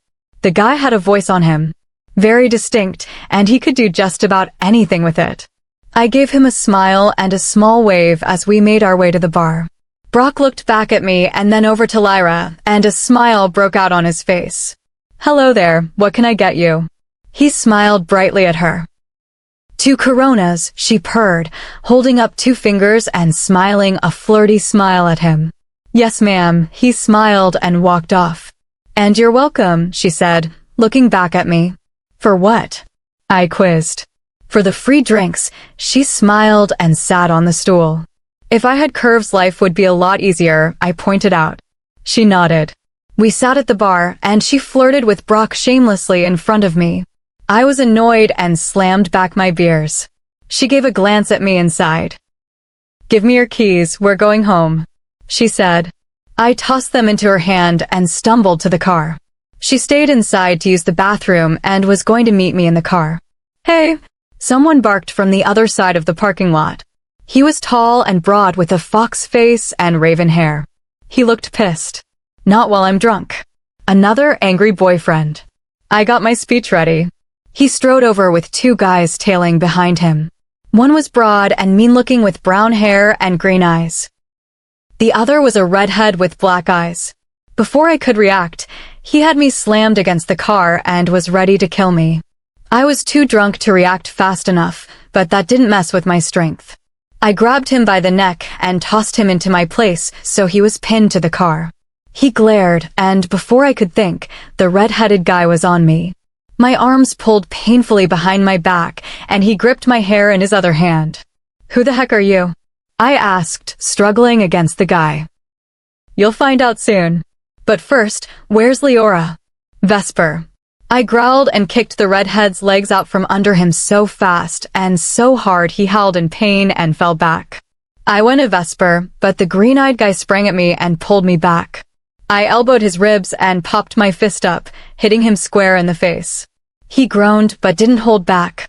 He threw me to the ground so hard I was seeing stars. My vision swam. There was a bang and pain shot through my chest. I yelled in pain and covered the bullet wound. Pain was blinding me and making me panic. Vesper loomed over me. Where is she? I don't know. I growled. There was a sharp pain where his boot had slammed into my ribs. I groaned. Don't play that game. I know she's with him. Where are they? I swallowed. I'm breathing hard and fast. My ribs felt like they had been slammed with a hammer. Somewhere in Indianola. I lied. He looked at me for a long time. Up at the docks. In a house on the coast of Indianola. About 3 hours away. If you're lying to me, boy, I will hunt you down and kill you. He said coldly. Got it, I choked. He gave me one more hard, swift kick to my ribs and I coughed, tasting my own blood. Before he walked away, he gave a laugh. Weak. He hissed and kicked me in the throat and headed off. I coughed and wheezed, gasping, my throat on fire. It hurt to breathe, and I could taste more blood. It'd take more to kill me than that, but that hurt. Thank goodness it was just a regular bullet. His car peeled off, and as it tore down the road, I heard the door to the club open and fast footsteps. Oh my God, Jax. Liora gasped as she dropped to her knees and looked at me. I felt my vision blurring again, and I could barely keep my eyes open. I hit my head hard. Being drunk didn't help at all. She pulled off her jacket, put my head in her lap, put the jacket over my chest, and added pressure. Am I? Shh, she hushed me. I closed my mouth and eyes. She slapped my cheeks lightly. Keep your eyes open, Jax. She took out her cell phone and dialed. Thorn, you need to get here quick. Jax's been hurt. She gave him the address and went back to me. I was zoning out, and she kept slapping me lightly to keep me awake. Stay with me, Jax. I wasn't ever going to leave that girl. I used all my energy staying calm and keeping my eyes open for her. She looked more scared than I felt. Just the look in her eyes said everything. She still cared. Ryker's POV. I woke up around 4 a.m. to my phone ringing. What the heck? Why was everyone against me sleeping? I unwrapped myself from Liora, and she let out a small moan in her sleep and rested her hand on my chest and rested her leg on my hip. I grabbed my phone and slid it open. Hello. I answered, annoyed. Hey, Thorn said in his deep gruff voice. Alpha, I said, trying to sound awake. I called to inform that Jax is coming around. He's going to progress fine and should be back to himself in about 3 weeks' time. I felt relief wash over me, and I felt better about the situation, knowing Storm would be okay soon. Thanks, Thorn. No problem. How are you and the girl holding up? He asked. Fine. We are going to meet her father in a couple days. He is the alpha of the wild Thorn pack. You said she was human. She is. She says it has skipped a generation. She never changed. Odd. He said. Yeah. Well, I must go. I have a meeting. He grumbled the last part. Have fun. Sure. I could practically hear his eyes roll. We disconnected, and I looked down at my still rock-hard situation. This girl is gonna kill us, dude. I sighed. I waited for it to go down in bed before I got up. I thought about football and hunting and the girl who worked at the donut shop. EW. I got out of bed and strode to the kitchen and found her cooking breakfast while she watched TV. She wore my t-shirt and my boxers hung low on her hips. She looked sexy. What you watching? I quizzed, putting my hands on her hips and pressing myself to her back. American Horror Story. Shoo. She hushed me. Damn DVR, I muttered. Liora practically lived for this show. I liked it, but I had missed the last 4 episodes and completely forgot what was going on. She was making grilled cheese that had ham, bacon, and 2 different cheeses. My mouth watered, and I tore a bite off one of the sandwiches and chewed slowly, savoring the flavor. I loved her cooking. I took a shower, leaving her in peace so she could watch her show. I wrapped a towel around my hips and ran a towel over my head before tossing it and yanking on the first pair of clothes I found. Black basketball shorts and a red sleeveless shirt that showed my sides and shoulders. It was a stay-at-home day. I found her slung on the couch, eating a sandwich while she flipped through channels. I lay over her and she smiled and kissed the top of my head. I leaned my head down and bit into her sandwich. She gave me a horrified look. That was not your bite to have. I laughed and opened my mouth so she saw the food I was still chewing. She squealed. You. Gross. I swallowed and laughed. You're like some kind of man-child. She teased. I kissed her cheek and twirled my fingers in her hair. Care to have a lazy day with me? I would love that, she said, running her fingers over my chest. How'd you sleep, baby? Fine, I muttered and leaned down, pressing my lips to hers and kissing her deep and soft, savoring the feel of her lips and taste of her mouth. She moaned lightly and did that little grinding thing she loves to tease me with. I held myself up with one hand and used the other to clutch her behind and hold her against me. Her hands slid up my chest and tangled into my hair, making me moan against her mouth. Her kisses made me dizzy, and I seemed to forget the world. Lyra's POV. I couldn't bring myself to stay still.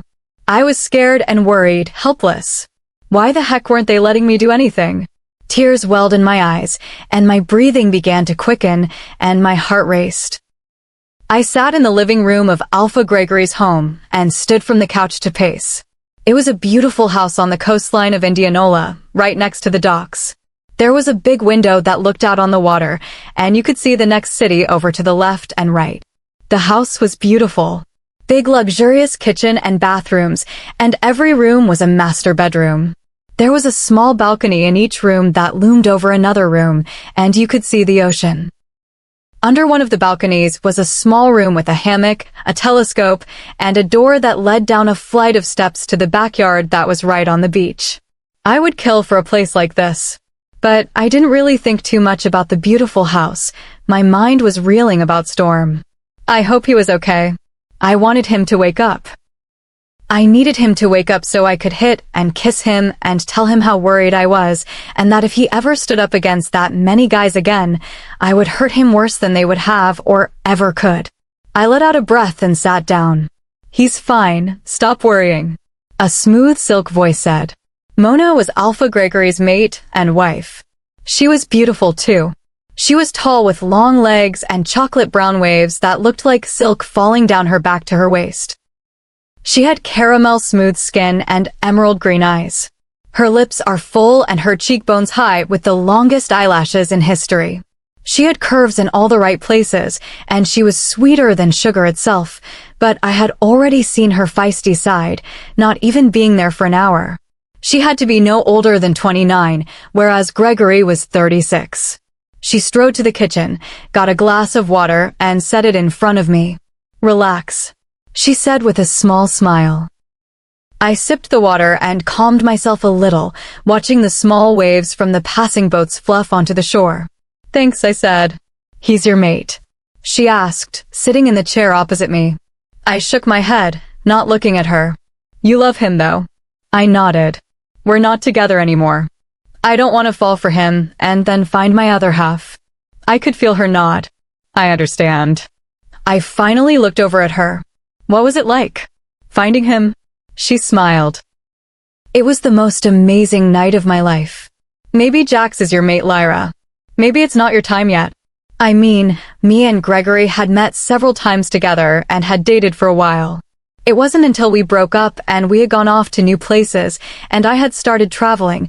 He was out of my life and I realized that I didn't want him to ever leave. I searched for him for 3 years only to find out that he had been searching for me too. I saw him one day in Florence, Italy. It was the one spot where I had told him I wanted to go to. That was the last place he was going to look for me. The place I would be. We ran into each other and she smiled and sighed happily. I couldn't help but smile a little. That was only 7 years ago and waking up to him every day seems like that day every time. I smiled lightly and my heart swelled. Hopefully that was the case with Storm and me. She patted my leg and stood up. I'm gonna go see how everything's going. Best you stay here. She gave me a smile and walked off. I sat there and sipped my water before Gregory and Mona came out. Gregory gave me a smile. He's going to be all right. He should be waking up soon if you want to go talk to him. I stood and practically ran to his room. He looked a lot better. His bruised face was slightly swollen, but there was no more blood, and the bruises were fading from the healing sessions. I took the seat next to the bed he was lying in and looked over him. He was breathing normally, and he was sleeping how he always slept. On his side, he was practically curled in on himself, and one of his hands pushed under his pillow. I smiled at the memories of him curled over me, pressing into my back, making me curl into the same uncomfortable shape as him, or him practically smashing me as he would roll onto me. I reached over and brushed his hair out of his face. It felt like silk under my fingers, and I traced them down to touch his smooth tan skin. He had a small trace of stubble on his chin and jawline from not shaving yesterday or today. I was practically pleading with him to open those beautiful black eyes and have those amazing soft lips move and talk to me. I wanted to lie in bed with him and have his arms encircle me and have his body crush mine while he breathed down the back of my neck. I pulled back and slid my hand in his and laced my fingers with his. I brought his hand to my lips and kissed it. "I love you," I mumbled against his skin. Chapter 9. Storm's POV. I blinked, seeing nothing at first, and slowly my vision began to clear as the world stopped spinning and twisting. I groaned and closed my eyes for a moment, then opened them again, blinking a few times until things focused. I was in a room I did not recognize. Scents I did not recognize filled my nostrils, and then there was a hint of strawberries. Lyra. I looked around the expensive-looking room and sat up slowly as my muscles screamed to lie back down. I ignored the pain and stood slowly. My back and a couple of other joints popped, making me groan and stretch. I stumbled out the door and followed her scent, urging myself to find her faster and praying she was safe. I heard light laughter and sizzling, followed by the aroma of bacon and sausage. My mouth began to water, and I felt more at ease when I saw her with a woman chatting and laughing easily. I relaxed a little, and she looked up, and her gaze met mine. She smiled and hurried over to me and hugged me tightly. I shut out the pain and hugged her back, loving the feel of her against me and knowing she was safe. "You had me worried to death, you jerk."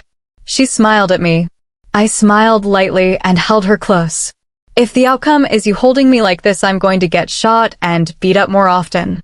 She slapped my cheek lightly. "Do it, and I'll be the one beating you up the next time." I smiled, kissed the top of her head, and pulled her back to me, not wanting to let her go. "Storm, this is Mona. She's Alpha Gregory's mate." "Alpha Gregory? We're in Indianola." "What? Why? You've been unconscious for 2 days now," she said. "Alpha Gregory healed you. You were shot, and your throat was cut. You weren't breathing right, and when we got you here, they thought that."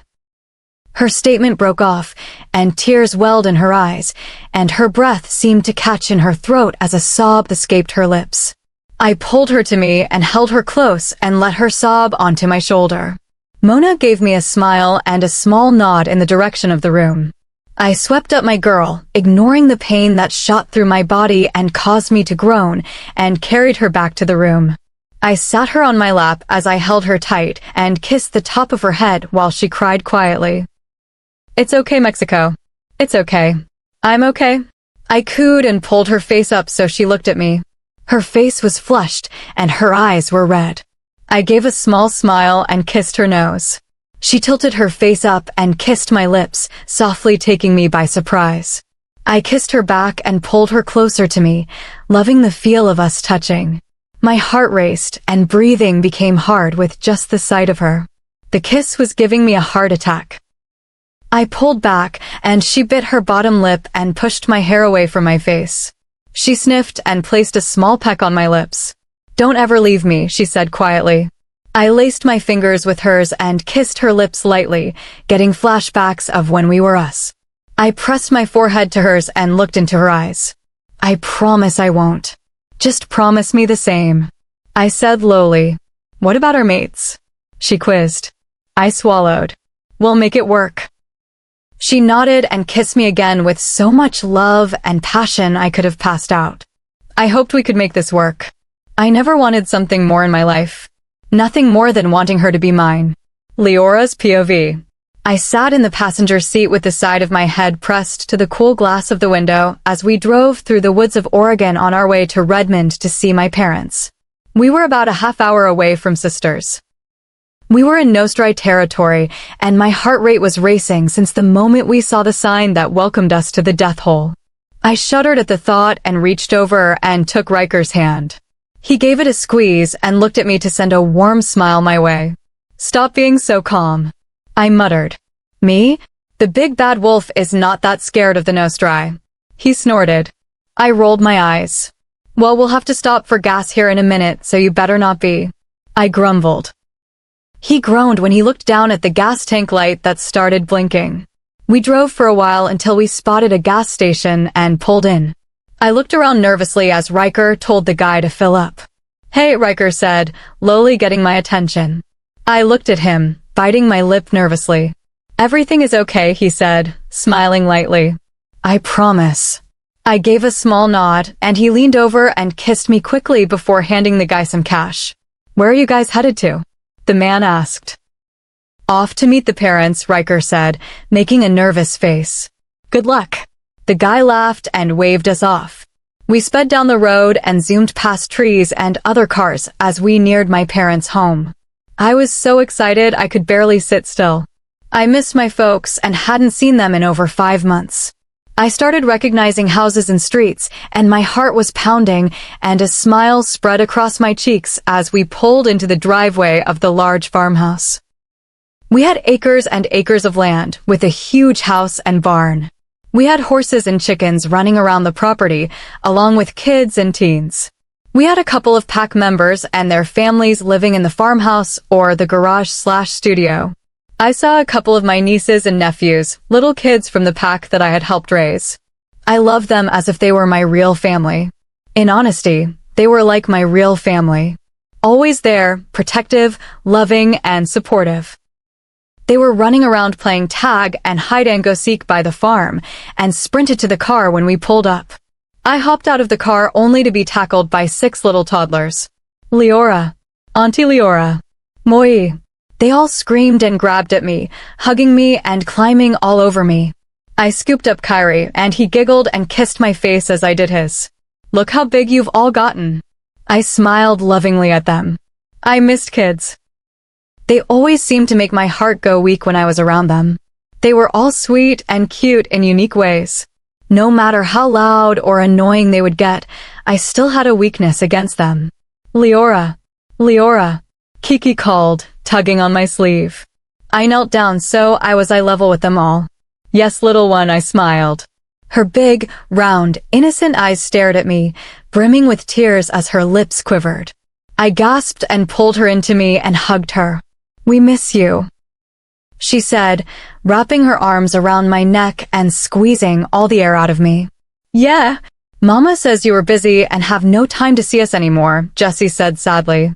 His long spiky hair ruffled around, and his big blue eyes were sparkling with sadness. I am never too busy for you guys. All you had to do was call me. I smiled. Are you going to stay with us for a while? Kiki quizzed as she leaned her head against my shoulder and sucked her thumb as I carried her into the house with the kids trailing along. Yep, Ryker and I said, looking back at my big, bad wolf, who was frozen at his spot by the car door. His eyes clouded with amazement and adoration. I gave him a smile and waved him over. Who's he? Kyrie asked defensively. I chuckled. He's my mate, silly goose. I am not a goose, he protested. I smiled and ran my fingers through his hair as I pulled the door open. The kids flooded inside yelling, Leora's here. I set down Kiki as Jaren walked into the room, and she ran to her daddy, and he swooped her up and lay against him. Liora. He beamed. Jaren was mated with Tara. He was a nice man, rocking body, face, and personality, and a great father to Kiki and Kyrie. Kiki and Kyrie were twins, and both had their daddy's honey skin and dark brown eyes, and their mama's long, beautiful hair. Kyrie's hair was pulled back into what had been a nice braid, and was now a tangled mess with hay and grass frizzed into it. He leaned over and pulled me into a big, warm hug. It's good to have you back, Liora B., he said. I laughed and pulled back. Daddy, Kiki muttered quietly. Yes, little one? I feel bedtime coming soon, she said, yawning. I smiled. Me too, girl. Can Liora come lie with me? She asked, already sounding half asleep. I nodded. I'll tell you what, I'm gonna go talk to my ma and pa and see where we're staying, and then I think I'll sneak into your room once this big old dog falls asleep, I whispered, hitching my thumb back at Ryker. She smiled and nodded. I kissed the top of her head, and Jaren smiled and carried her off upstairs. The freshly polished, yet old wooden floorboards creaked as my mother shuffled in with a smile on her face. I smiled and hurried to her as we pulled each other into hard, bone-crushing hugs. Liora, my mother breathed out happily. Mama, I breathed out, inhaling her wonderful, unique scent that made Mom. She was a small woman like me and still looked beautiful for being 45. Long corkscrew curls that fell to her mid-back and wide hips, with smoldering brown eyes, with a frame of long lashes. She was a great cook and an amazing person who would give you the shirt off her back. I pulled back, and she ran her hand over my cheek and kissed the top of my head. I warmed as my father joined us in a big group hug that squished me into a huddle of love. My dad was tall and had a wide, square jaw with jet black, straight hair that fell down his shoulders. He had big black eyes and a wide frame, making him look even tougher and more muscular. I pulled back after a moment and wiped my burning eyes, not realizing I had been crying. I stepped back, leaned against Ryker, and wrapped my arm around his waist. He reached around and wrapped his arm around mine and pulled me closer. Mama, Papa, this is Ryker Ozeri, High Ranker of the Redwood Pack. I smiled up at him adoringly as I rubbed his chest. He reached as my dad reached, and they shook hands in a firm handshake, and my mother, being herself, dove in for a hug. Well, my baby seeing a giant, she smiled teasingly. You are a handsome young man, Ryker. That deserves another hug. He smiled and laughed as she smiled and hugged him again, patting his back. I smiled and snuggled close to him again, taking comfort in his closeness and arms as he held me. I smiled happily. Just like her daddy, my father said nonchalantly. My mother nodded and patted his stomach. You guys need some sleep. We can talk tomorrow. You guys are upstairs down the hallway, last door to the right. My father said. Thank you for letting us stay, Daddy, I yawned. We appreciate it, Ryker smiled. Not a problem. My father said. We're going to bed also, so we'll see you in the morning. I nodded and hugged my parents one more time before another yawn took over, and I stretched my arms over my head. Ryker kissed me lightly, making me give a small moan as I finished my stretch and let my arm fall over his shoulders. A smile played on the corner of my lips as I kissed him back warmly. I closed my eyes, and after a moment, I pulled back and let out a breath and lay my head on his chest. Bed, I mumbled. He smiled and kissed my forehead. I'll go grab the bags, you go lay down. I'll be up in a second. I nodded slowly, pulled back, climbed up the stairs, and shuffled to our room. It was my brother's old room. A big space with now bare walls that had been painted mint green with everything else mint green and chocolate brown. I flopped onto the bed and my eyes drooped closed before I was pulled into darkness. I woke up to darkness and being tapped on my face. Ryker, what? I asked tiredly, not opening my eyes. The tapping continued lightly on my cheek. I let out a breath and blinked my eyes awake and was looking straight into big brown ones. Bad dream? I asked, sounding more awake. She nodded. I sat up and thanked God that Ryker had only stripped my pants off and I was still in my shirt. I scooped Kiki up in my arms and laid her in bed next to me and pulled her closer as I draped my arm over her tiny frame. I kissed the top of her head before she kissed my cheek, and I snuggled her before falling back asleep. Ryker's POV. I woke up to a fairly dim room, and my body was so relaxed and warm I didn't want to ever move. I rolled over and tossed my arm around Liora and pulled her closer to me. My eyes snapped open when my hand brushed against someone else. I looked over and saw one of the little girls, Kiki, I think she was called, snuggled against Liora. Her eyes opened, and she looked up at me. Hi, she whispered. Hi, I whispered and smiled. I leaned over and kissed Liora's neck lightly, sat up, hopped out of bed, and threw a shirt on. Want to go make breakfast with me? I asked lowly. She nodded eagerly and slid out of Liora's hold and trotted along my side downstairs. I caught a glimpse of the clock and gave a mental groan, discovering it was 7:30 am. What is your favorite breakfast?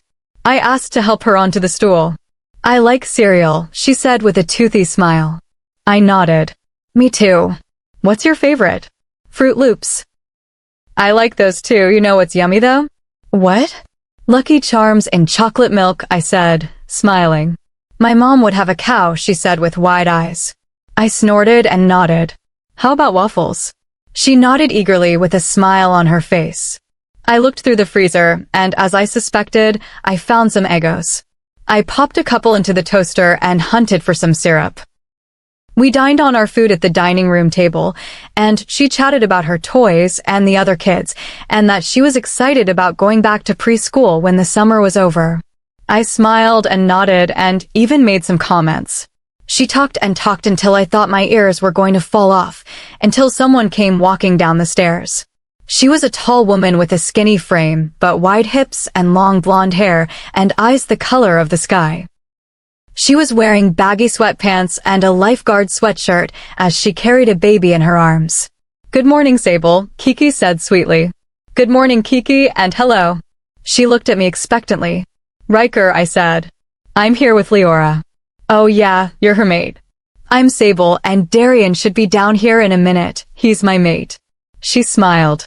I smiled back lightly and stood to put my plate away and make one for Liora. Nice to meet you. Is Liora still asleep? She asked, digging through the counters in search of a bottle. I nodded. Long day yesterday, and the drive through the Nostri territory was really freaky for her. She nodded in agreement. Yeah, I get that. A man about my height walked into the kitchen. He had light skin and jet black hair that fell around his face and bright green eyes. He was skinny with a small portion of muscle. He looked tiny compared to me and that Jaren guy from last night. Darian, this is Ryker, Leora's mate. Sable chirped. He smiled and shook my hand. How's it going? He asked in a really deep voice. I was a little taken aback that such depth could come out of someone so small.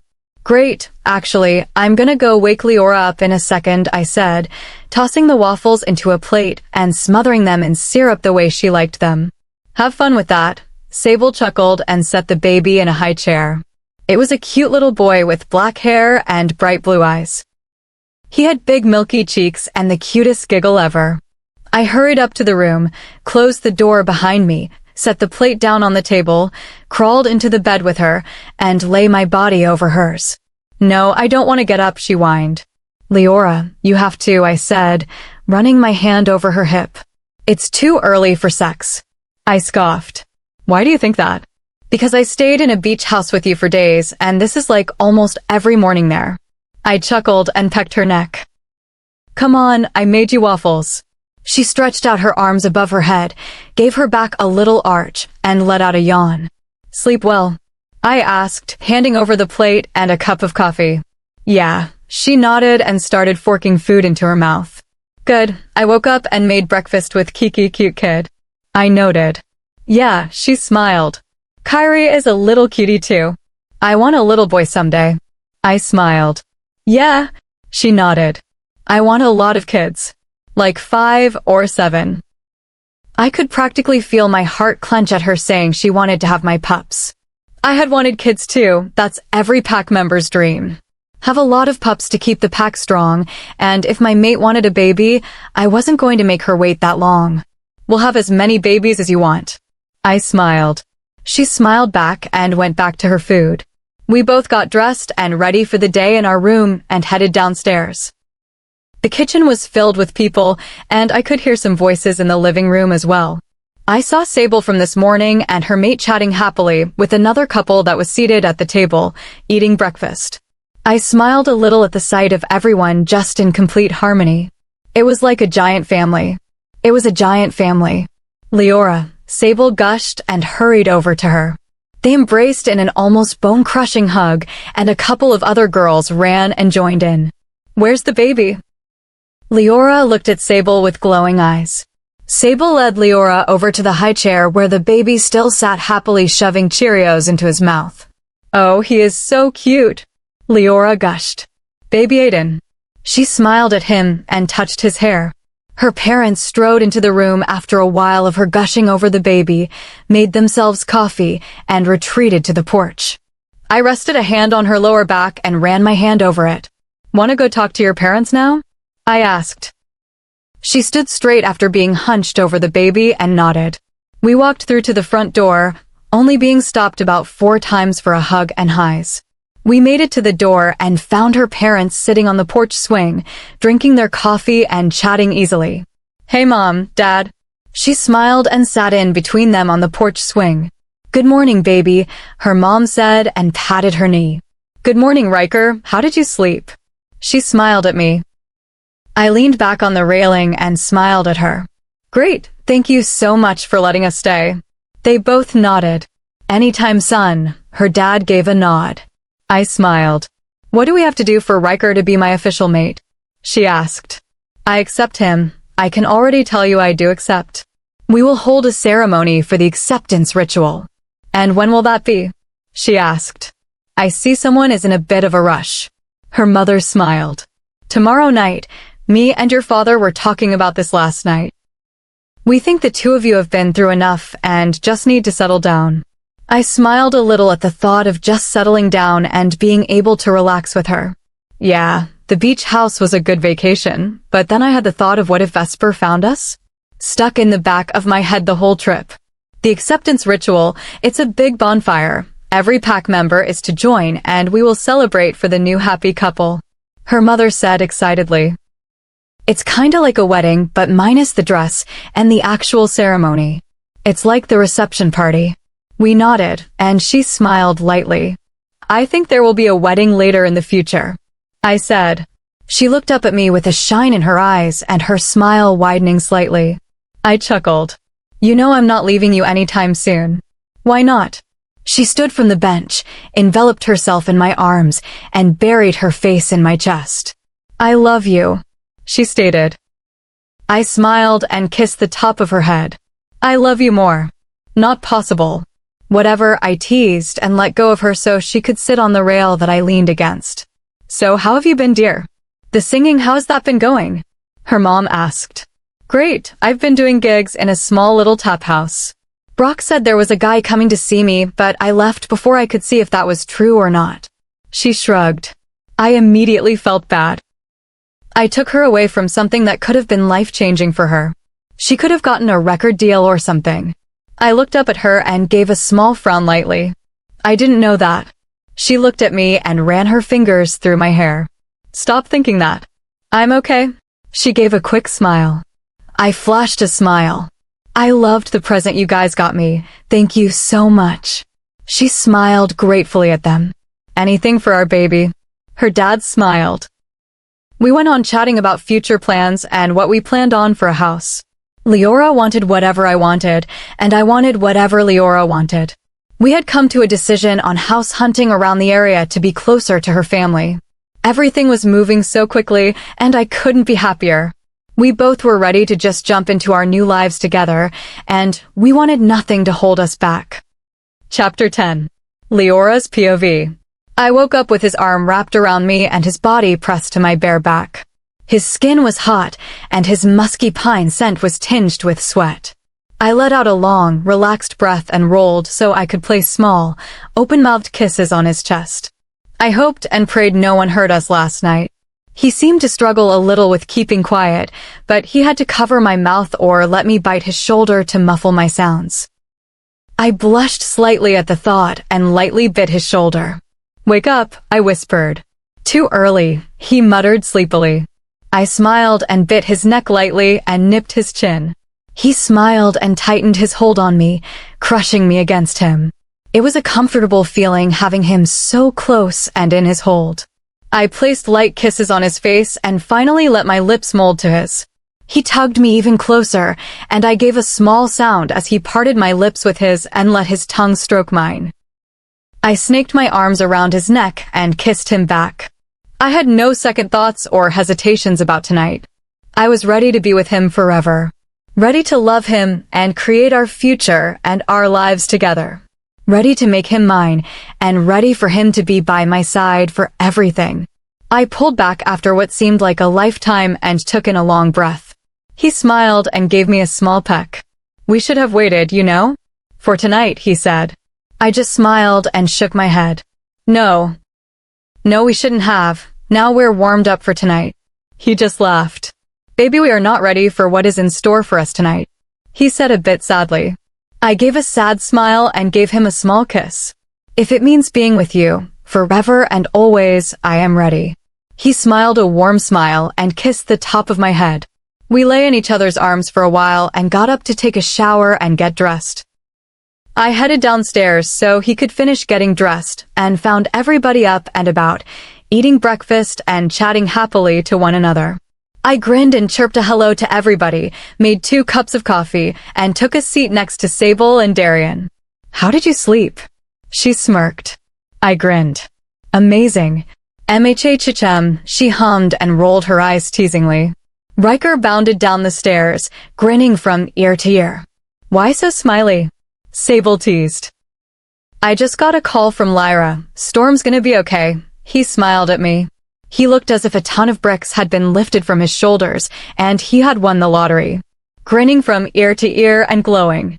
I smiled, kissed his cheek, and slid his coffee to him. That's great. He nodded.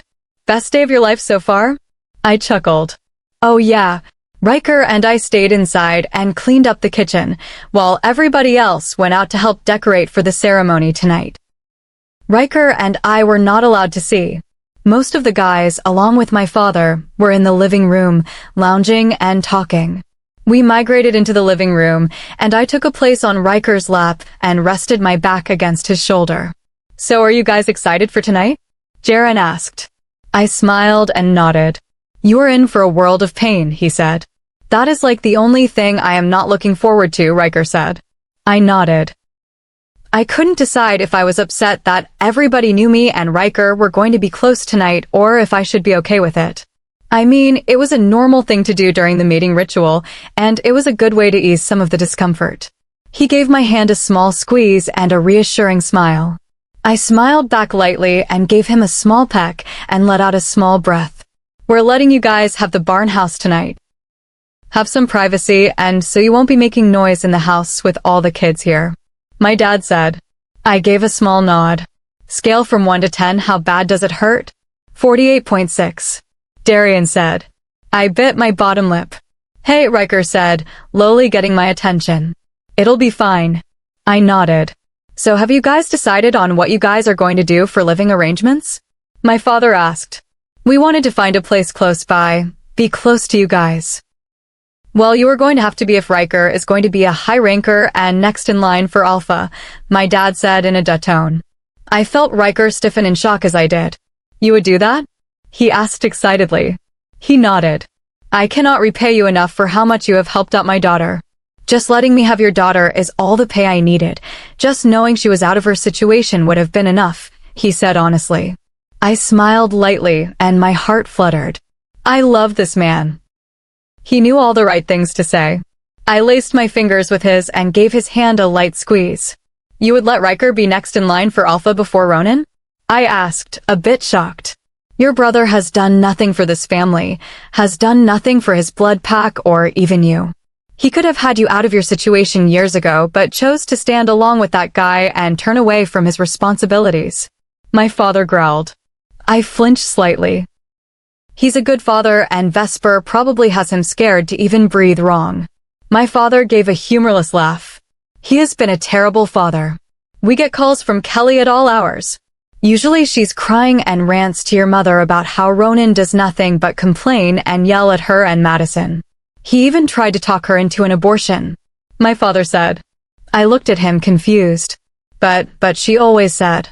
She doesn't want you upset or to be mad at your brother. He finished for me. I sighed. Vesper has everybody wrapped around his finger, and it sickens me. I don't feel too great about it either, Dad. I said. My son is part of the Cedar Moon Pack now, my dad said. Not even a high ranker, Jaren said. I think that's all Vesper wanted, was to be moved up to Alpha, get out of the high ranker position. It makes sense. He found Liora and just used her until you gave him permission. I felt my heart stop, Ryker tensed, and Jaren closed his eyes and cursed under his breath. I thought you guys didn't know if he was a high ranker or not. I said. Everybody looked at me. Liora, Ryker began, but I cut him off. Am I some little kid? I exclaimed, standing from his lap. I cannot be told things because I won't handle it well? We didn't want you more upset than you already were, my dad said. I'm more upset now than I would have been. I hate it when you guys keep things from me. It makes me feel like some little kid that needs to be sheltered and protected all the time. I said, is that it? I need to be protected and sheltered all the time? I can't take care of myself. We never said that, Liora. My father said. And you need to understand that Ryker is your mate. All he does is so that you are safe and taken care of. I gave a harsh laugh and shook my head. Because I can't take care of myself and I am just a helpless wreck. I rolled my eyes and headed up the stairs. My eyes stung and I hated the feeling in my gut. I felt sick. Vesper was a high ranker. I let out a breath and lay on the bed and threw my arms over my head. This changed everything. Ryker would be in even more danger and at a higher risk. For what? Me? I didn't want him killed or hurt. Those were the outcomes of his loving me. Death, pain, and then I was left with Vesper in sorrow. I'd probably die myself. I heard the door open and close and could smell his scent when he lay next to me. I cannot stand it when you guys keep me in the dark, I said after a long moment of silence.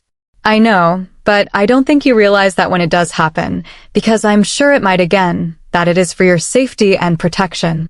That's all I want for you, alongside happiness, he said. I let out a breath, and I felt him situate himself on top of me. He straddled my hips, pulled my arms away from my face, and pinned them against the bed. I could not help the blush that crept along my cheeks. Why? I am trying to be mad at you, I whined. He only chuckled and kissed my lips before peeling my arms away from my face. Don't cover your beautiful face. He smiled down at me. I smiled lightly. He leaned down to kiss me, and I pressed my lips together teasingly. He scoffed and pulled back, so he was in a push-up position over me. I shook my head, keeping my lips pressed together. Oh, really? You want to play like that? He straddled me and let his fingers run over my sides and stomach. I howled with laughter as he tickled me and laughed at me.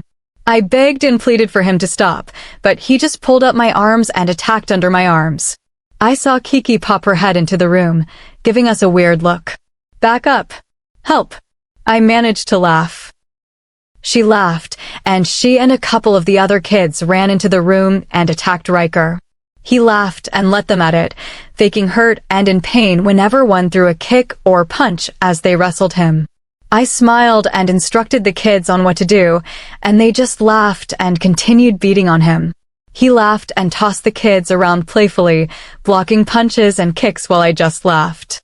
He lay back in exhaustion, gasping and panting for breath. Okay, guys, no more. I surrender. I give up, it's too much. He surrendered. Okay, you guys, I think he's had enough. I agreed. They all laughed and sat on the bed. Kiki plopped herself in my lap, and some of the other little ones sat on Ryker's lap when he pulled himself up into a sitting position. Is Ryker gonna be our uncle? Kyrie asked, standing behind Ryker. It was so cute that when Kyrie stood and Ryker sat on the bed in front of him, Kyrie was barely an inch taller than him. Kyrie tugged on Ryker's hair and touched it while he looked at me hopefully. I smiled. Well, I'm your auntie, and Ryker is going to be my mate. I'm already yours, Ryker said. My smile widened, and I kissed his cheek. Ew, the kids exclaimed. Uncle Ryker has girl cooties. Kyrie hollered, pulling away from him as the other boys squirmed off his lap. He laughed. Hey, you guys go run along. Me and Ryker have to talk, I said. The kids ran out of the room hollering about tag, and I followed after, shutting the door and locking it. What do you want to talk about? He asked. Nothing, I said, straddling him and pushing him onto his back. I just want to give you more of my cooties. I smiled. He smiled and grasped my hips. Yay! I chuckled and kissed him. My dad had come up soon after and had separated Ryker and me for the rest of the day. He said it would be good for us to wait until tonight to see each other, build up excitement. I was already excited enough for tonight. Why torture me more by keeping him away from me for the rest of the day? My mom and I had gone up to her room, and the girls had brought up a large selection of dresses up to the room for me to look at. Our family tradition was to wear a red dress and walk barefoot. Red showed freedom, lust, and desire. The feelings of the animal on the mating day. I looked at the dresses, and nothing sparked interest. My mother had been encouraging and gushing over everything for my benefit. I just sat on the bed and rated the dresses. "Oh," my mother exclaimed after the 12th dress. She went through her closet and gave a disappointed look. She lifted the lid of the small trunk sitting at the bottom of the closet, gave a small yes of joy, and pulled out a beautiful red dress. It was like a classic showgirl style. It was a beautiful scarlet red with a slit going up to about mid-thigh, but it was a little shorter. Instead of going down to the floor, it hit about mid-calf. It had spaghetti straps and a scoop neckline, unlike strapless and very low cut. It was just as beautiful. I smiled, ran my hand over the soft fabric, and stood up. "This is my dress, the dress I wore when your father and I became mates." She smiled lovingly at the dress. "Try it on." I took the dress, knowing she wouldn't take no as an answer, stripped my clothes, and pulled it on. She came behind and pulled on the zipper before stepping back to look at me. She smiled, and her eyes began to shine and water. I walked to the mirror, and my eyes went wide as I looked back at the beautiful woman in the mirror. It was hard to believe it was me. I looked amazing. It fit me as it should and showed off some cleavage, but not enough for my father to hit somebody. It went great with my skin tone and just looked amazing. I turned and smiled at my mother, who wiped at her cheeks to remove the tears. "You look beautiful." "Well, you always do," but she choked on a sob, and I pulled her into my arms. She laughed softly as tears leaked from her eyes. "I just cannot believe all this is happening so fast. I mean, just yesterday you were running around in your butterfly pajamas singing and dancing around, yapping about how famous you would be and have the best husband and family in the world." She smiled adoringly at me. I smiled and kissed her cheek. "I already have that. I may not be famous, but to him I am. I mean, he adores me and looks at me like I'm the greatest thing on the planet." She smiled and nodded. "He is great. Baby, I am so proud of you and happy." "I know, Mama, I know." She cleaned herself up, and the girls came in to help me with my hair and makeup before the ceremony. Ryker's POV. I rolled up my sleeves a little below my elbows and strode to the bathroom to fix my hair. I ran my fingers through it and ruffled it around before smoothing it out a little. I pulled on my belt, tucked in my shirt, and gave myself a quick look in the mirror before heading out to meet the rest of the guys. It looked nice. Lights hung and wrapped around the trees, providing light, and there was a roaring fire giving off heat and a glow to the ground. They had some tables set up with drinks and a big cake. The sky was already dark, and the moon was bright and radiant in the sky. I wanted to let loose and run around in the forests. The beast inside of me was fighting to get out, but I held it back. "Well, son, I want to give you my best wishes. She can be quite a handful." Her dad smiled. I nodded. "Thank you, and I will take care of your daughter, sir." "I know you will," he said. I smiled gratefully. I was so excited to see her. I wanted her to be at my side. I wanted to see her and hold her. I was ready for her to be mine and ready to claim her, so everybody knew that I had the best girl in the world, and I had no intention of giving her up. "Excited?" Jaren asked, walking over to my side. I nodded. "Heck yeah," he chuckled. "I see that little girl as a sister, and I have never felt comfortable with anyone she has ever run along with." Vesper, there was always something about him that didn't seem right. I never met the guy before him, but I know how bad it was when the incident happened. "Honestly, I am surprised she isn't broken," he said seriously. I nodded in agreement. "She's been through a lot. It shocks me honestly that she still sees good in the world. Most people don't come back from things like what she has experienced." He nodded. "She's strong. But I can tell just by the look in her eyes that you are probably the most important thing in her life right now, and she would give up anything for you. Hell, tonight you guys are both gonna realize that you'd give anything. The discomfort you'll go through tonight will make you realize. Trust me, I did not go through that for nothing. I'll be damned if my mate leaves me." he said, shaking his head. I chuckled lightly. Right? I just don't want her hurt. Especially for me. He looked at me and shook his head lightly. Trust me, it is worth it. That's how I thought. That she didn't need to get hurt or upset over me. But I know nothing will stop that girl from taking a hit for me, and as goes the same for me towards her and our pups. She's not even a wolf, and she is already territorial and too defensive. He smiled. She's been like that since she was born. She never gives up. I nodded. I know this. He chuckled. Well, here she comes. I looked in the direction of the house and saw her and the rest of the girls come out. I gave a smile and my grin went wider when I could actually make her out. She looked beautiful. The red dress she wore fit her in all the right places, and I had to fight to keep control. She looked beyond beautiful, radiant and amazing against the soft glow of the fire and under the rays of the moonlight. Her hair was in big, round curls, in place of her small corkscrews, and framed her face, which was wiped clean of any makeup. She smiled her heart-stopping smile as she got closer, and I didn't stop myself from closing the distance between us and pulling her into my arms. Her scent of wildflowers and strawberries attacked me, and I took a breath, loving that she was in my arms. I smiled down at her, and she looked up at me with glowing eyes. You look mighty handsome, mister. She smiled and straightened out my collar. And you make perfect seem not good enough, I said, looking her over. You're sweet. I smiled again and pressed my lips to hers lightly. I love you. I breathed against her cheek. I love you too, she said lowly. Everybody gathered around the fire, sitting on quilts and bear pelts. Liora lay on her side on one of the pelts and propped herself up on her elbow, keeping her head up with her fist. The fingers on her other hand danced and ran freely over the soft fur of the bear pelt underneath her. Her eyes stared intensely at the red and orange flames that licked up at the black sky. I gazed at her beauty before joining her. I lay in front of her on my back, and she smiled down at me and ran her fingers over my torso in place of the bear fur. I sat up a little so my lips just reached hers. I gave her a light kiss on her lips, and she kissed me back slowly. I pulled back after a short moment and smiled lovingly up at her and lay back down. There were a lot of stories. About her childhood and how she grew up, some things that made her cheeks go pink from embarrassment, and some that made her giggle like a little girl from the thought. Some that even brought tears to her and her family's eyes. She rested her arm over me, and I laced my fingers with hers after she kissed my cheek. Sable smiled at her, tears still brewing in her eyes. God, I'm the baby of the family and think that this is all happening too fast. She chuckled.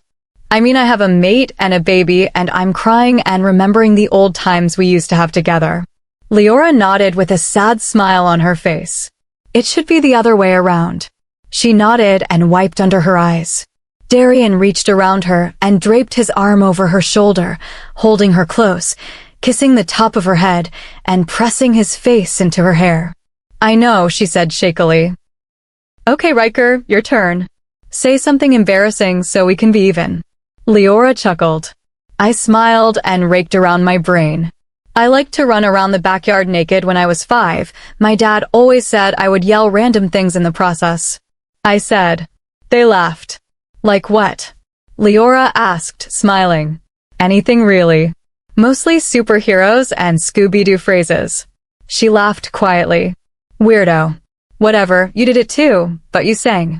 I have a cute butt. Yes, I do. I have a cute butt, it's where I poo. Jaren sang with a smile on his face. I hate you, Liora said, laughing. Her face turned from pink to bright red. Everybody was laughing, and I couldn't help but chuckle. You sang about everything, eating breakfast, going to the potty like a big girl, playing with your toys, or just singing random words. When you told me that you were learning how to play guitar, I knew it was going to be something amazing, her mother said. Liora smiled a little. Let's hear that voice of yours, Sable urged. What do I sing? She asked. Whatever you want, baby, her mother said. She bit her bottom lip and thought for a moment before she started strumming. She sang softly. The lyrics of Pearl by Katy Perry flowed from her lips beautifully as she strummed. Her mother and about everybody else watched her intently, fixated on her every lyric and every strum of the guitar on her. I listened, and only she came to mind. She is a pyramid. But with him, she's just a grain of sand. This love is too strong, like my cement, squeezing out the life that should be let in. She was a hurricane, but now she's just a gust of wind. She used to set the sails of 1,000 ships. She was a force to be reckoned with. She could be a Statue of Liberty, she could be a Joan of Arc. But he's scared of the lights that's inside of her, so he keeps her in the dark. Oh, she used to be a pearl. Oh yeah, she used to rule the world. Oh, can't believe she's become a shell of herself. 'Cause she used to be a pearl. She was unstoppable, moving fast, just like an avalanche. But now she's stuck deep in cement, wishing that they had never ever met. She could be a Statue of Liberty, she could be a Joan of Arc. But he's scared of the lights that's inside of her, so he keeps her in the dark. Oh, she used to be a pearl. Oh yeah, she used to rule the world. Oh, can't believe she's become a shell of herself. 'Cause she used to be a pearl. Do you know that there's a way out? There's a way out. There's a way out. There's a way out. You don't have to be held down. Be held down. Be held down. Be held down. 'Cause I used to be a shell. Yeah, I let him rule my world. My world, oh yeah. But I will come and grow strong, and I can steal the world. And no one can take my pearl. You don't have to be a shell, no, you're the one who rules your world. Oh, you are strong, and you will learn that you can still go on. And you'll always be a pearl. She is unstoppable.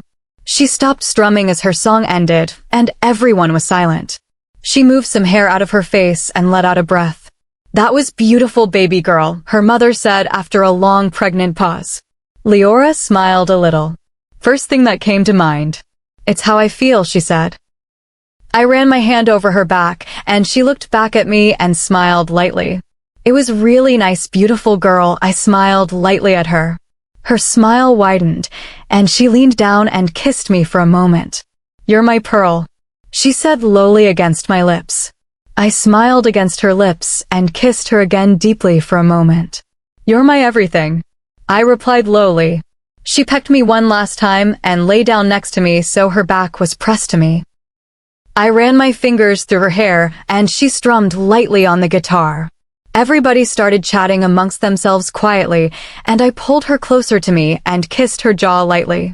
She giggled quietly and rolled over so her chest pressed against mine. She pressed her lips to mine and kissed me long and slow, running her hands over my chest so she could wrap her arms around my neck and deepen the kiss. I loved her taste and the way her lips felt like velvet against mine as they moved together. I pulled back after a long while, not wanting everybody to watch us make out, and smiled at her. I love you, mate. I love you more, she said. Debatable, I said, smiling. She just snorted and ran her fingers over my cheek and played with my hair. Are you nervous? I asked, taking her hand and kissing her fingertips and palm. She gave a small nod. I want you to tell me if we need to stop and take a break. If it becomes too much. She shook her head. I can handle it, it's you, I can take anything. I just smiled lightly and kissed the top of her head before pulling her closer and wrapping my arms around her. I closed my eyes and buried my face in the crook of her neck and shoulder, inhaling her scent and just feeling her against me. I want to go, she said. It's cold and I just want it to happen. I gave a small nod. She pulled back and she stood up and I followed behind her. We're gonna go, she said. Her parents nodded and the others gave us sad smiles and waves. Her mother and father gave her hugs, and her mother gave me a firm squeeze before her father shook my hand, and both of us gave him our blessings. She laced her fingers with mine as we walked to the barn house. It was a small barn that had been converted into a little guest house. Hardwood floors and a large wood stove provided heat. I slid the door shut and looked around in awe. There were some light fixtures hanging and a small kitchen area with a working sink. The bathroom was in the open, a small clawfoot tub, but a small door that led to a toilet. There was a sitting area with a coffee table, some chairs, and a sofa. That was all on the bottom half of the barn. It was very spacious and had a lot of extra room. There was a set of stairs that led to the top half of the barn, which you could see from the bottom. There was a large bed and a dresser set that matched the flooring, and a large, round throw rug that matched the bedding. I smiled at Liora, who gave a nervous one back at me, and I scooped her up in my arms bridal style, making her squeak in surprise, and carried her upstairs. I laid her back on the bed and found our bags waiting on the floor by the dresser. Relax for a little bit. How about we eat and just talk a little before? I asked, running my hand over her leg soothingly. She shook her head as she stood up. I don't want to, she said lowly. I let out a breath and rested my hands on her hips and pulled her a little closer to me. We can wait a little, I know you're nervous, and I don't want you rushing yourself into this if you don't want to. We can wait if that's what you want. She just shook her head again. Do you want to wait? I chuckled and kissed her lips hard and fiercely, letting her know how I felt. I wanted this ever since I heard your voice. Then let's not wait another second. She breathed and moved her lips back to mine. Liora's POV. I kissed him with everything I had. I was ready for this. If he was ready, then I was. I wanted him, and I know he wanted me. I wanted him to have me and be able to claim me as much as I wanted to be able to claim him. My heart was pounding from the excitement and then from the fear of the discomfort I was about to experience. I ran my hands up his chest and started on the buttons of his shirt, slowly undoing them one at a time. I tossed his shirt to the floor as he began pulling on the zipper of my dress. His belt was the next thing to come off before he stopped me by breaking our kiss and sliding the straps off my shoulders. Goosebumps ran over my body as he let his warm fingers run over my exposed arms and shoulders and down my sides as he pushed the dress all the way off. I could barely breathe, and my heart was pounding so hard I was just waiting for a rib to crack. My mind was reeling with thoughts of the discomfort. Was it a burning feeling? A sharp sting? Or like shocks? I pushed the thoughts aside and just tangled my fingers in his hair and kissed him again. He lay me back on the bed, and slowly we took off the rest of our clothing. He lay over me, kissing my lips slowly, letting me feel and taste every inch of his mouth. His tongue danced with mine as he opened my lips with his and eased his tongue into my mouth. I made a light sound as I felt him press against my entrance. I gave a small nod, and he slid into me slowly. I tipped my head back, and he ran his tongue over the hollow of my throat as I let out a loud, low sound and ground my hips against his, trying to get him in deeper, if that was possible. He thrust in and out slowly, letting me feel all of him rubbing inside of me. He gave one hard, quick thrust, making me make a louder sound and clutch his shoulders as I arched my back for another. I could barely get in a normal breath. It was uneven and more of a gasp for air or a panting sound. He kissed my neck and collarbone and up to my jawline, where it met my ear, and nibbled my earlobe lightly, making me kick into a whole other gear of pleasure.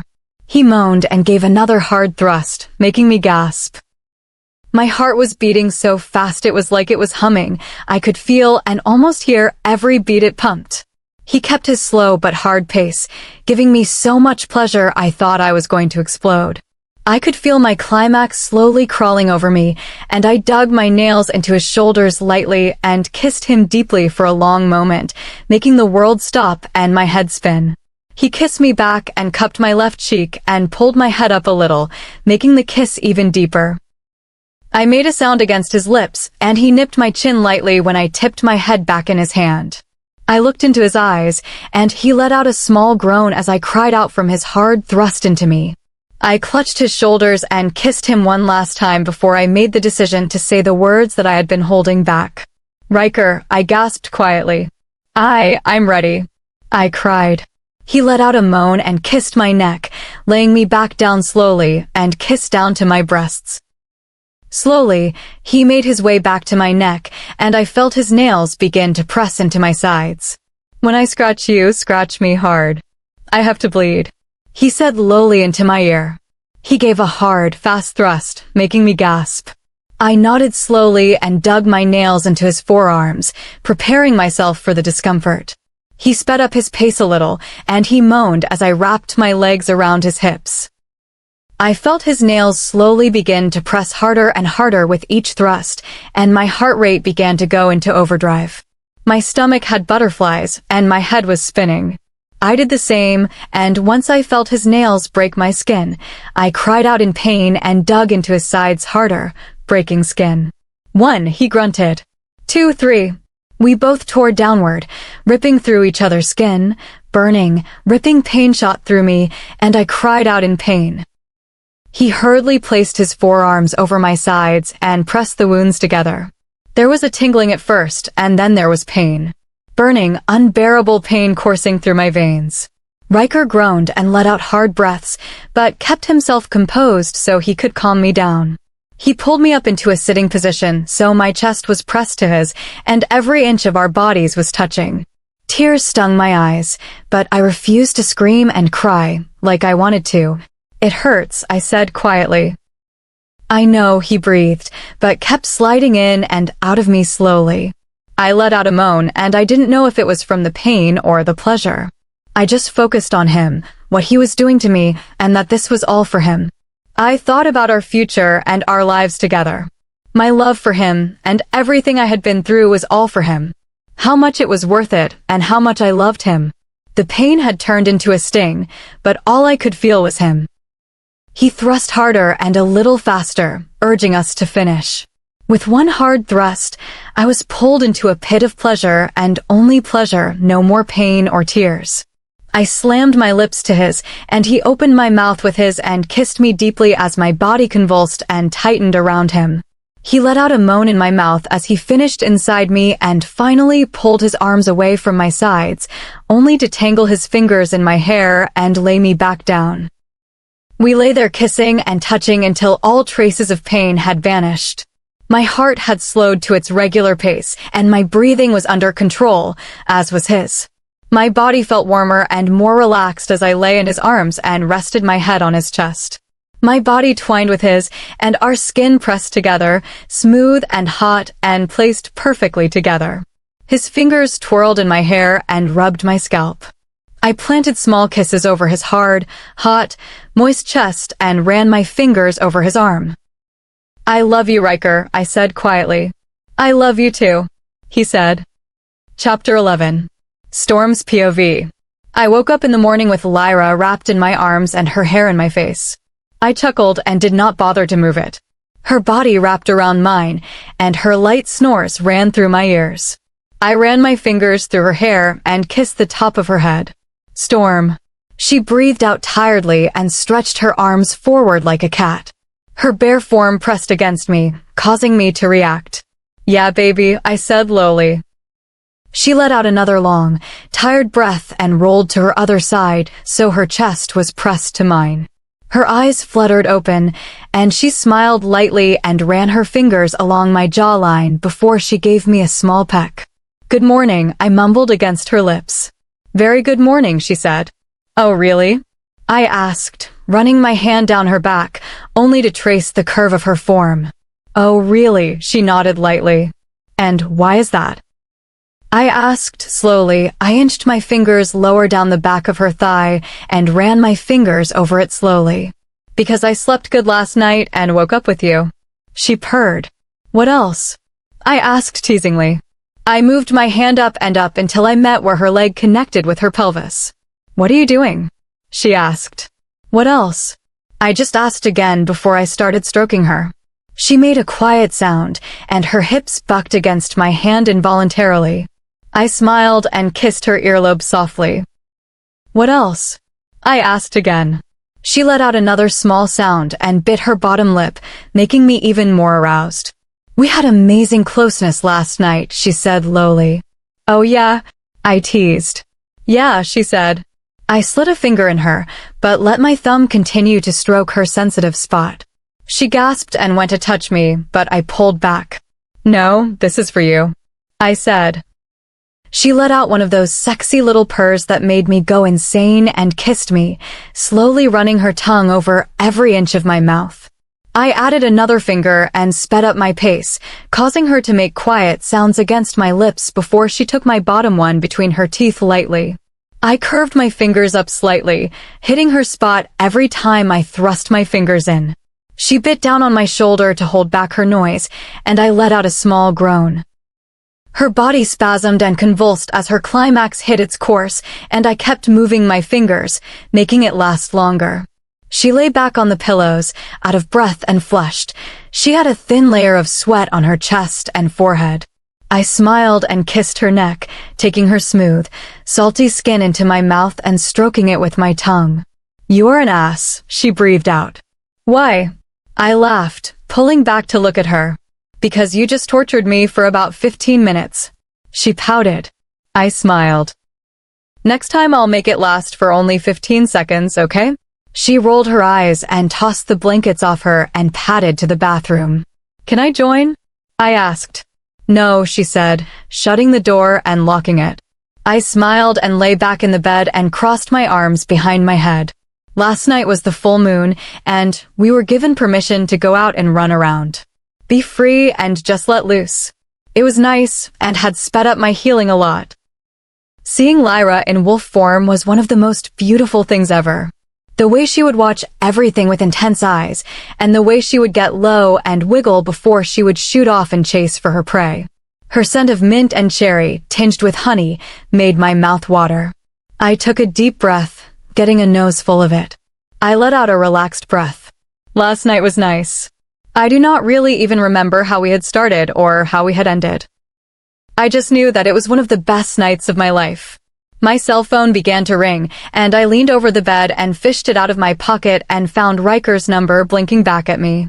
"Hey," I answered. "Hey," he said. "What's up?" "Nothing, just had the best night of my life last night." "No way?" "Me too," I smiled.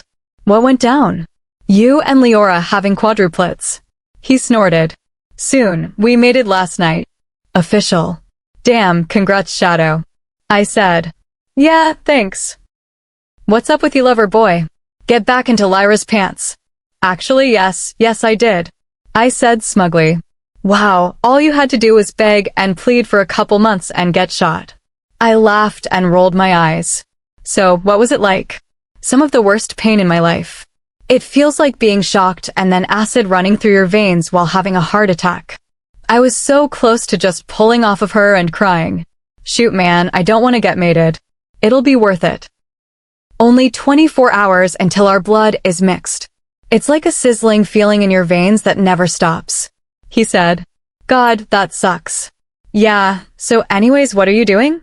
"Lying in bed waiting for her to get out of the shower." "I think we are going home today," I said, shrugging. "What about you?" "Making some food and waiting for her to wake up."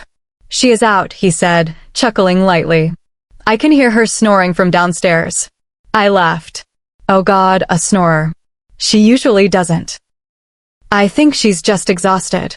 I nodded and heard the shower cut off. "Well, I'll call you later. The woman is out of the shower." "Nice, okay, bye." "Bye." I hung up and tossed my phone onto the nightstand. The door opened, and she emerged through the steamy room with a towel clinging to her and her hair dripping wet. "Who is that?" she asked, walking to her suitcase and rummaging through her clothes. "Ryker, he finally grew some courage, and him and Liora are almost through the mating process," I said. She smiled. "That's good." I nodded. "They just have to wait for the blood to fully mix." She nodded, dried herself off, and pulled on some clothes before zipping up her bag and wrapping the towel around her head. "Ready to go home?" I smiled and nodded. "So we can finally have real closeness and not care about waking someone up." She laughed and slapped my shoulder. "What are we going to do about the Vesper thing?" I shrugged. "I don't know, stay out of his way. He isn't going to get me again, I will make sure of that. I was wasted and he had a gun, I am going to be prepared this time. Hopefully there isn't another time," she said lowly. I gave her a small smile, sat up, took her face between my hands, pulled her lips to mine, and kissed her softly. "We'll be fine." She gave a small nod and kissed me again. I know. Vesper's POV. The little jerk had lied to me. I would make sure that the next time I even picked up his scent, I would track him down and end him. The only place left to look was her parents' house, and that was where I was heading. I was going to get her back. I was going to get her back and have my pack invade her father's. We were going to take over. I was going to end that Ryker guy and make her watch for what she had put me through. We had just entered Salem, and I counted down that we had only 4 hours until we would get there if I kept the speed I was at. 5 SUVs were in tow of me, filled with members of the Cedarwood Pack. We would be in Nostri territory soon, and I wasn't going to lie and say that I wasn't scared. Nostri was a big clan and wouldn't second think about ending us for crossing over. I wondered if Ryker and her even made it through. What if they were already gone or held captive by Nostri? I shook off the thought because it only made me mad that someone else had my girl. The thought of someone else ending that guy besides me made my blood boil. I gripped the steering wheel and pressed down harder on the gas. Leora's POV. I woke up and the barn was bright and warm. The warmth crawled over my skin and I felt all fuzzy inside. Tingles running through my veins and a tickle in my gut. I felt relaxed, tired and content. I could lie there forever. I heard the stairs creak, and I looked over and found Ryker jogging up the stairs. He gave me a warm smile when our eyes met. Hi, I smiled back and stretched my arms over my head and arched my back. He smiled and crawled on top of me and started kissing my neck and running his tongue over the sensitive skin.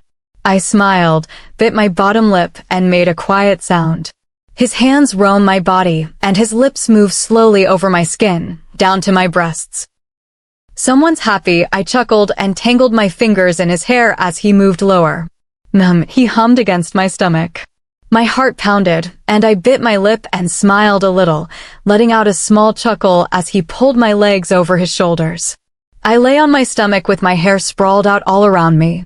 We should get dressed and go get something to eat, Ryker said. There isn't food downstairs? I asked. Yeah, but I don't want to cook.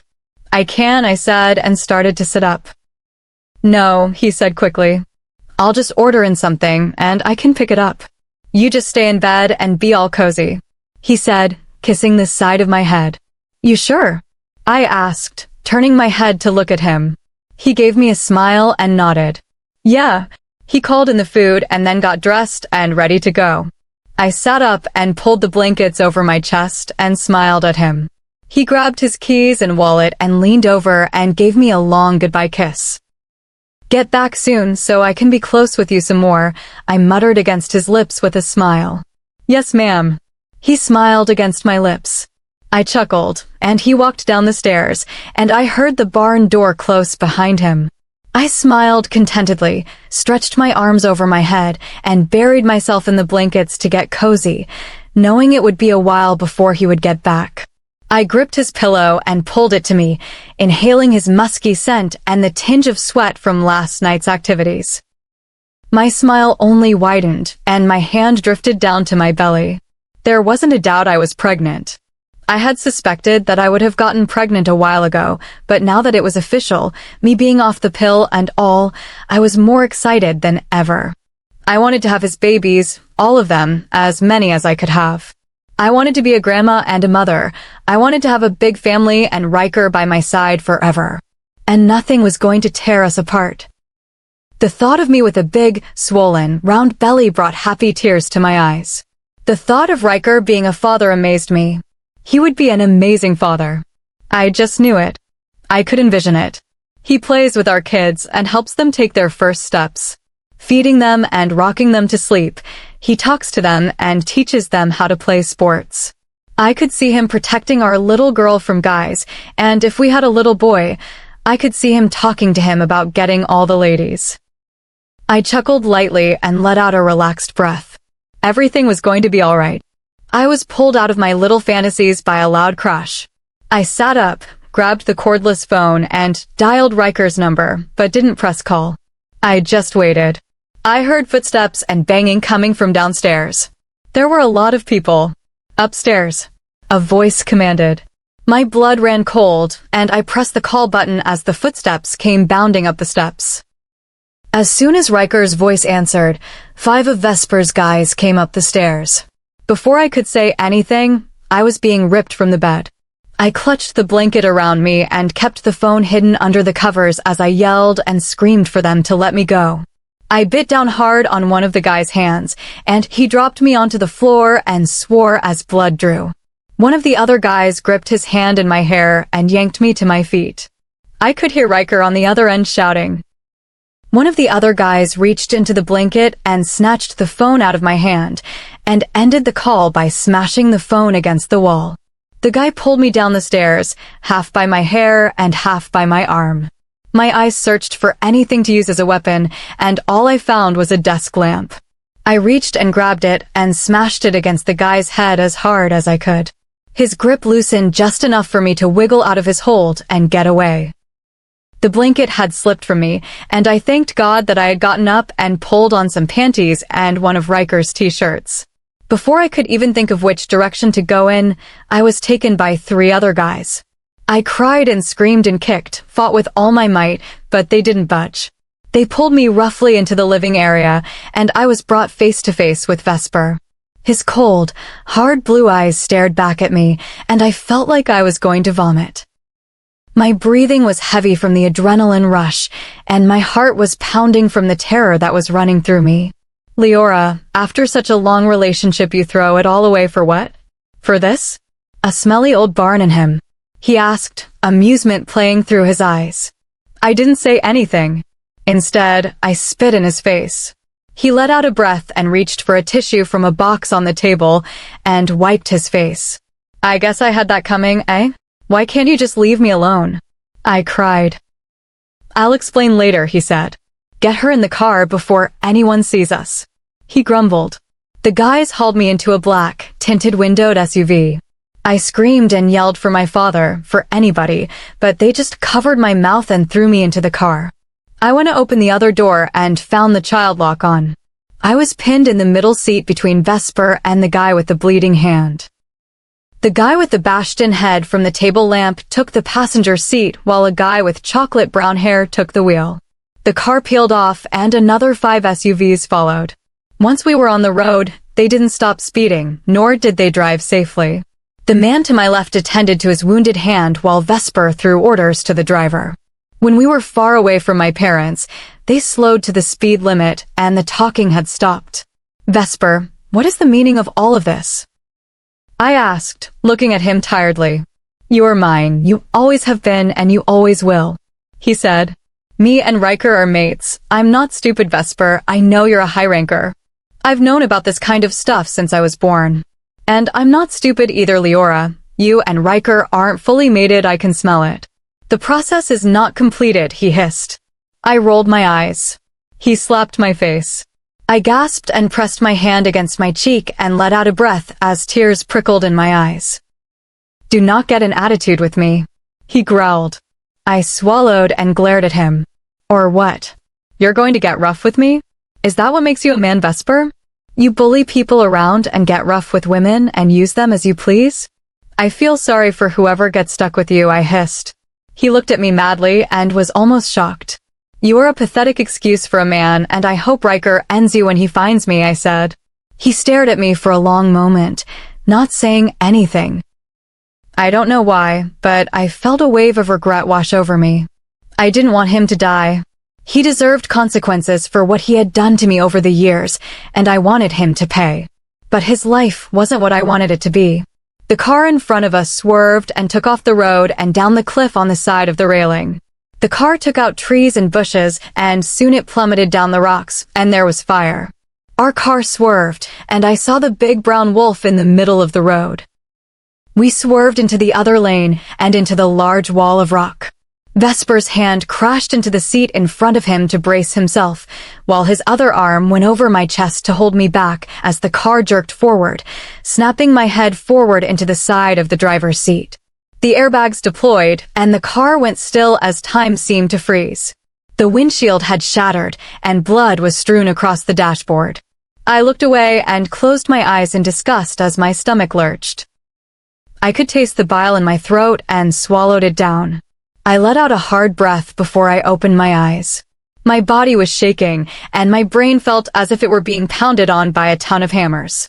Please, oh God, please don't let those have been my last words. I looked up at Vesper and found his chest heaving and his body tense and solid as rock. His arm was still over me, but the side of his head was bleeding. It was nothing too serious. I heard the crash and the bending of metal and the shattering of glass as the other cars behind us slammed into one another. Vesper kicked his door open and pulled me out with him.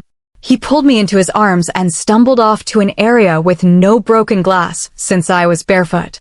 He went to set me down, but he went tense again and just clutched me tighter. "Oh no," he swore. He set me on my feet but gripped my hand and turned. Some of the guys were crawling out of the cars, whereas some of them lay half out of the broken windows, limp and matted with blood. I looked away and closed my eyes, not wanting to see. "What was that?" one of the guys asked. "I don't know," Vesper said. I opened my eyes but didn't look in the direction of the accident. I looked and saw the big brown wolf. His eyes were yellow and held anger and danger. I went to tell Vesper, and that's when more appeared. No stry. We were surrounded. Chapter 12. Ryker's POV. I sped down the road and made an abrupt turn into the driveway. I practically jumped out of the car while it was still moving and ran into the barn, throwing the doors open and looking around wildly as I called for Liora. Shattered glass lay by the stairs along with the blanket from the bed. The phone was smashed to bits on the floor, and I was picking up scents I had never smelled before, along with one familiar one. So many thoughts and emotions ran through my mind at once, and I felt as if all the air had been pushed out of my lungs. I took off and ran full speed to the house and burst through the door. It was normal. Everybody was doing their thing, and everybody was there. I found her father in the living room with the guys, and he gave me a smile. "What's going on?" "She's gone," I said quickly, cutting him off. He frowned. "What?" "She's gone. I went to get her breakfast, and I got this call." I let out a breath. She was screaming, and then the line just went dead. There were scents I didn't recognize, and then I picked up Vesper's. Her father was on his feet along with all the others in the blink of an eye and an action, running out the doors and shifting into wolf form. "I want you to come with us. You know her scent like the back of your hand, and we're gonna need all the help we can get," her father said. I nodded. We hurried outside, and her father dropped on all fours in the place of a giant wolf. Broad and powerful with a coarse, sleek black coat. I let out a breath, closed my eyes, let out the beast inside of me, fell to my paws, stretched, and took off in a dead sprint. I could smell her scent. It was growing weaker, which meant we would have to hurry. Please, please, just please let her be okay. That was all I could think of. Liora's POV. My eyes fluttered open, and my vision was blurry.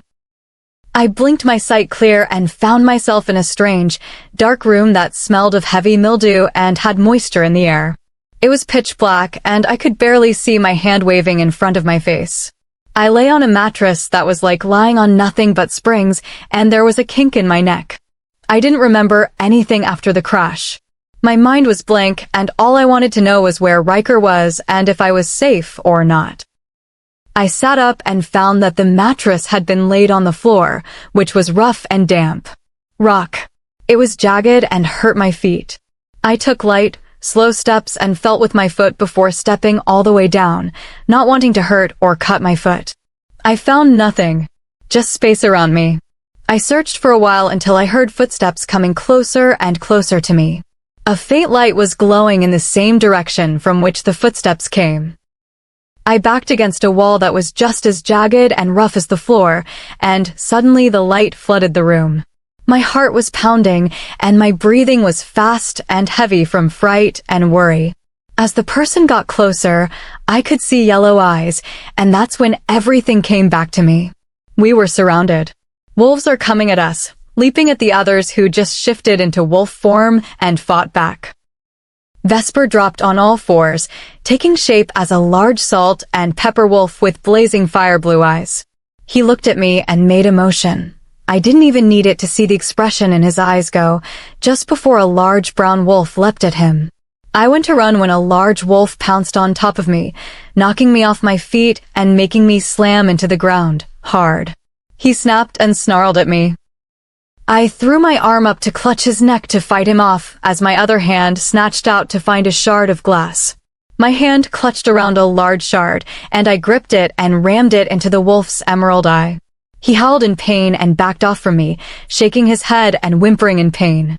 I went to sit up and I felt dizzy.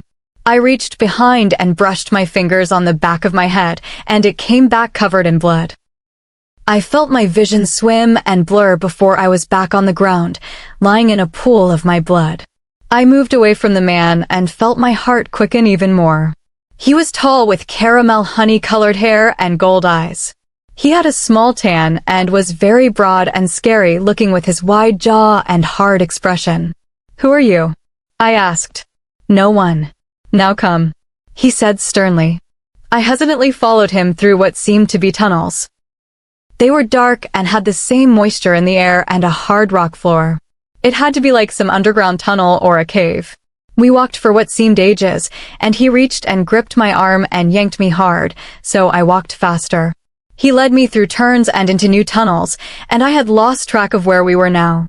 He led me to a new hall that had torches hanging on the walls, and the roof of the tunnel was higher, and the ground seemed to smooth out a little.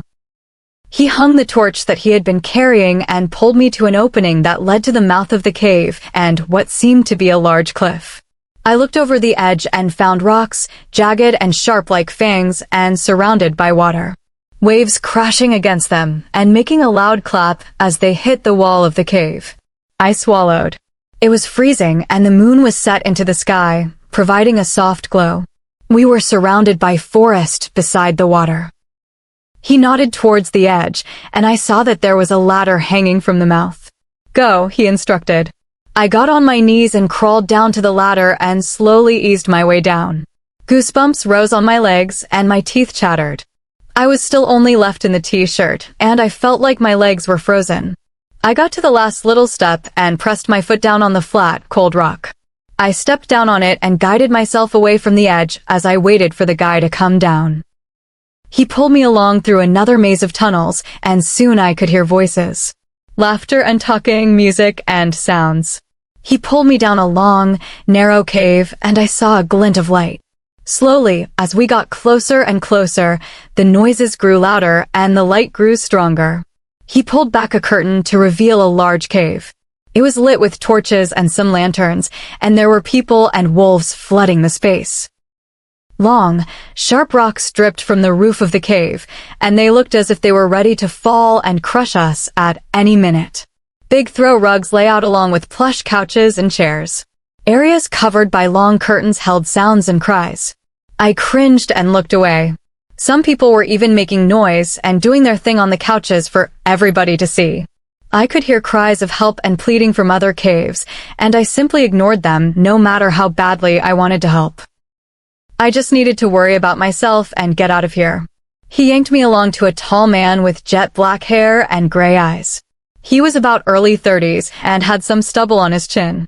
He was handsome but looked mean, scary, and just drop-dead dangerous. The man on his left had emerald eyes. One was covered with an eye patch, and he had thick brown hair that fell in tufts on top of his head.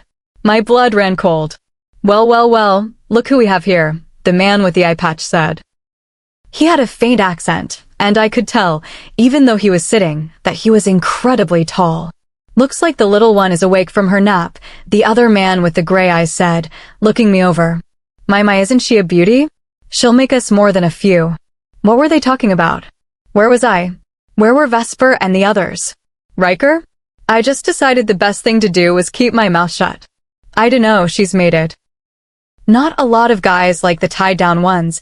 They say they aren't as much fun. I think they'll make exceptions seeing as we lost Monica, he smirked, looking at the guy with the eye patch. True. The man with gray eyes gave a small smirk, and his eyes held a glint of evil, if I must say so. Get her cleaned up and ready for me. I can break her in. Before I could blink, I was being yanked back into the darkness of the caves. Ryker's POV. We ran through forests of foliage and tall pine trees, trudging through bushes and bounding up rocks. The scent got stronger and stronger, and we found our way to a road. Glass shattered everywhere along with busted cars and bent metal.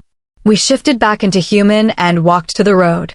My boots crunched on the broken glass, and her scent, along with many, assaulted my nostrils. I walked and found bodies, bloody and matted on the ground, along with hanging from the cars. I searched all the cars for her and found nothing. That's when I saw it. Anger bubbled inside of me, and I was so close to losing it. Instead, I trudged over to the hunched-over body on the ground. I gripped my hands in his hair and yanked his head back and looked at his bloody, matted face. The bridge of his nose split open, and his left eye was swollen. "Where is she?" I demanded. "I don't know, we were attacked." "They took her," he breathed. "Who?" "Nostri." I felt my world shatter and time stop. My heart seemed to stop, and my mind shut down. I was blank. She would be gone before I could get to her. I shook off that thought. We would get her on time. "I should end you. I should end you for everything." I yelled. "This is all your fault." "Then do it. Put me out of my misery." "You don't think I know that?" "I wouldn't wish Nostri on my worst enemy, let alone her." I jerked his head hard and let him fall. I would end him if he wasn't our only lead, and if she was in Nostri's hands, sadly, we were gonna need a lot of help. No matter who was on our side, we needed it. I cursed and kicked one of the cars, making it roll onto its other side. "What's wrong?" Jaren asked, walking over to me. "Nostri attack and they have Liora," I said. He let out a breath and looked around.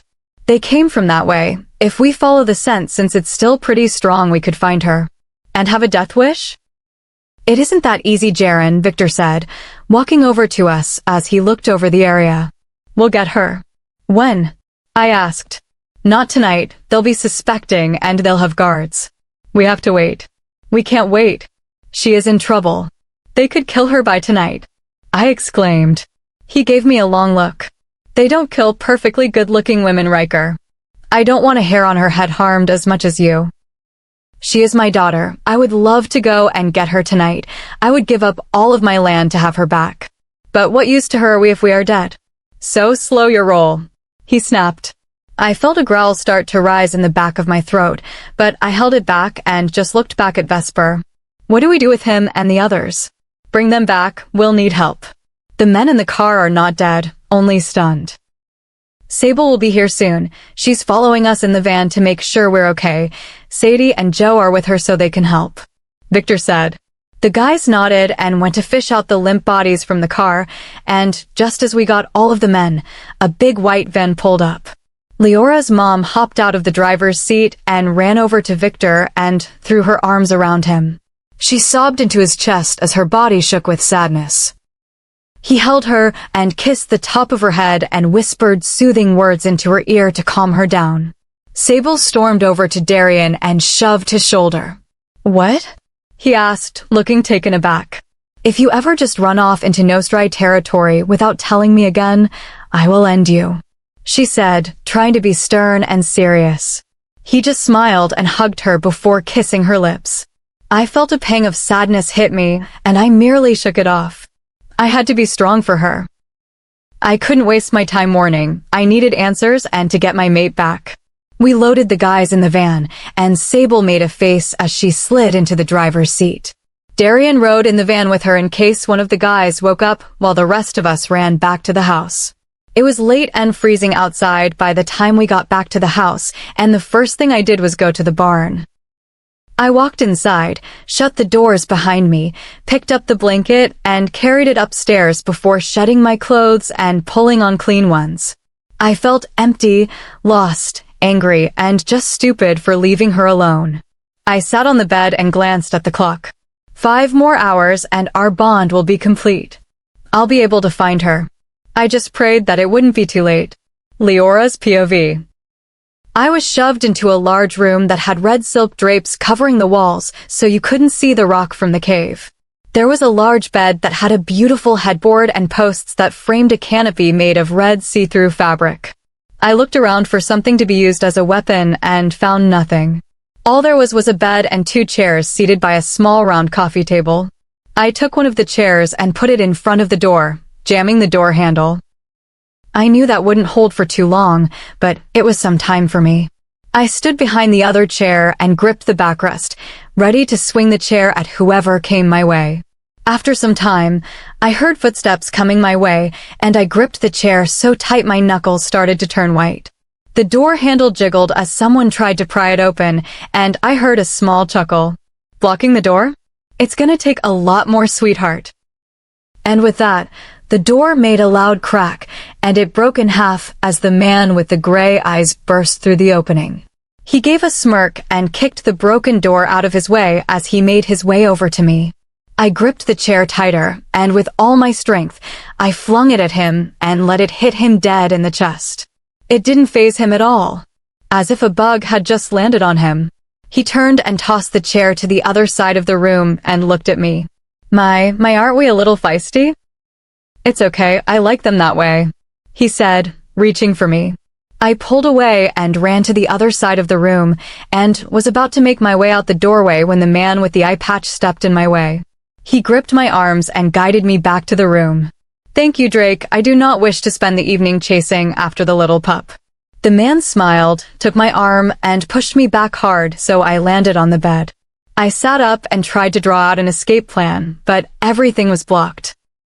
I'll be outside just in case she decides to start another game of cat and mouse. Drake smirked at me. Have fun, he said before disappearing down the tunnel. I curled in on myself and buried my face into the pillow before I cried. I was sore and felt like a rag doll. I felt dirty and disgusted. He pulled up his pants and fixed his belt before slapping my behind and walking out of the room. I pulled the blanket over my body and buried myself in the pillows before I cried myself to sleep. Ryker's POV. I could feel her pain, her sorrow, and her sadness. Everything. I screamed and sat upright in the bed, sweat all over my chest and forehead, and my heart was pounding in my chest. My hands clenched into fists. I was going to end somebody. I looked at the clock and found it blinking 2 a.m. It was complete. She was sad, scared, angry, and hurt. I threw the blankets off of me and walked to the window and opened it to let in some air. I was hot and needed to breathe, to think. I couldn't, though. Her thoughts and emotions hit me in waves. Wave after wave washed over me, and I couldn't even get a grasp of my own thoughts or feelings. Slowly, after what felt like hours, her emotions started to fade and slowly became nothing. She was asleep. I was shaking, and tears stung in my eyes, and I didn't know if they were from me or from me. I took in a sharp breath and looked out the window and up at the sky, as if it could answer all of my questions and point me in her direction. I woke up the next morning, and I felt groggy and exhausted from the lack of sleep. Her dreams were terrible and as vivid in my mind as they were hers. A man with gray eyes and a mean look on his face, smirking at her before he tore at her clothes and then hurriedly tore off his belt and ripped his pants open. She cried and screamed as he shoved into her, holding her hands above her head as she struggled. Anger welled up inside of me, and my heart started pounding loudly and hard against my chest. I swallowed a hard lump in my throat and pulled on some pants and a shirt before I headed over to the house. It wasn't like every morning. Nobody was smiling or laughing, and there was barely any conversation. The girls occupied the kitchen while the guys collected in the living room, where Victor was talking. A huge map spread on the floor, and Victor was on one knee before it, drawing out routes and crossing out places that they had already looked. I just quietly took a seat next to Jaren, leaned back on the couch, and listened as I watched Victor circle another point on the map. We're gonna start in a week, Victor said sadly. He looked tired, weak, and worn out. Dark circles under his eyes, and his shoulders slumped forward and were heavy.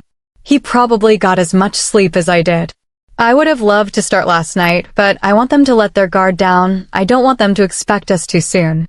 Everybody nodded. Victor just gave a curt nod, stood to his feet, and left the room, disappearing up the stairs. He's beat. Jaren sighed and leaned back on the couch, closing his eyes. We all are. I got like 4 minutes of sleep. Sable didn't sleep at all, though. Ashton breathed. Go check on the others. They're down in the basement sleeping. I heard them talking, though. Go make sure they're in line, Jaren said, not opening his eyes. Darian and I stood, and I followed him down to the basement. He flicked on the lights, and we found the guys bandaged up and resting on the mattresses that had been dragged down for them. I would have made them sleep on the ground. My eyes lingered on Vesper, my eyes boring into him, trying to see what power inside of him would have driven him to something like this. What had led him to do the things he had done? He had layers and layers of bandages around his left arm and around his right leg. The others were in similar bandages, some with slings for their arms and one with a neck brace. I felt no sympathy towards them. My girl was facing worse right now because of them. They deserved this. Healing all right? Darian asked. Yeah, be back to normal in no time. Vesper said a bit gruffly. Sable will be down to bring you guys food in a little bit, behave. He said and looked at me. I just glanced over at Vesper for the last time. His eyes were weak, lost, and sorrowful. I just shook my head in disgust and followed Darian up the stairs. Chapter 13. Leora's POV. I woke to the blankets being yanked from my body. My bare skin prickled in the cold air as I squirmed to cover myself. Drake smirked down at me. The patch over his eye was gone, and the eye beneath looked completely healed. No scar remained, no trace of any injury. Get up, he said. I pulled myself up and started off the bed. He grabbed my arm in a hard grip and dragged me down the tunnels. I had to run to keep up with his long strides, wincing occasionally as sharp pains shot through my heels and feet from the jagged rock ground. He pulled me into the room I had been taken to the night before. The man had a smirk at the corner of his lips. His gray eyes wandered over me. I felt sick to my stomach. And how are you this evening? He asked, looking at me. I said nothing. I just glared. I hated him. I had never hated anyone so much in my life. Not even Vesper. This guy made him look like a saint. He reached out, pulled my face down to his level, where he sat, and gripped it hard. I asked you a question. Terrible, I hissed. Well, we cannot have that now, can we? Take a seat. Get comfortable. He shoved me to the floor. I groaned as a sharp pain shot up my tailbone and spine. I bit my bottom lip, pulled my knees to my chest, and hugged my legs close. What do we do with her, Seth? The other man asked. We wait. Sooner or later her daddy will come for her. Then we corner and kill the Alpha, the Beta, and anybody next in line to take over the land, Seth said casually. But what do we do with her? His smile turned cold. A chill ran up my spine, and fear spiked through me. We have some fun. Of course, we will not hurt her too badly. I want her to look untouched, for the most part, before the time comes. The other man raised a brow. We wouldn't want to ruin the surprise for sweet Liora now, would we? I will tell you later. In the meantime, find her something to wear. He waved the man off. The other man walked down the tunnels, leaving me alone with Seth and a few people lounging nearby. He returned with a small red nightgown made of silk and lace. It barely covered more than being uncovered. I slipped it on after he threw it at me and sat back on my legs. Why do you want my father's land? Why does everybody want it? I demanded. He did not answer. Instead, he pulled back and struck the back of his hand across my cheek. I gasped in pain. The impact knocked me over onto my side. I tasted blood in my mouth and felt my cheek go numb. Tears stung my eyes, but after years with a man who did this kind of thing constantly, I knew how to hold them back and stay tough. Now, you made me go back on my word. Don't you ever demand something from me? I ask the questions and you give the answers, he snarled. I swallowed and took hard breaths. Tonight, if they have not come by then, I would like you to set up the video camera so we can send the Alpha and her mate a message. I think I am tired of waiting and would like the wild thorn pack as soon as possible. He stood from his seat. She will not be fed until she learns some manners. For now, toss her into a room somewhere and get her a couple of clients. 4 at the most. Sure thing, Drake said, yanking me to my feet and dragging me down the tunnels. He tossed me into a room that held only a bed and a vanity. The bed had expensive-looking bedding. Get yourself cleaned up, he said, nodding toward the vanity. I walked over and sat on the chair. A hot bowl of water, a cloth, makeup, and brushes waited there. I looked over at him. Now, he demanded.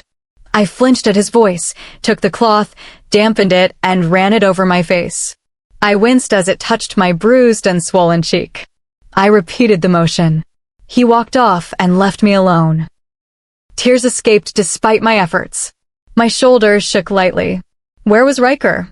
Why had no one come for me yet? Surely they knew I was gone. But did they know where? I did not even know. I cried softly and quickly composed myself before Drake returned. I did not want anyone to see my weakness. I would be out of here soon, back with Ryker and safe. He would not leave me. He would not let me be hurt. He promised. The curtain drew back. A man walked in, looked around, then fixed his eyes on me. I had been running the cloth over my chest, which was caked with dirt and sweat, with small trickles of blood from my mouth. They were right. "You are gorgeous," he said. His eyes wandered over me, making me feel cheap and dirty just from his gaze. His hard blue eyes drifted down to my legs, then up again. I swallowed. "They said you hadn't been here long." I shook my head. "Good. That means you don't have anything yet." I felt sick. He pulled me up from the stool and, without warning, pushed me back onto the bed. Disgust, shame, and pain flooded me as he took what he wanted. I hated myself. I hated everything. Life had never been fair until I met Ryker. Now I was at the bottom again, trapped in a pit of sorrow, hurt, pain, and longing for help. I lay on the bed like a rag doll for the next couple of hours. A toy, limp and ready to give up. I felt raw, sore all over, and dirty. My skin was moist from their sweat and other things. The world spun, then went black. I woke to a hard, sharp pain in my gut. I screamed and hunched over to protect myself. I was in a chair. My wrists were bound to the armrests, and I wore the nightgown again. Tears streaked down my face. I whimpered and let my head fall forward. I was still in pain from earlier. I took hard breaths and raised my head to see Seth and the other man in the room with me. A red light glowed in front of me. A camera. "Looky here. Sleeping Beauty is finally awake," Seth said, smiling at me. "Now don't be rude. Say hello to the camera. Mommy, Daddy, your mate. Everybody has been waiting on you, princess." I swallowed. I would not show weakness in front of my family. "They're on the phone if you want to say anything, princess," he said, holding a phone to my ear.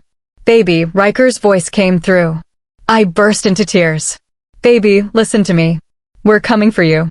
We'll find you, I promise you, baby." "I promise." I swallowed and nodded. "I know.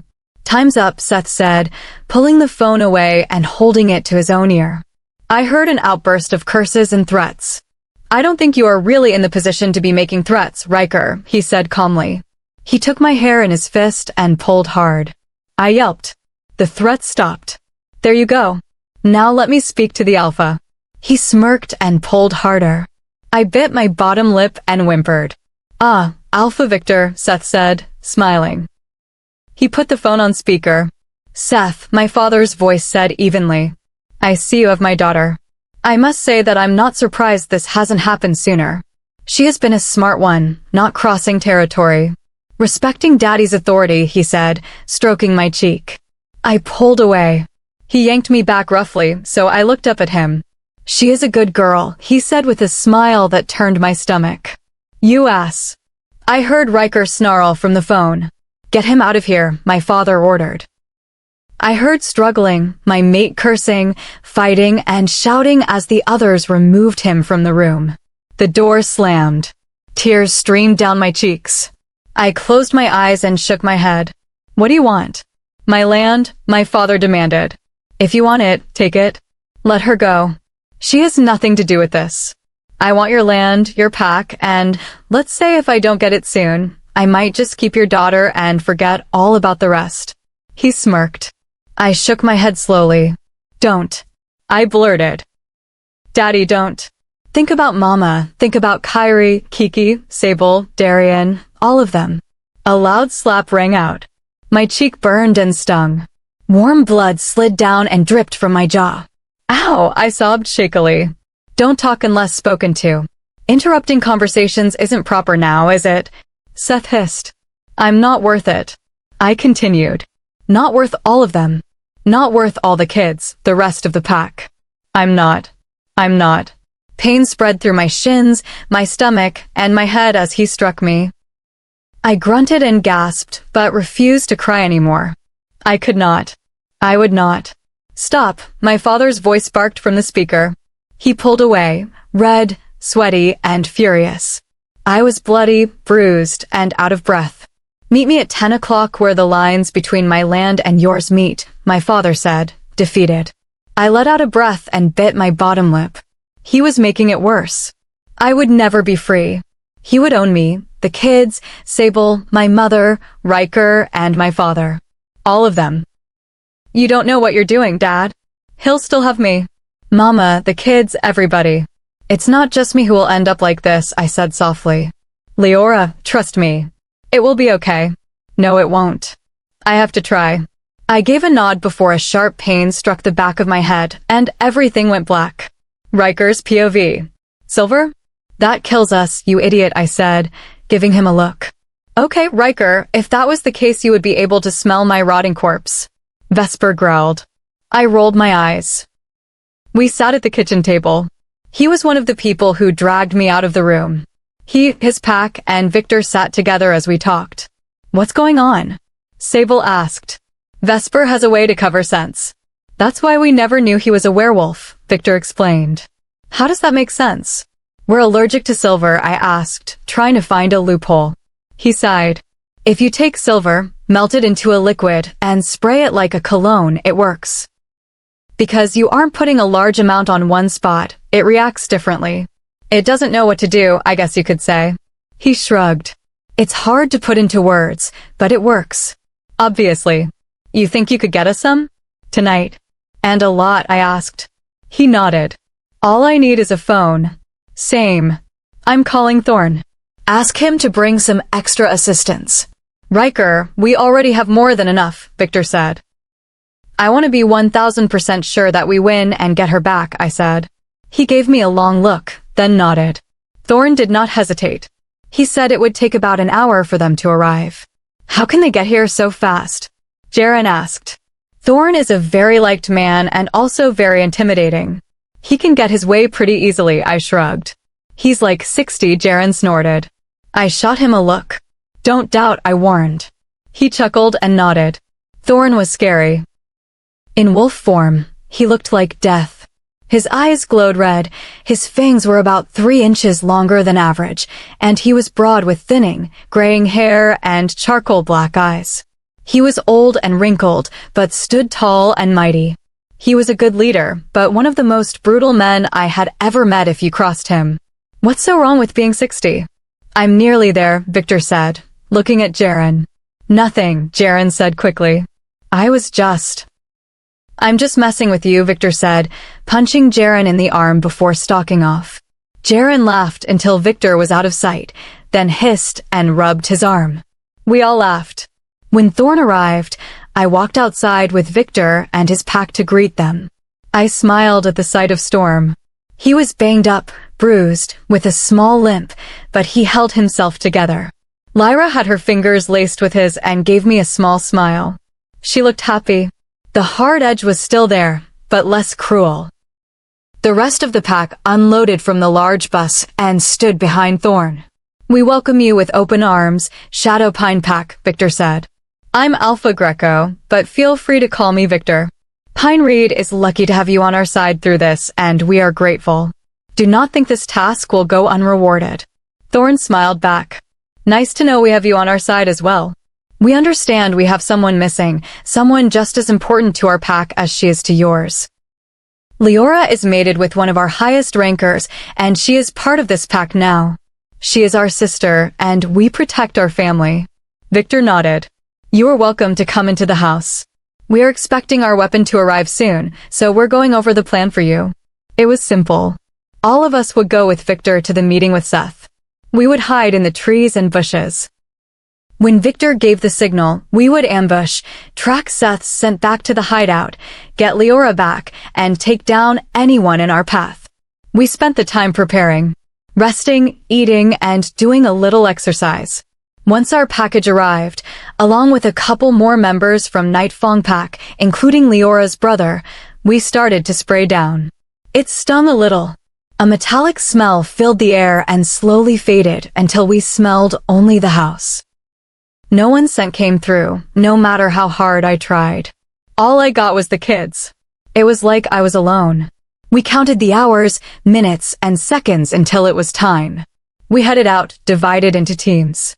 Me, Storm, Jaren, Lyra, the only woman who came with us, as the others stayed to protect the kids in case of trouble, and Victor.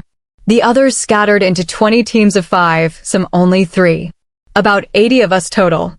We ran in large groups to the destination. My mind raced as we ran. This had better work, or I would kill Vesper myself. We neared the spot. I could smell his scent burning in my nostrils as we divided into our groups and took positions.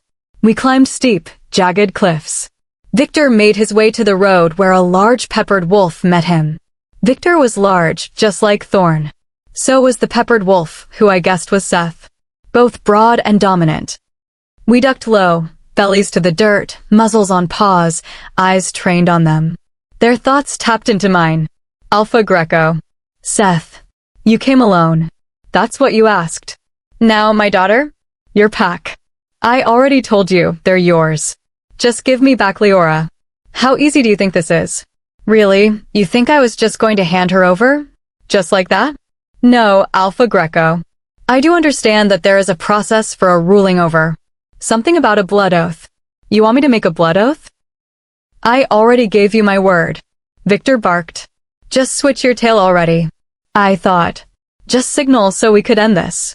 Why do you even want my land so badly? Victor demanded, his ear pointing up, eyes hard. Why wouldn't I? There's a lot of it, and you have one of the greatest packs in the country. Plus, I need to make the Nostri known. You already are known. Victor growled. For being illegal, lethal, messy, disgusting dogs. His tail switched. We flooded the street. Leora's POV. I lay curled in on myself. A pool of blood had stopped growing a while ago. I felt fuzzy. My body was limp and nearly lifeless. I was ready to give up. Ready to end everything. The pain, the hurt, the ache. The misery and the thought of never getting away. Never seeing Ryker again. Never telling him I loved him or saying goodbye. I just wanted it to end, so I did not have to think anymore. I let out a breath, pulled myself up, and braced my hand under me so I did not fall. The room spun. I leaned over and vomited. I coughed, gagged, and wheezed. My eyes burned and watered. The chair I had been knocked out of lay on its side. The room was empty. The camera was gone, but the tripod remained. I slowly climbed to my feet and held onto it in case I fell. I shuffled to the wide opening in the cave and listened. Talking. Footsteps grew closer. This could be a weapon. It was heavy and the perfect size for a swing. I had to try. I could not just die without fighting to stay alive. I grasped it firmly. The footsteps grew closer until a skinny but intimidating man walked through the door. Hard face, eyes, and a slightly crooked nose from many injuries. I swung at his face. He went down hard. His head smashed against the wall with a sickening crack. A puddle of blood seeped under his head. Parker, a girl called. Her footsteps hurried. I pulled my arms back, ready to swing again. She sank to the ground, weeping for the man. She screamed. Before I could swing, she went limp and fell to the floor. Dead. I swallowed, let out a breath, and took off. I kept the tripod in a tight grasp, ready for anything. I hurried through the tunnels, ignoring the stabbing pain in my feet from the rough ground. I ran straight into a hard, hot chest. My foot caught on the jagged ground.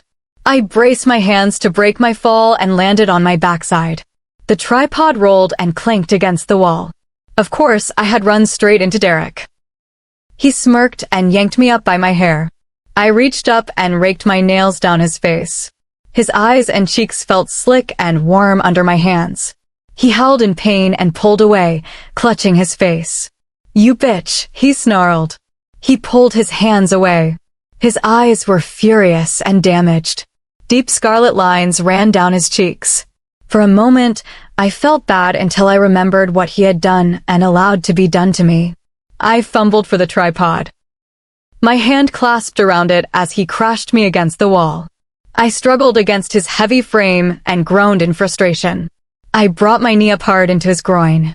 He doubled over. I threw my hands up, gripped the tripod, and slammed it into the back of his skull. He let out a sickening cry and buckled at my feet. I took hard breaths. My heart raced. I had killed 3 people to stay alive. Was I any better than them? I felt no remorse, no sadness, no regret as I advanced down the tunnels. Ryker's POV. The wolf's eyes widened with fear and realization as we trampled him. We ripped his flesh with our fangs, clawed his eyes, pounced on his neck, spine, and the rest of his body, crushing every bone and muscle. We kept running, following his scent before it faded, leaving him like roadkill on the road. A few stayed behind to make sure he was finished. The trail hung strong in the air. We pushed hard, running fast, searching for the hideout. We ran for 20 minutes until we reached a large range of mountains. Tall, jagged, with a fast river at the bottom. The water looked freezing. We advanced on the mountains, dividing into groups. We took the scent and found more. A lot more. We each took one of the many openings. Other wolves attacked immediately, angry and wild, trying to protect the caves. I launched down one tunnel. No familiar scents. I turned down what felt like 50 before I smelled her. My heart soared. I followed it. From one large opening came 2 wolves. Large, mean, blazing eyes. Sharp fangs extended, for standing high. I growled low as a warning. They did not back down. The light brown one pounced. I clamped my jaw on his neck. His bones snapped. Blood spewed into my mouth, metallic and salty. The next, a large black one, came at me. I swiped my paw across his jaw. A snap. He whimpered, but kept coming. His claws dug into my shoulders as he pounced with heavy force. My legs gave out. I went prone on the jagged floor. He swiped at me, unable to use his broken jaw. I jerked my head up and hit his cheek. He whimpered uncontrollably. I clamped my jaw over his and snapped back, ripping his jaw completely off. The crack was sickening. I dropped it and stepped over as I continued down the tunnel. I turned a corner and found another wolf crouched over a small figure, growling fiercely. I crept behind and sank my fangs into its neck. A cheap shot, but I was not playing fair today. I reeked of blood. My fur was soaked and sticky, mostly the enemy's. The wolf fell. I saw her.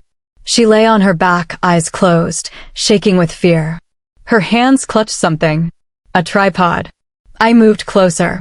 A sharp pain crashed against my skull. She had hit me. I shook my head. Her arms came back down harder. I growled and ripped the tripod from her grasp, flinging it into the wall. She stared up at me in fear, panic, and vulnerability. I stared back and let out a soft purr to calm her. Come on, baby. You know it's me. Look into my eyes. I'm not going to hurt you. She blinked, reached up, and tugged on my thick fur. She ran her fingers through it and let out a shaky sob before sitting up and wrapping her arms around me. I lowered myself to comfort her, to feel her, to inhale her sweet scent I had missed for what felt like forever. She sobbed into my shoulder and stroked my fur as I nuzzled her cheek. Ryker, she cried softly. I nodded and nudged her to stand. She did, slowly, wincing in pain. I lowered myself and jerked my head toward my back. Sit on you, she asked. I nodded. She did slowly, keeping some of her weight off. I shook lightly so all her weight rested on me. She was not too heavy. I moved quickly through the tunnels. She clutched my fur and stayed put. I passed a tunnel. She gasped and went stiff. What's wrong? We're. I was too distracted to notice the large wolf in the tunnel. He growled and slammed into me.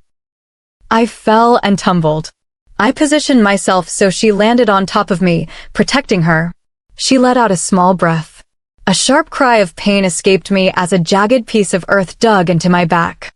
My body went limp. Something was broken. My body would not respond. Sharp pain shot up my spine and shoulder when I tried. I cried out again and looked up at Liora. Get out of here. She shook her head and kept her body over mine, hugging me, holding me. Her body shook violently. Her heart raced. The wolf advanced slowly. She shielded me with her body. What was she doing? Why was she not running? It would kill her either way. I closed my eyes as white fangs flashed. This was the end. No escape. No fight. With her arms around me, I was ready to go peacefully, enveloped in her love. I opened my eyes one last time. Her beautiful face looked down at mine. I gave a small smile with my eyes. She gave a painful smile before she cried out. Her body jerked back from mine. Her back curved. Her lower body pressed to mine as the rest of her stretched up. The other wolf had not moved. His bloody eyes watched her carefully. A glint flickered. Before he could act, my mate leapt and sank her fangs into the side of his head. Liora's POV. I did not know what I was doing. My body just acted. I pounced on Derek and locked my jaw onto the side of his head with all my force. His bones crunched. One stabbed the roof of my mouth as blood flowed. It tasted awful. I pulled back, spit it out, then pounced again. I ripped him apart with fangs and claws. I felt stronger, more alive, and less pain. All my wounds and aches vanished like being reborn. I kept going until his heartbeat stopped, his breathing ceased, and his eyes stared at nothing. I pulled away. Adrenaline pulsed through me, but I pushed it aside and went back to Ryker. He breathed normally. His eyes looked me over as I patted closer. I nudged him lightly with my snout. He whimpered and let his eyes flicker back. He lay on his side, limp. I looked over him. All the air left me. His back was a matted mess. Bones stuck out. Blood soaked his fur. That should have been me. I let out a cry and looked at him, confused and desperate. He needed help. But I could not do anything. I barely knew my way around. He looked at me, closed his eyes. I sank down next to him and licked his chin. He let out a long, loud howl that pierced through the caves. More howls answered, some close, some far. I could hear everything. Water running. I could smell everything. The metallic rusty scent of blood. The smell of wolf. All unique and different. I could smell more coming closer. I stood on all fours, hair standing up, ready to take on anything. If it were an intruder, I would get hurt to save him. To protect him. 3 wolves came down. More flood from other tunnels. I growled and shielded his body. My fangs extended. My body tensed, ready to leap. It's okay, baby. They're helping. Ryker's voice eased into my mind. I stopped my growl and looked over everyone before I lay next to him. He nudged my cheek and purred softly. I did the same and licked his face. The others came closer and started on Ryker. They shifted to human form. Someone brought a bag with pants and first aid. He whimpered, sometimes loud and piercing, sometimes soft and quiet. I lay next to him and let them work on his back. I licked his face, nuzzled his cheek and body to keep him relaxed. I looked into his eyes. He gazed at my face. He had not looked away once. I love you more than life. I love you so much. I love you. I sent back and touched my nose to his. Forever and ever, my mate. His eyes narrowed in a smile. I did the same. Forever, until our hearts stop. I rested my paw over his heart. Chapter 14. Lyra's POV. We got Ryker back to the house in good condition. They loaded him into the barn house and settled him and Liora in bed for rest. Safe and sound. Finally. I let out a breath, more relaxed, as Storm and I curled up on the couch downstairs on the main floor of the barn house. I closed my eyes and snuggled into him, inhaling his scent and squeezing him tighter. How are you feeling? I asked quietly. Good, he said. He had been attacked by 3 wolves. Thank goodness for Victor and the others. They had helped him as soon as he let out a yelp. He was not in bad shape, not as bad as Liora and Ryker. His spine had taken damage in 3 places, and Liora was a mess. She had lost a pregnancy during her time there and suffered several broken bones and a concussion. She was okay now. Both of them were in the healing process and on bed rest. I ran my hand over his chest and kissed his neck lightly. He let out a happy breath and held me tighter. There was a small knock on the barn door. It opened slowly. A strong scent walked in. It burned my nostrils. Pine, musky, and irresistible. My heart accelerated. My breath caught in my throat. Just that scent held me. My eyes opened. I looked into a pair of striking ice blue eyes. They gazed back at me, reaching deep and making their way into my heart. He drifted off. His voice was smooth velvet, deep and beautiful. It warmed my body and sent a small tingle through me. Storm went tense. Hard and still. All of a sudden, he was on his feet. I tumbled onto the couch as he stormed out of the barn, leaving me alone with my mate. Leora's POV. I woke up and blinked until my vision cleared. Everything was blurry, and my head seemed to spin. I let my eyes fall closed, then slowly opened them as the world steadied. I looked over and found Ryker lying flat on his back next to me.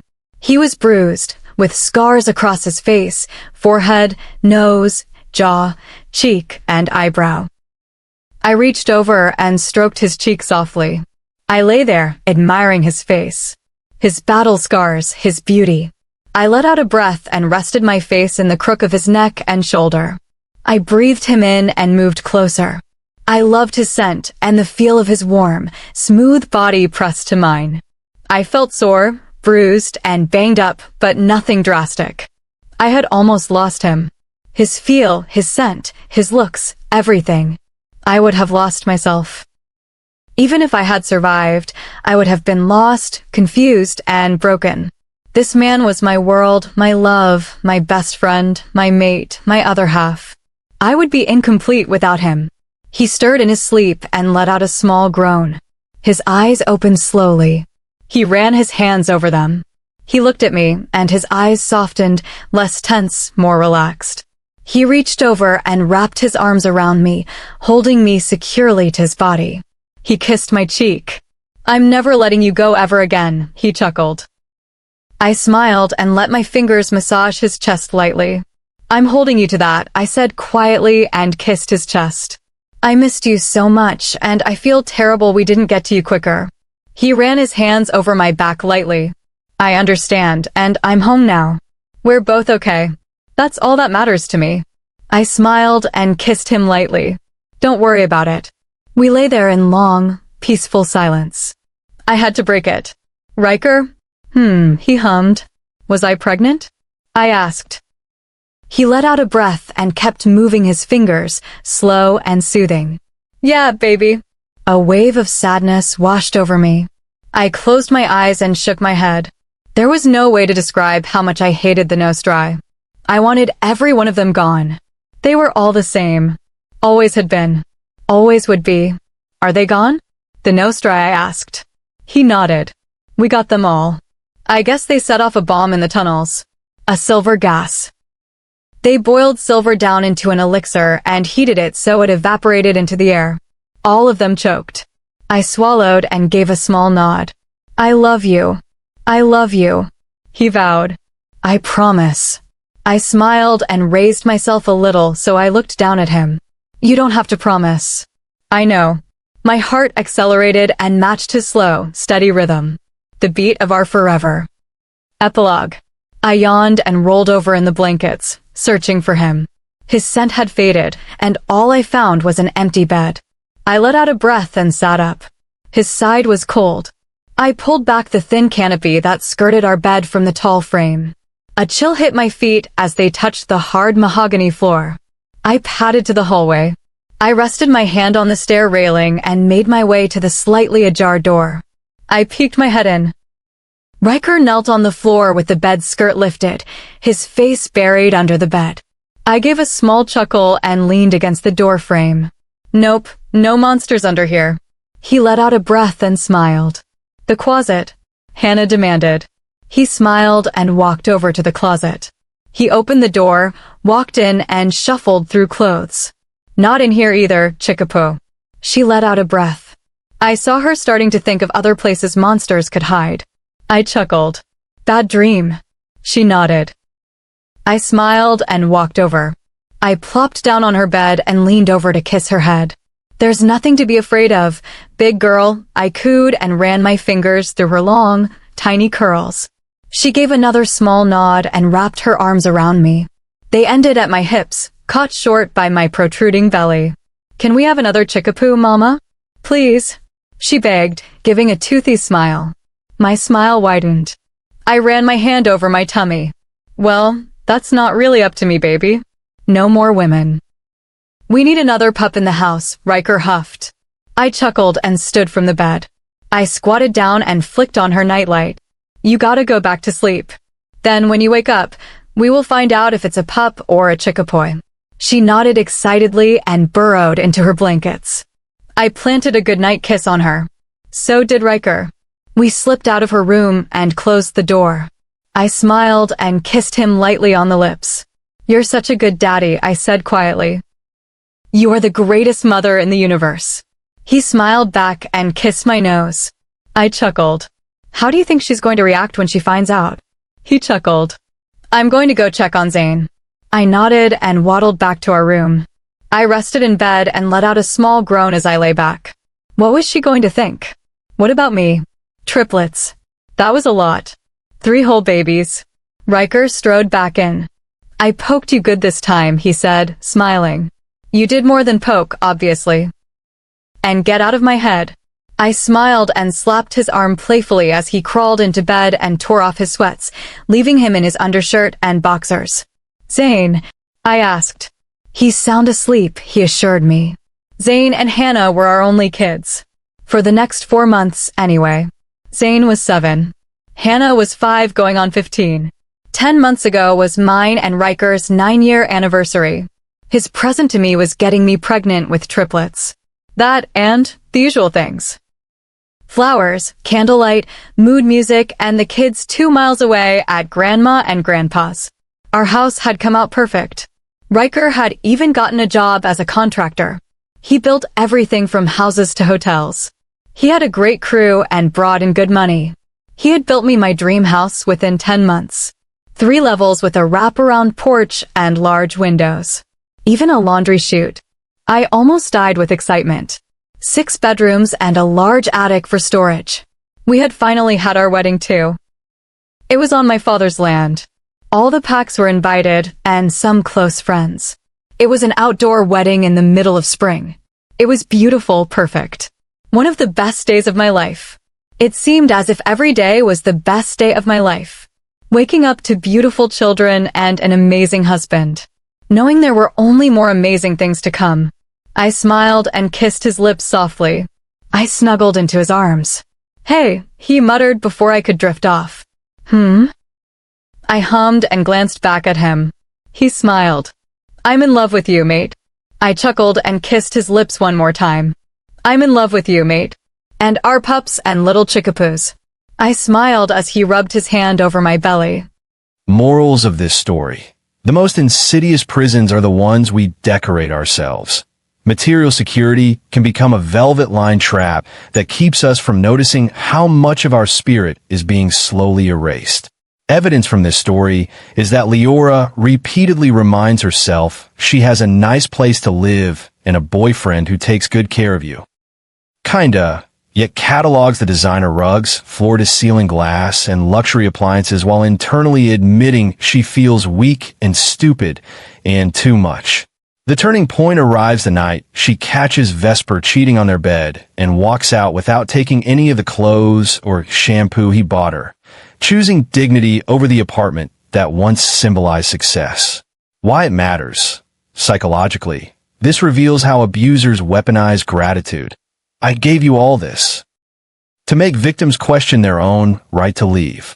Philosophically, it flips the romantic trope of fated mates into a deeper truth. Destiny is not handed to you. You claim it by refusing the comfortable lie. In our living today, audit one good on-paper situation in your life, job, relationship, living arrangement, and list what it actually costs your peace. Secondly, set a 30-day dignity budget where you track moments you stayed silent for comfort and replace one with a small act of self-respect. Thirdly, physically remove one object that symbolizes the cage, whether an expensive gift, a trophy, etc., as a tangible reminder that freedom sometimes looks like walking away empty-handed. Second moral, reciprocity is the real litmus test of love.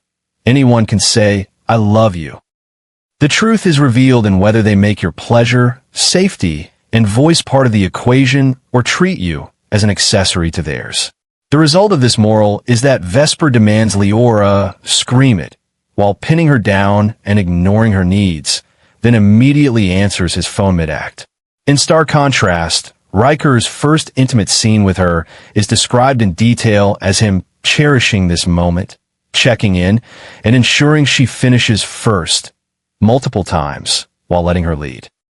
The text explicitly notes Liora had faked an orgasm for 3 years with Vesper, but never once with Ryker. Why it matters. This lesson dismantles the romantic myth that passion equals intensity. It shows that true eros is built on consent and mutuality, turning the shifter, mating bond into a metaphor for the rare relationship, where both people feel seen rather than used. In life, ask yourself once a week, whose needs are being centered right now, and adjust accordingly. Secondly, practice pleasure reciprocity by making your partner's comfort or joy the explicit goal of one shared activity, not just sex. Thirdly, when someone dismisses your boundaries with, "but I love you," treat it as a red flag and require behavioral evidence, not words. Third moral.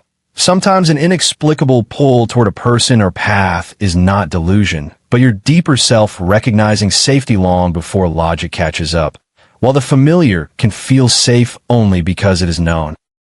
Ryker feels his body shuddered slightly and head over heels. Already, the moment he sees Liora and his animal inside, later claws to protect her. Liora, despite years with Vesper, feels an instant blush and safety with Ryker, his smile burned into my mind, and trust him enough to call him after the breakup, even though he is technically a stranger. The fated mate trope is revealed here as a psychological truth. Our nervous systems register genuine safety faster than our trauma-shaped brains can rationalize it. How this lesson reflects on our society today. Firstly, keep a one-line gut log for a month noting moments your body relaxes or tightens around people. Secondly, when choosing between the safe but familiar option and the scary but right one, give the latter a small, reversible trial, coffee, not commitment. Thirdly, after any interaction, ask, did I feel more like myself or less? And let that become your new decision filter. Final reflection.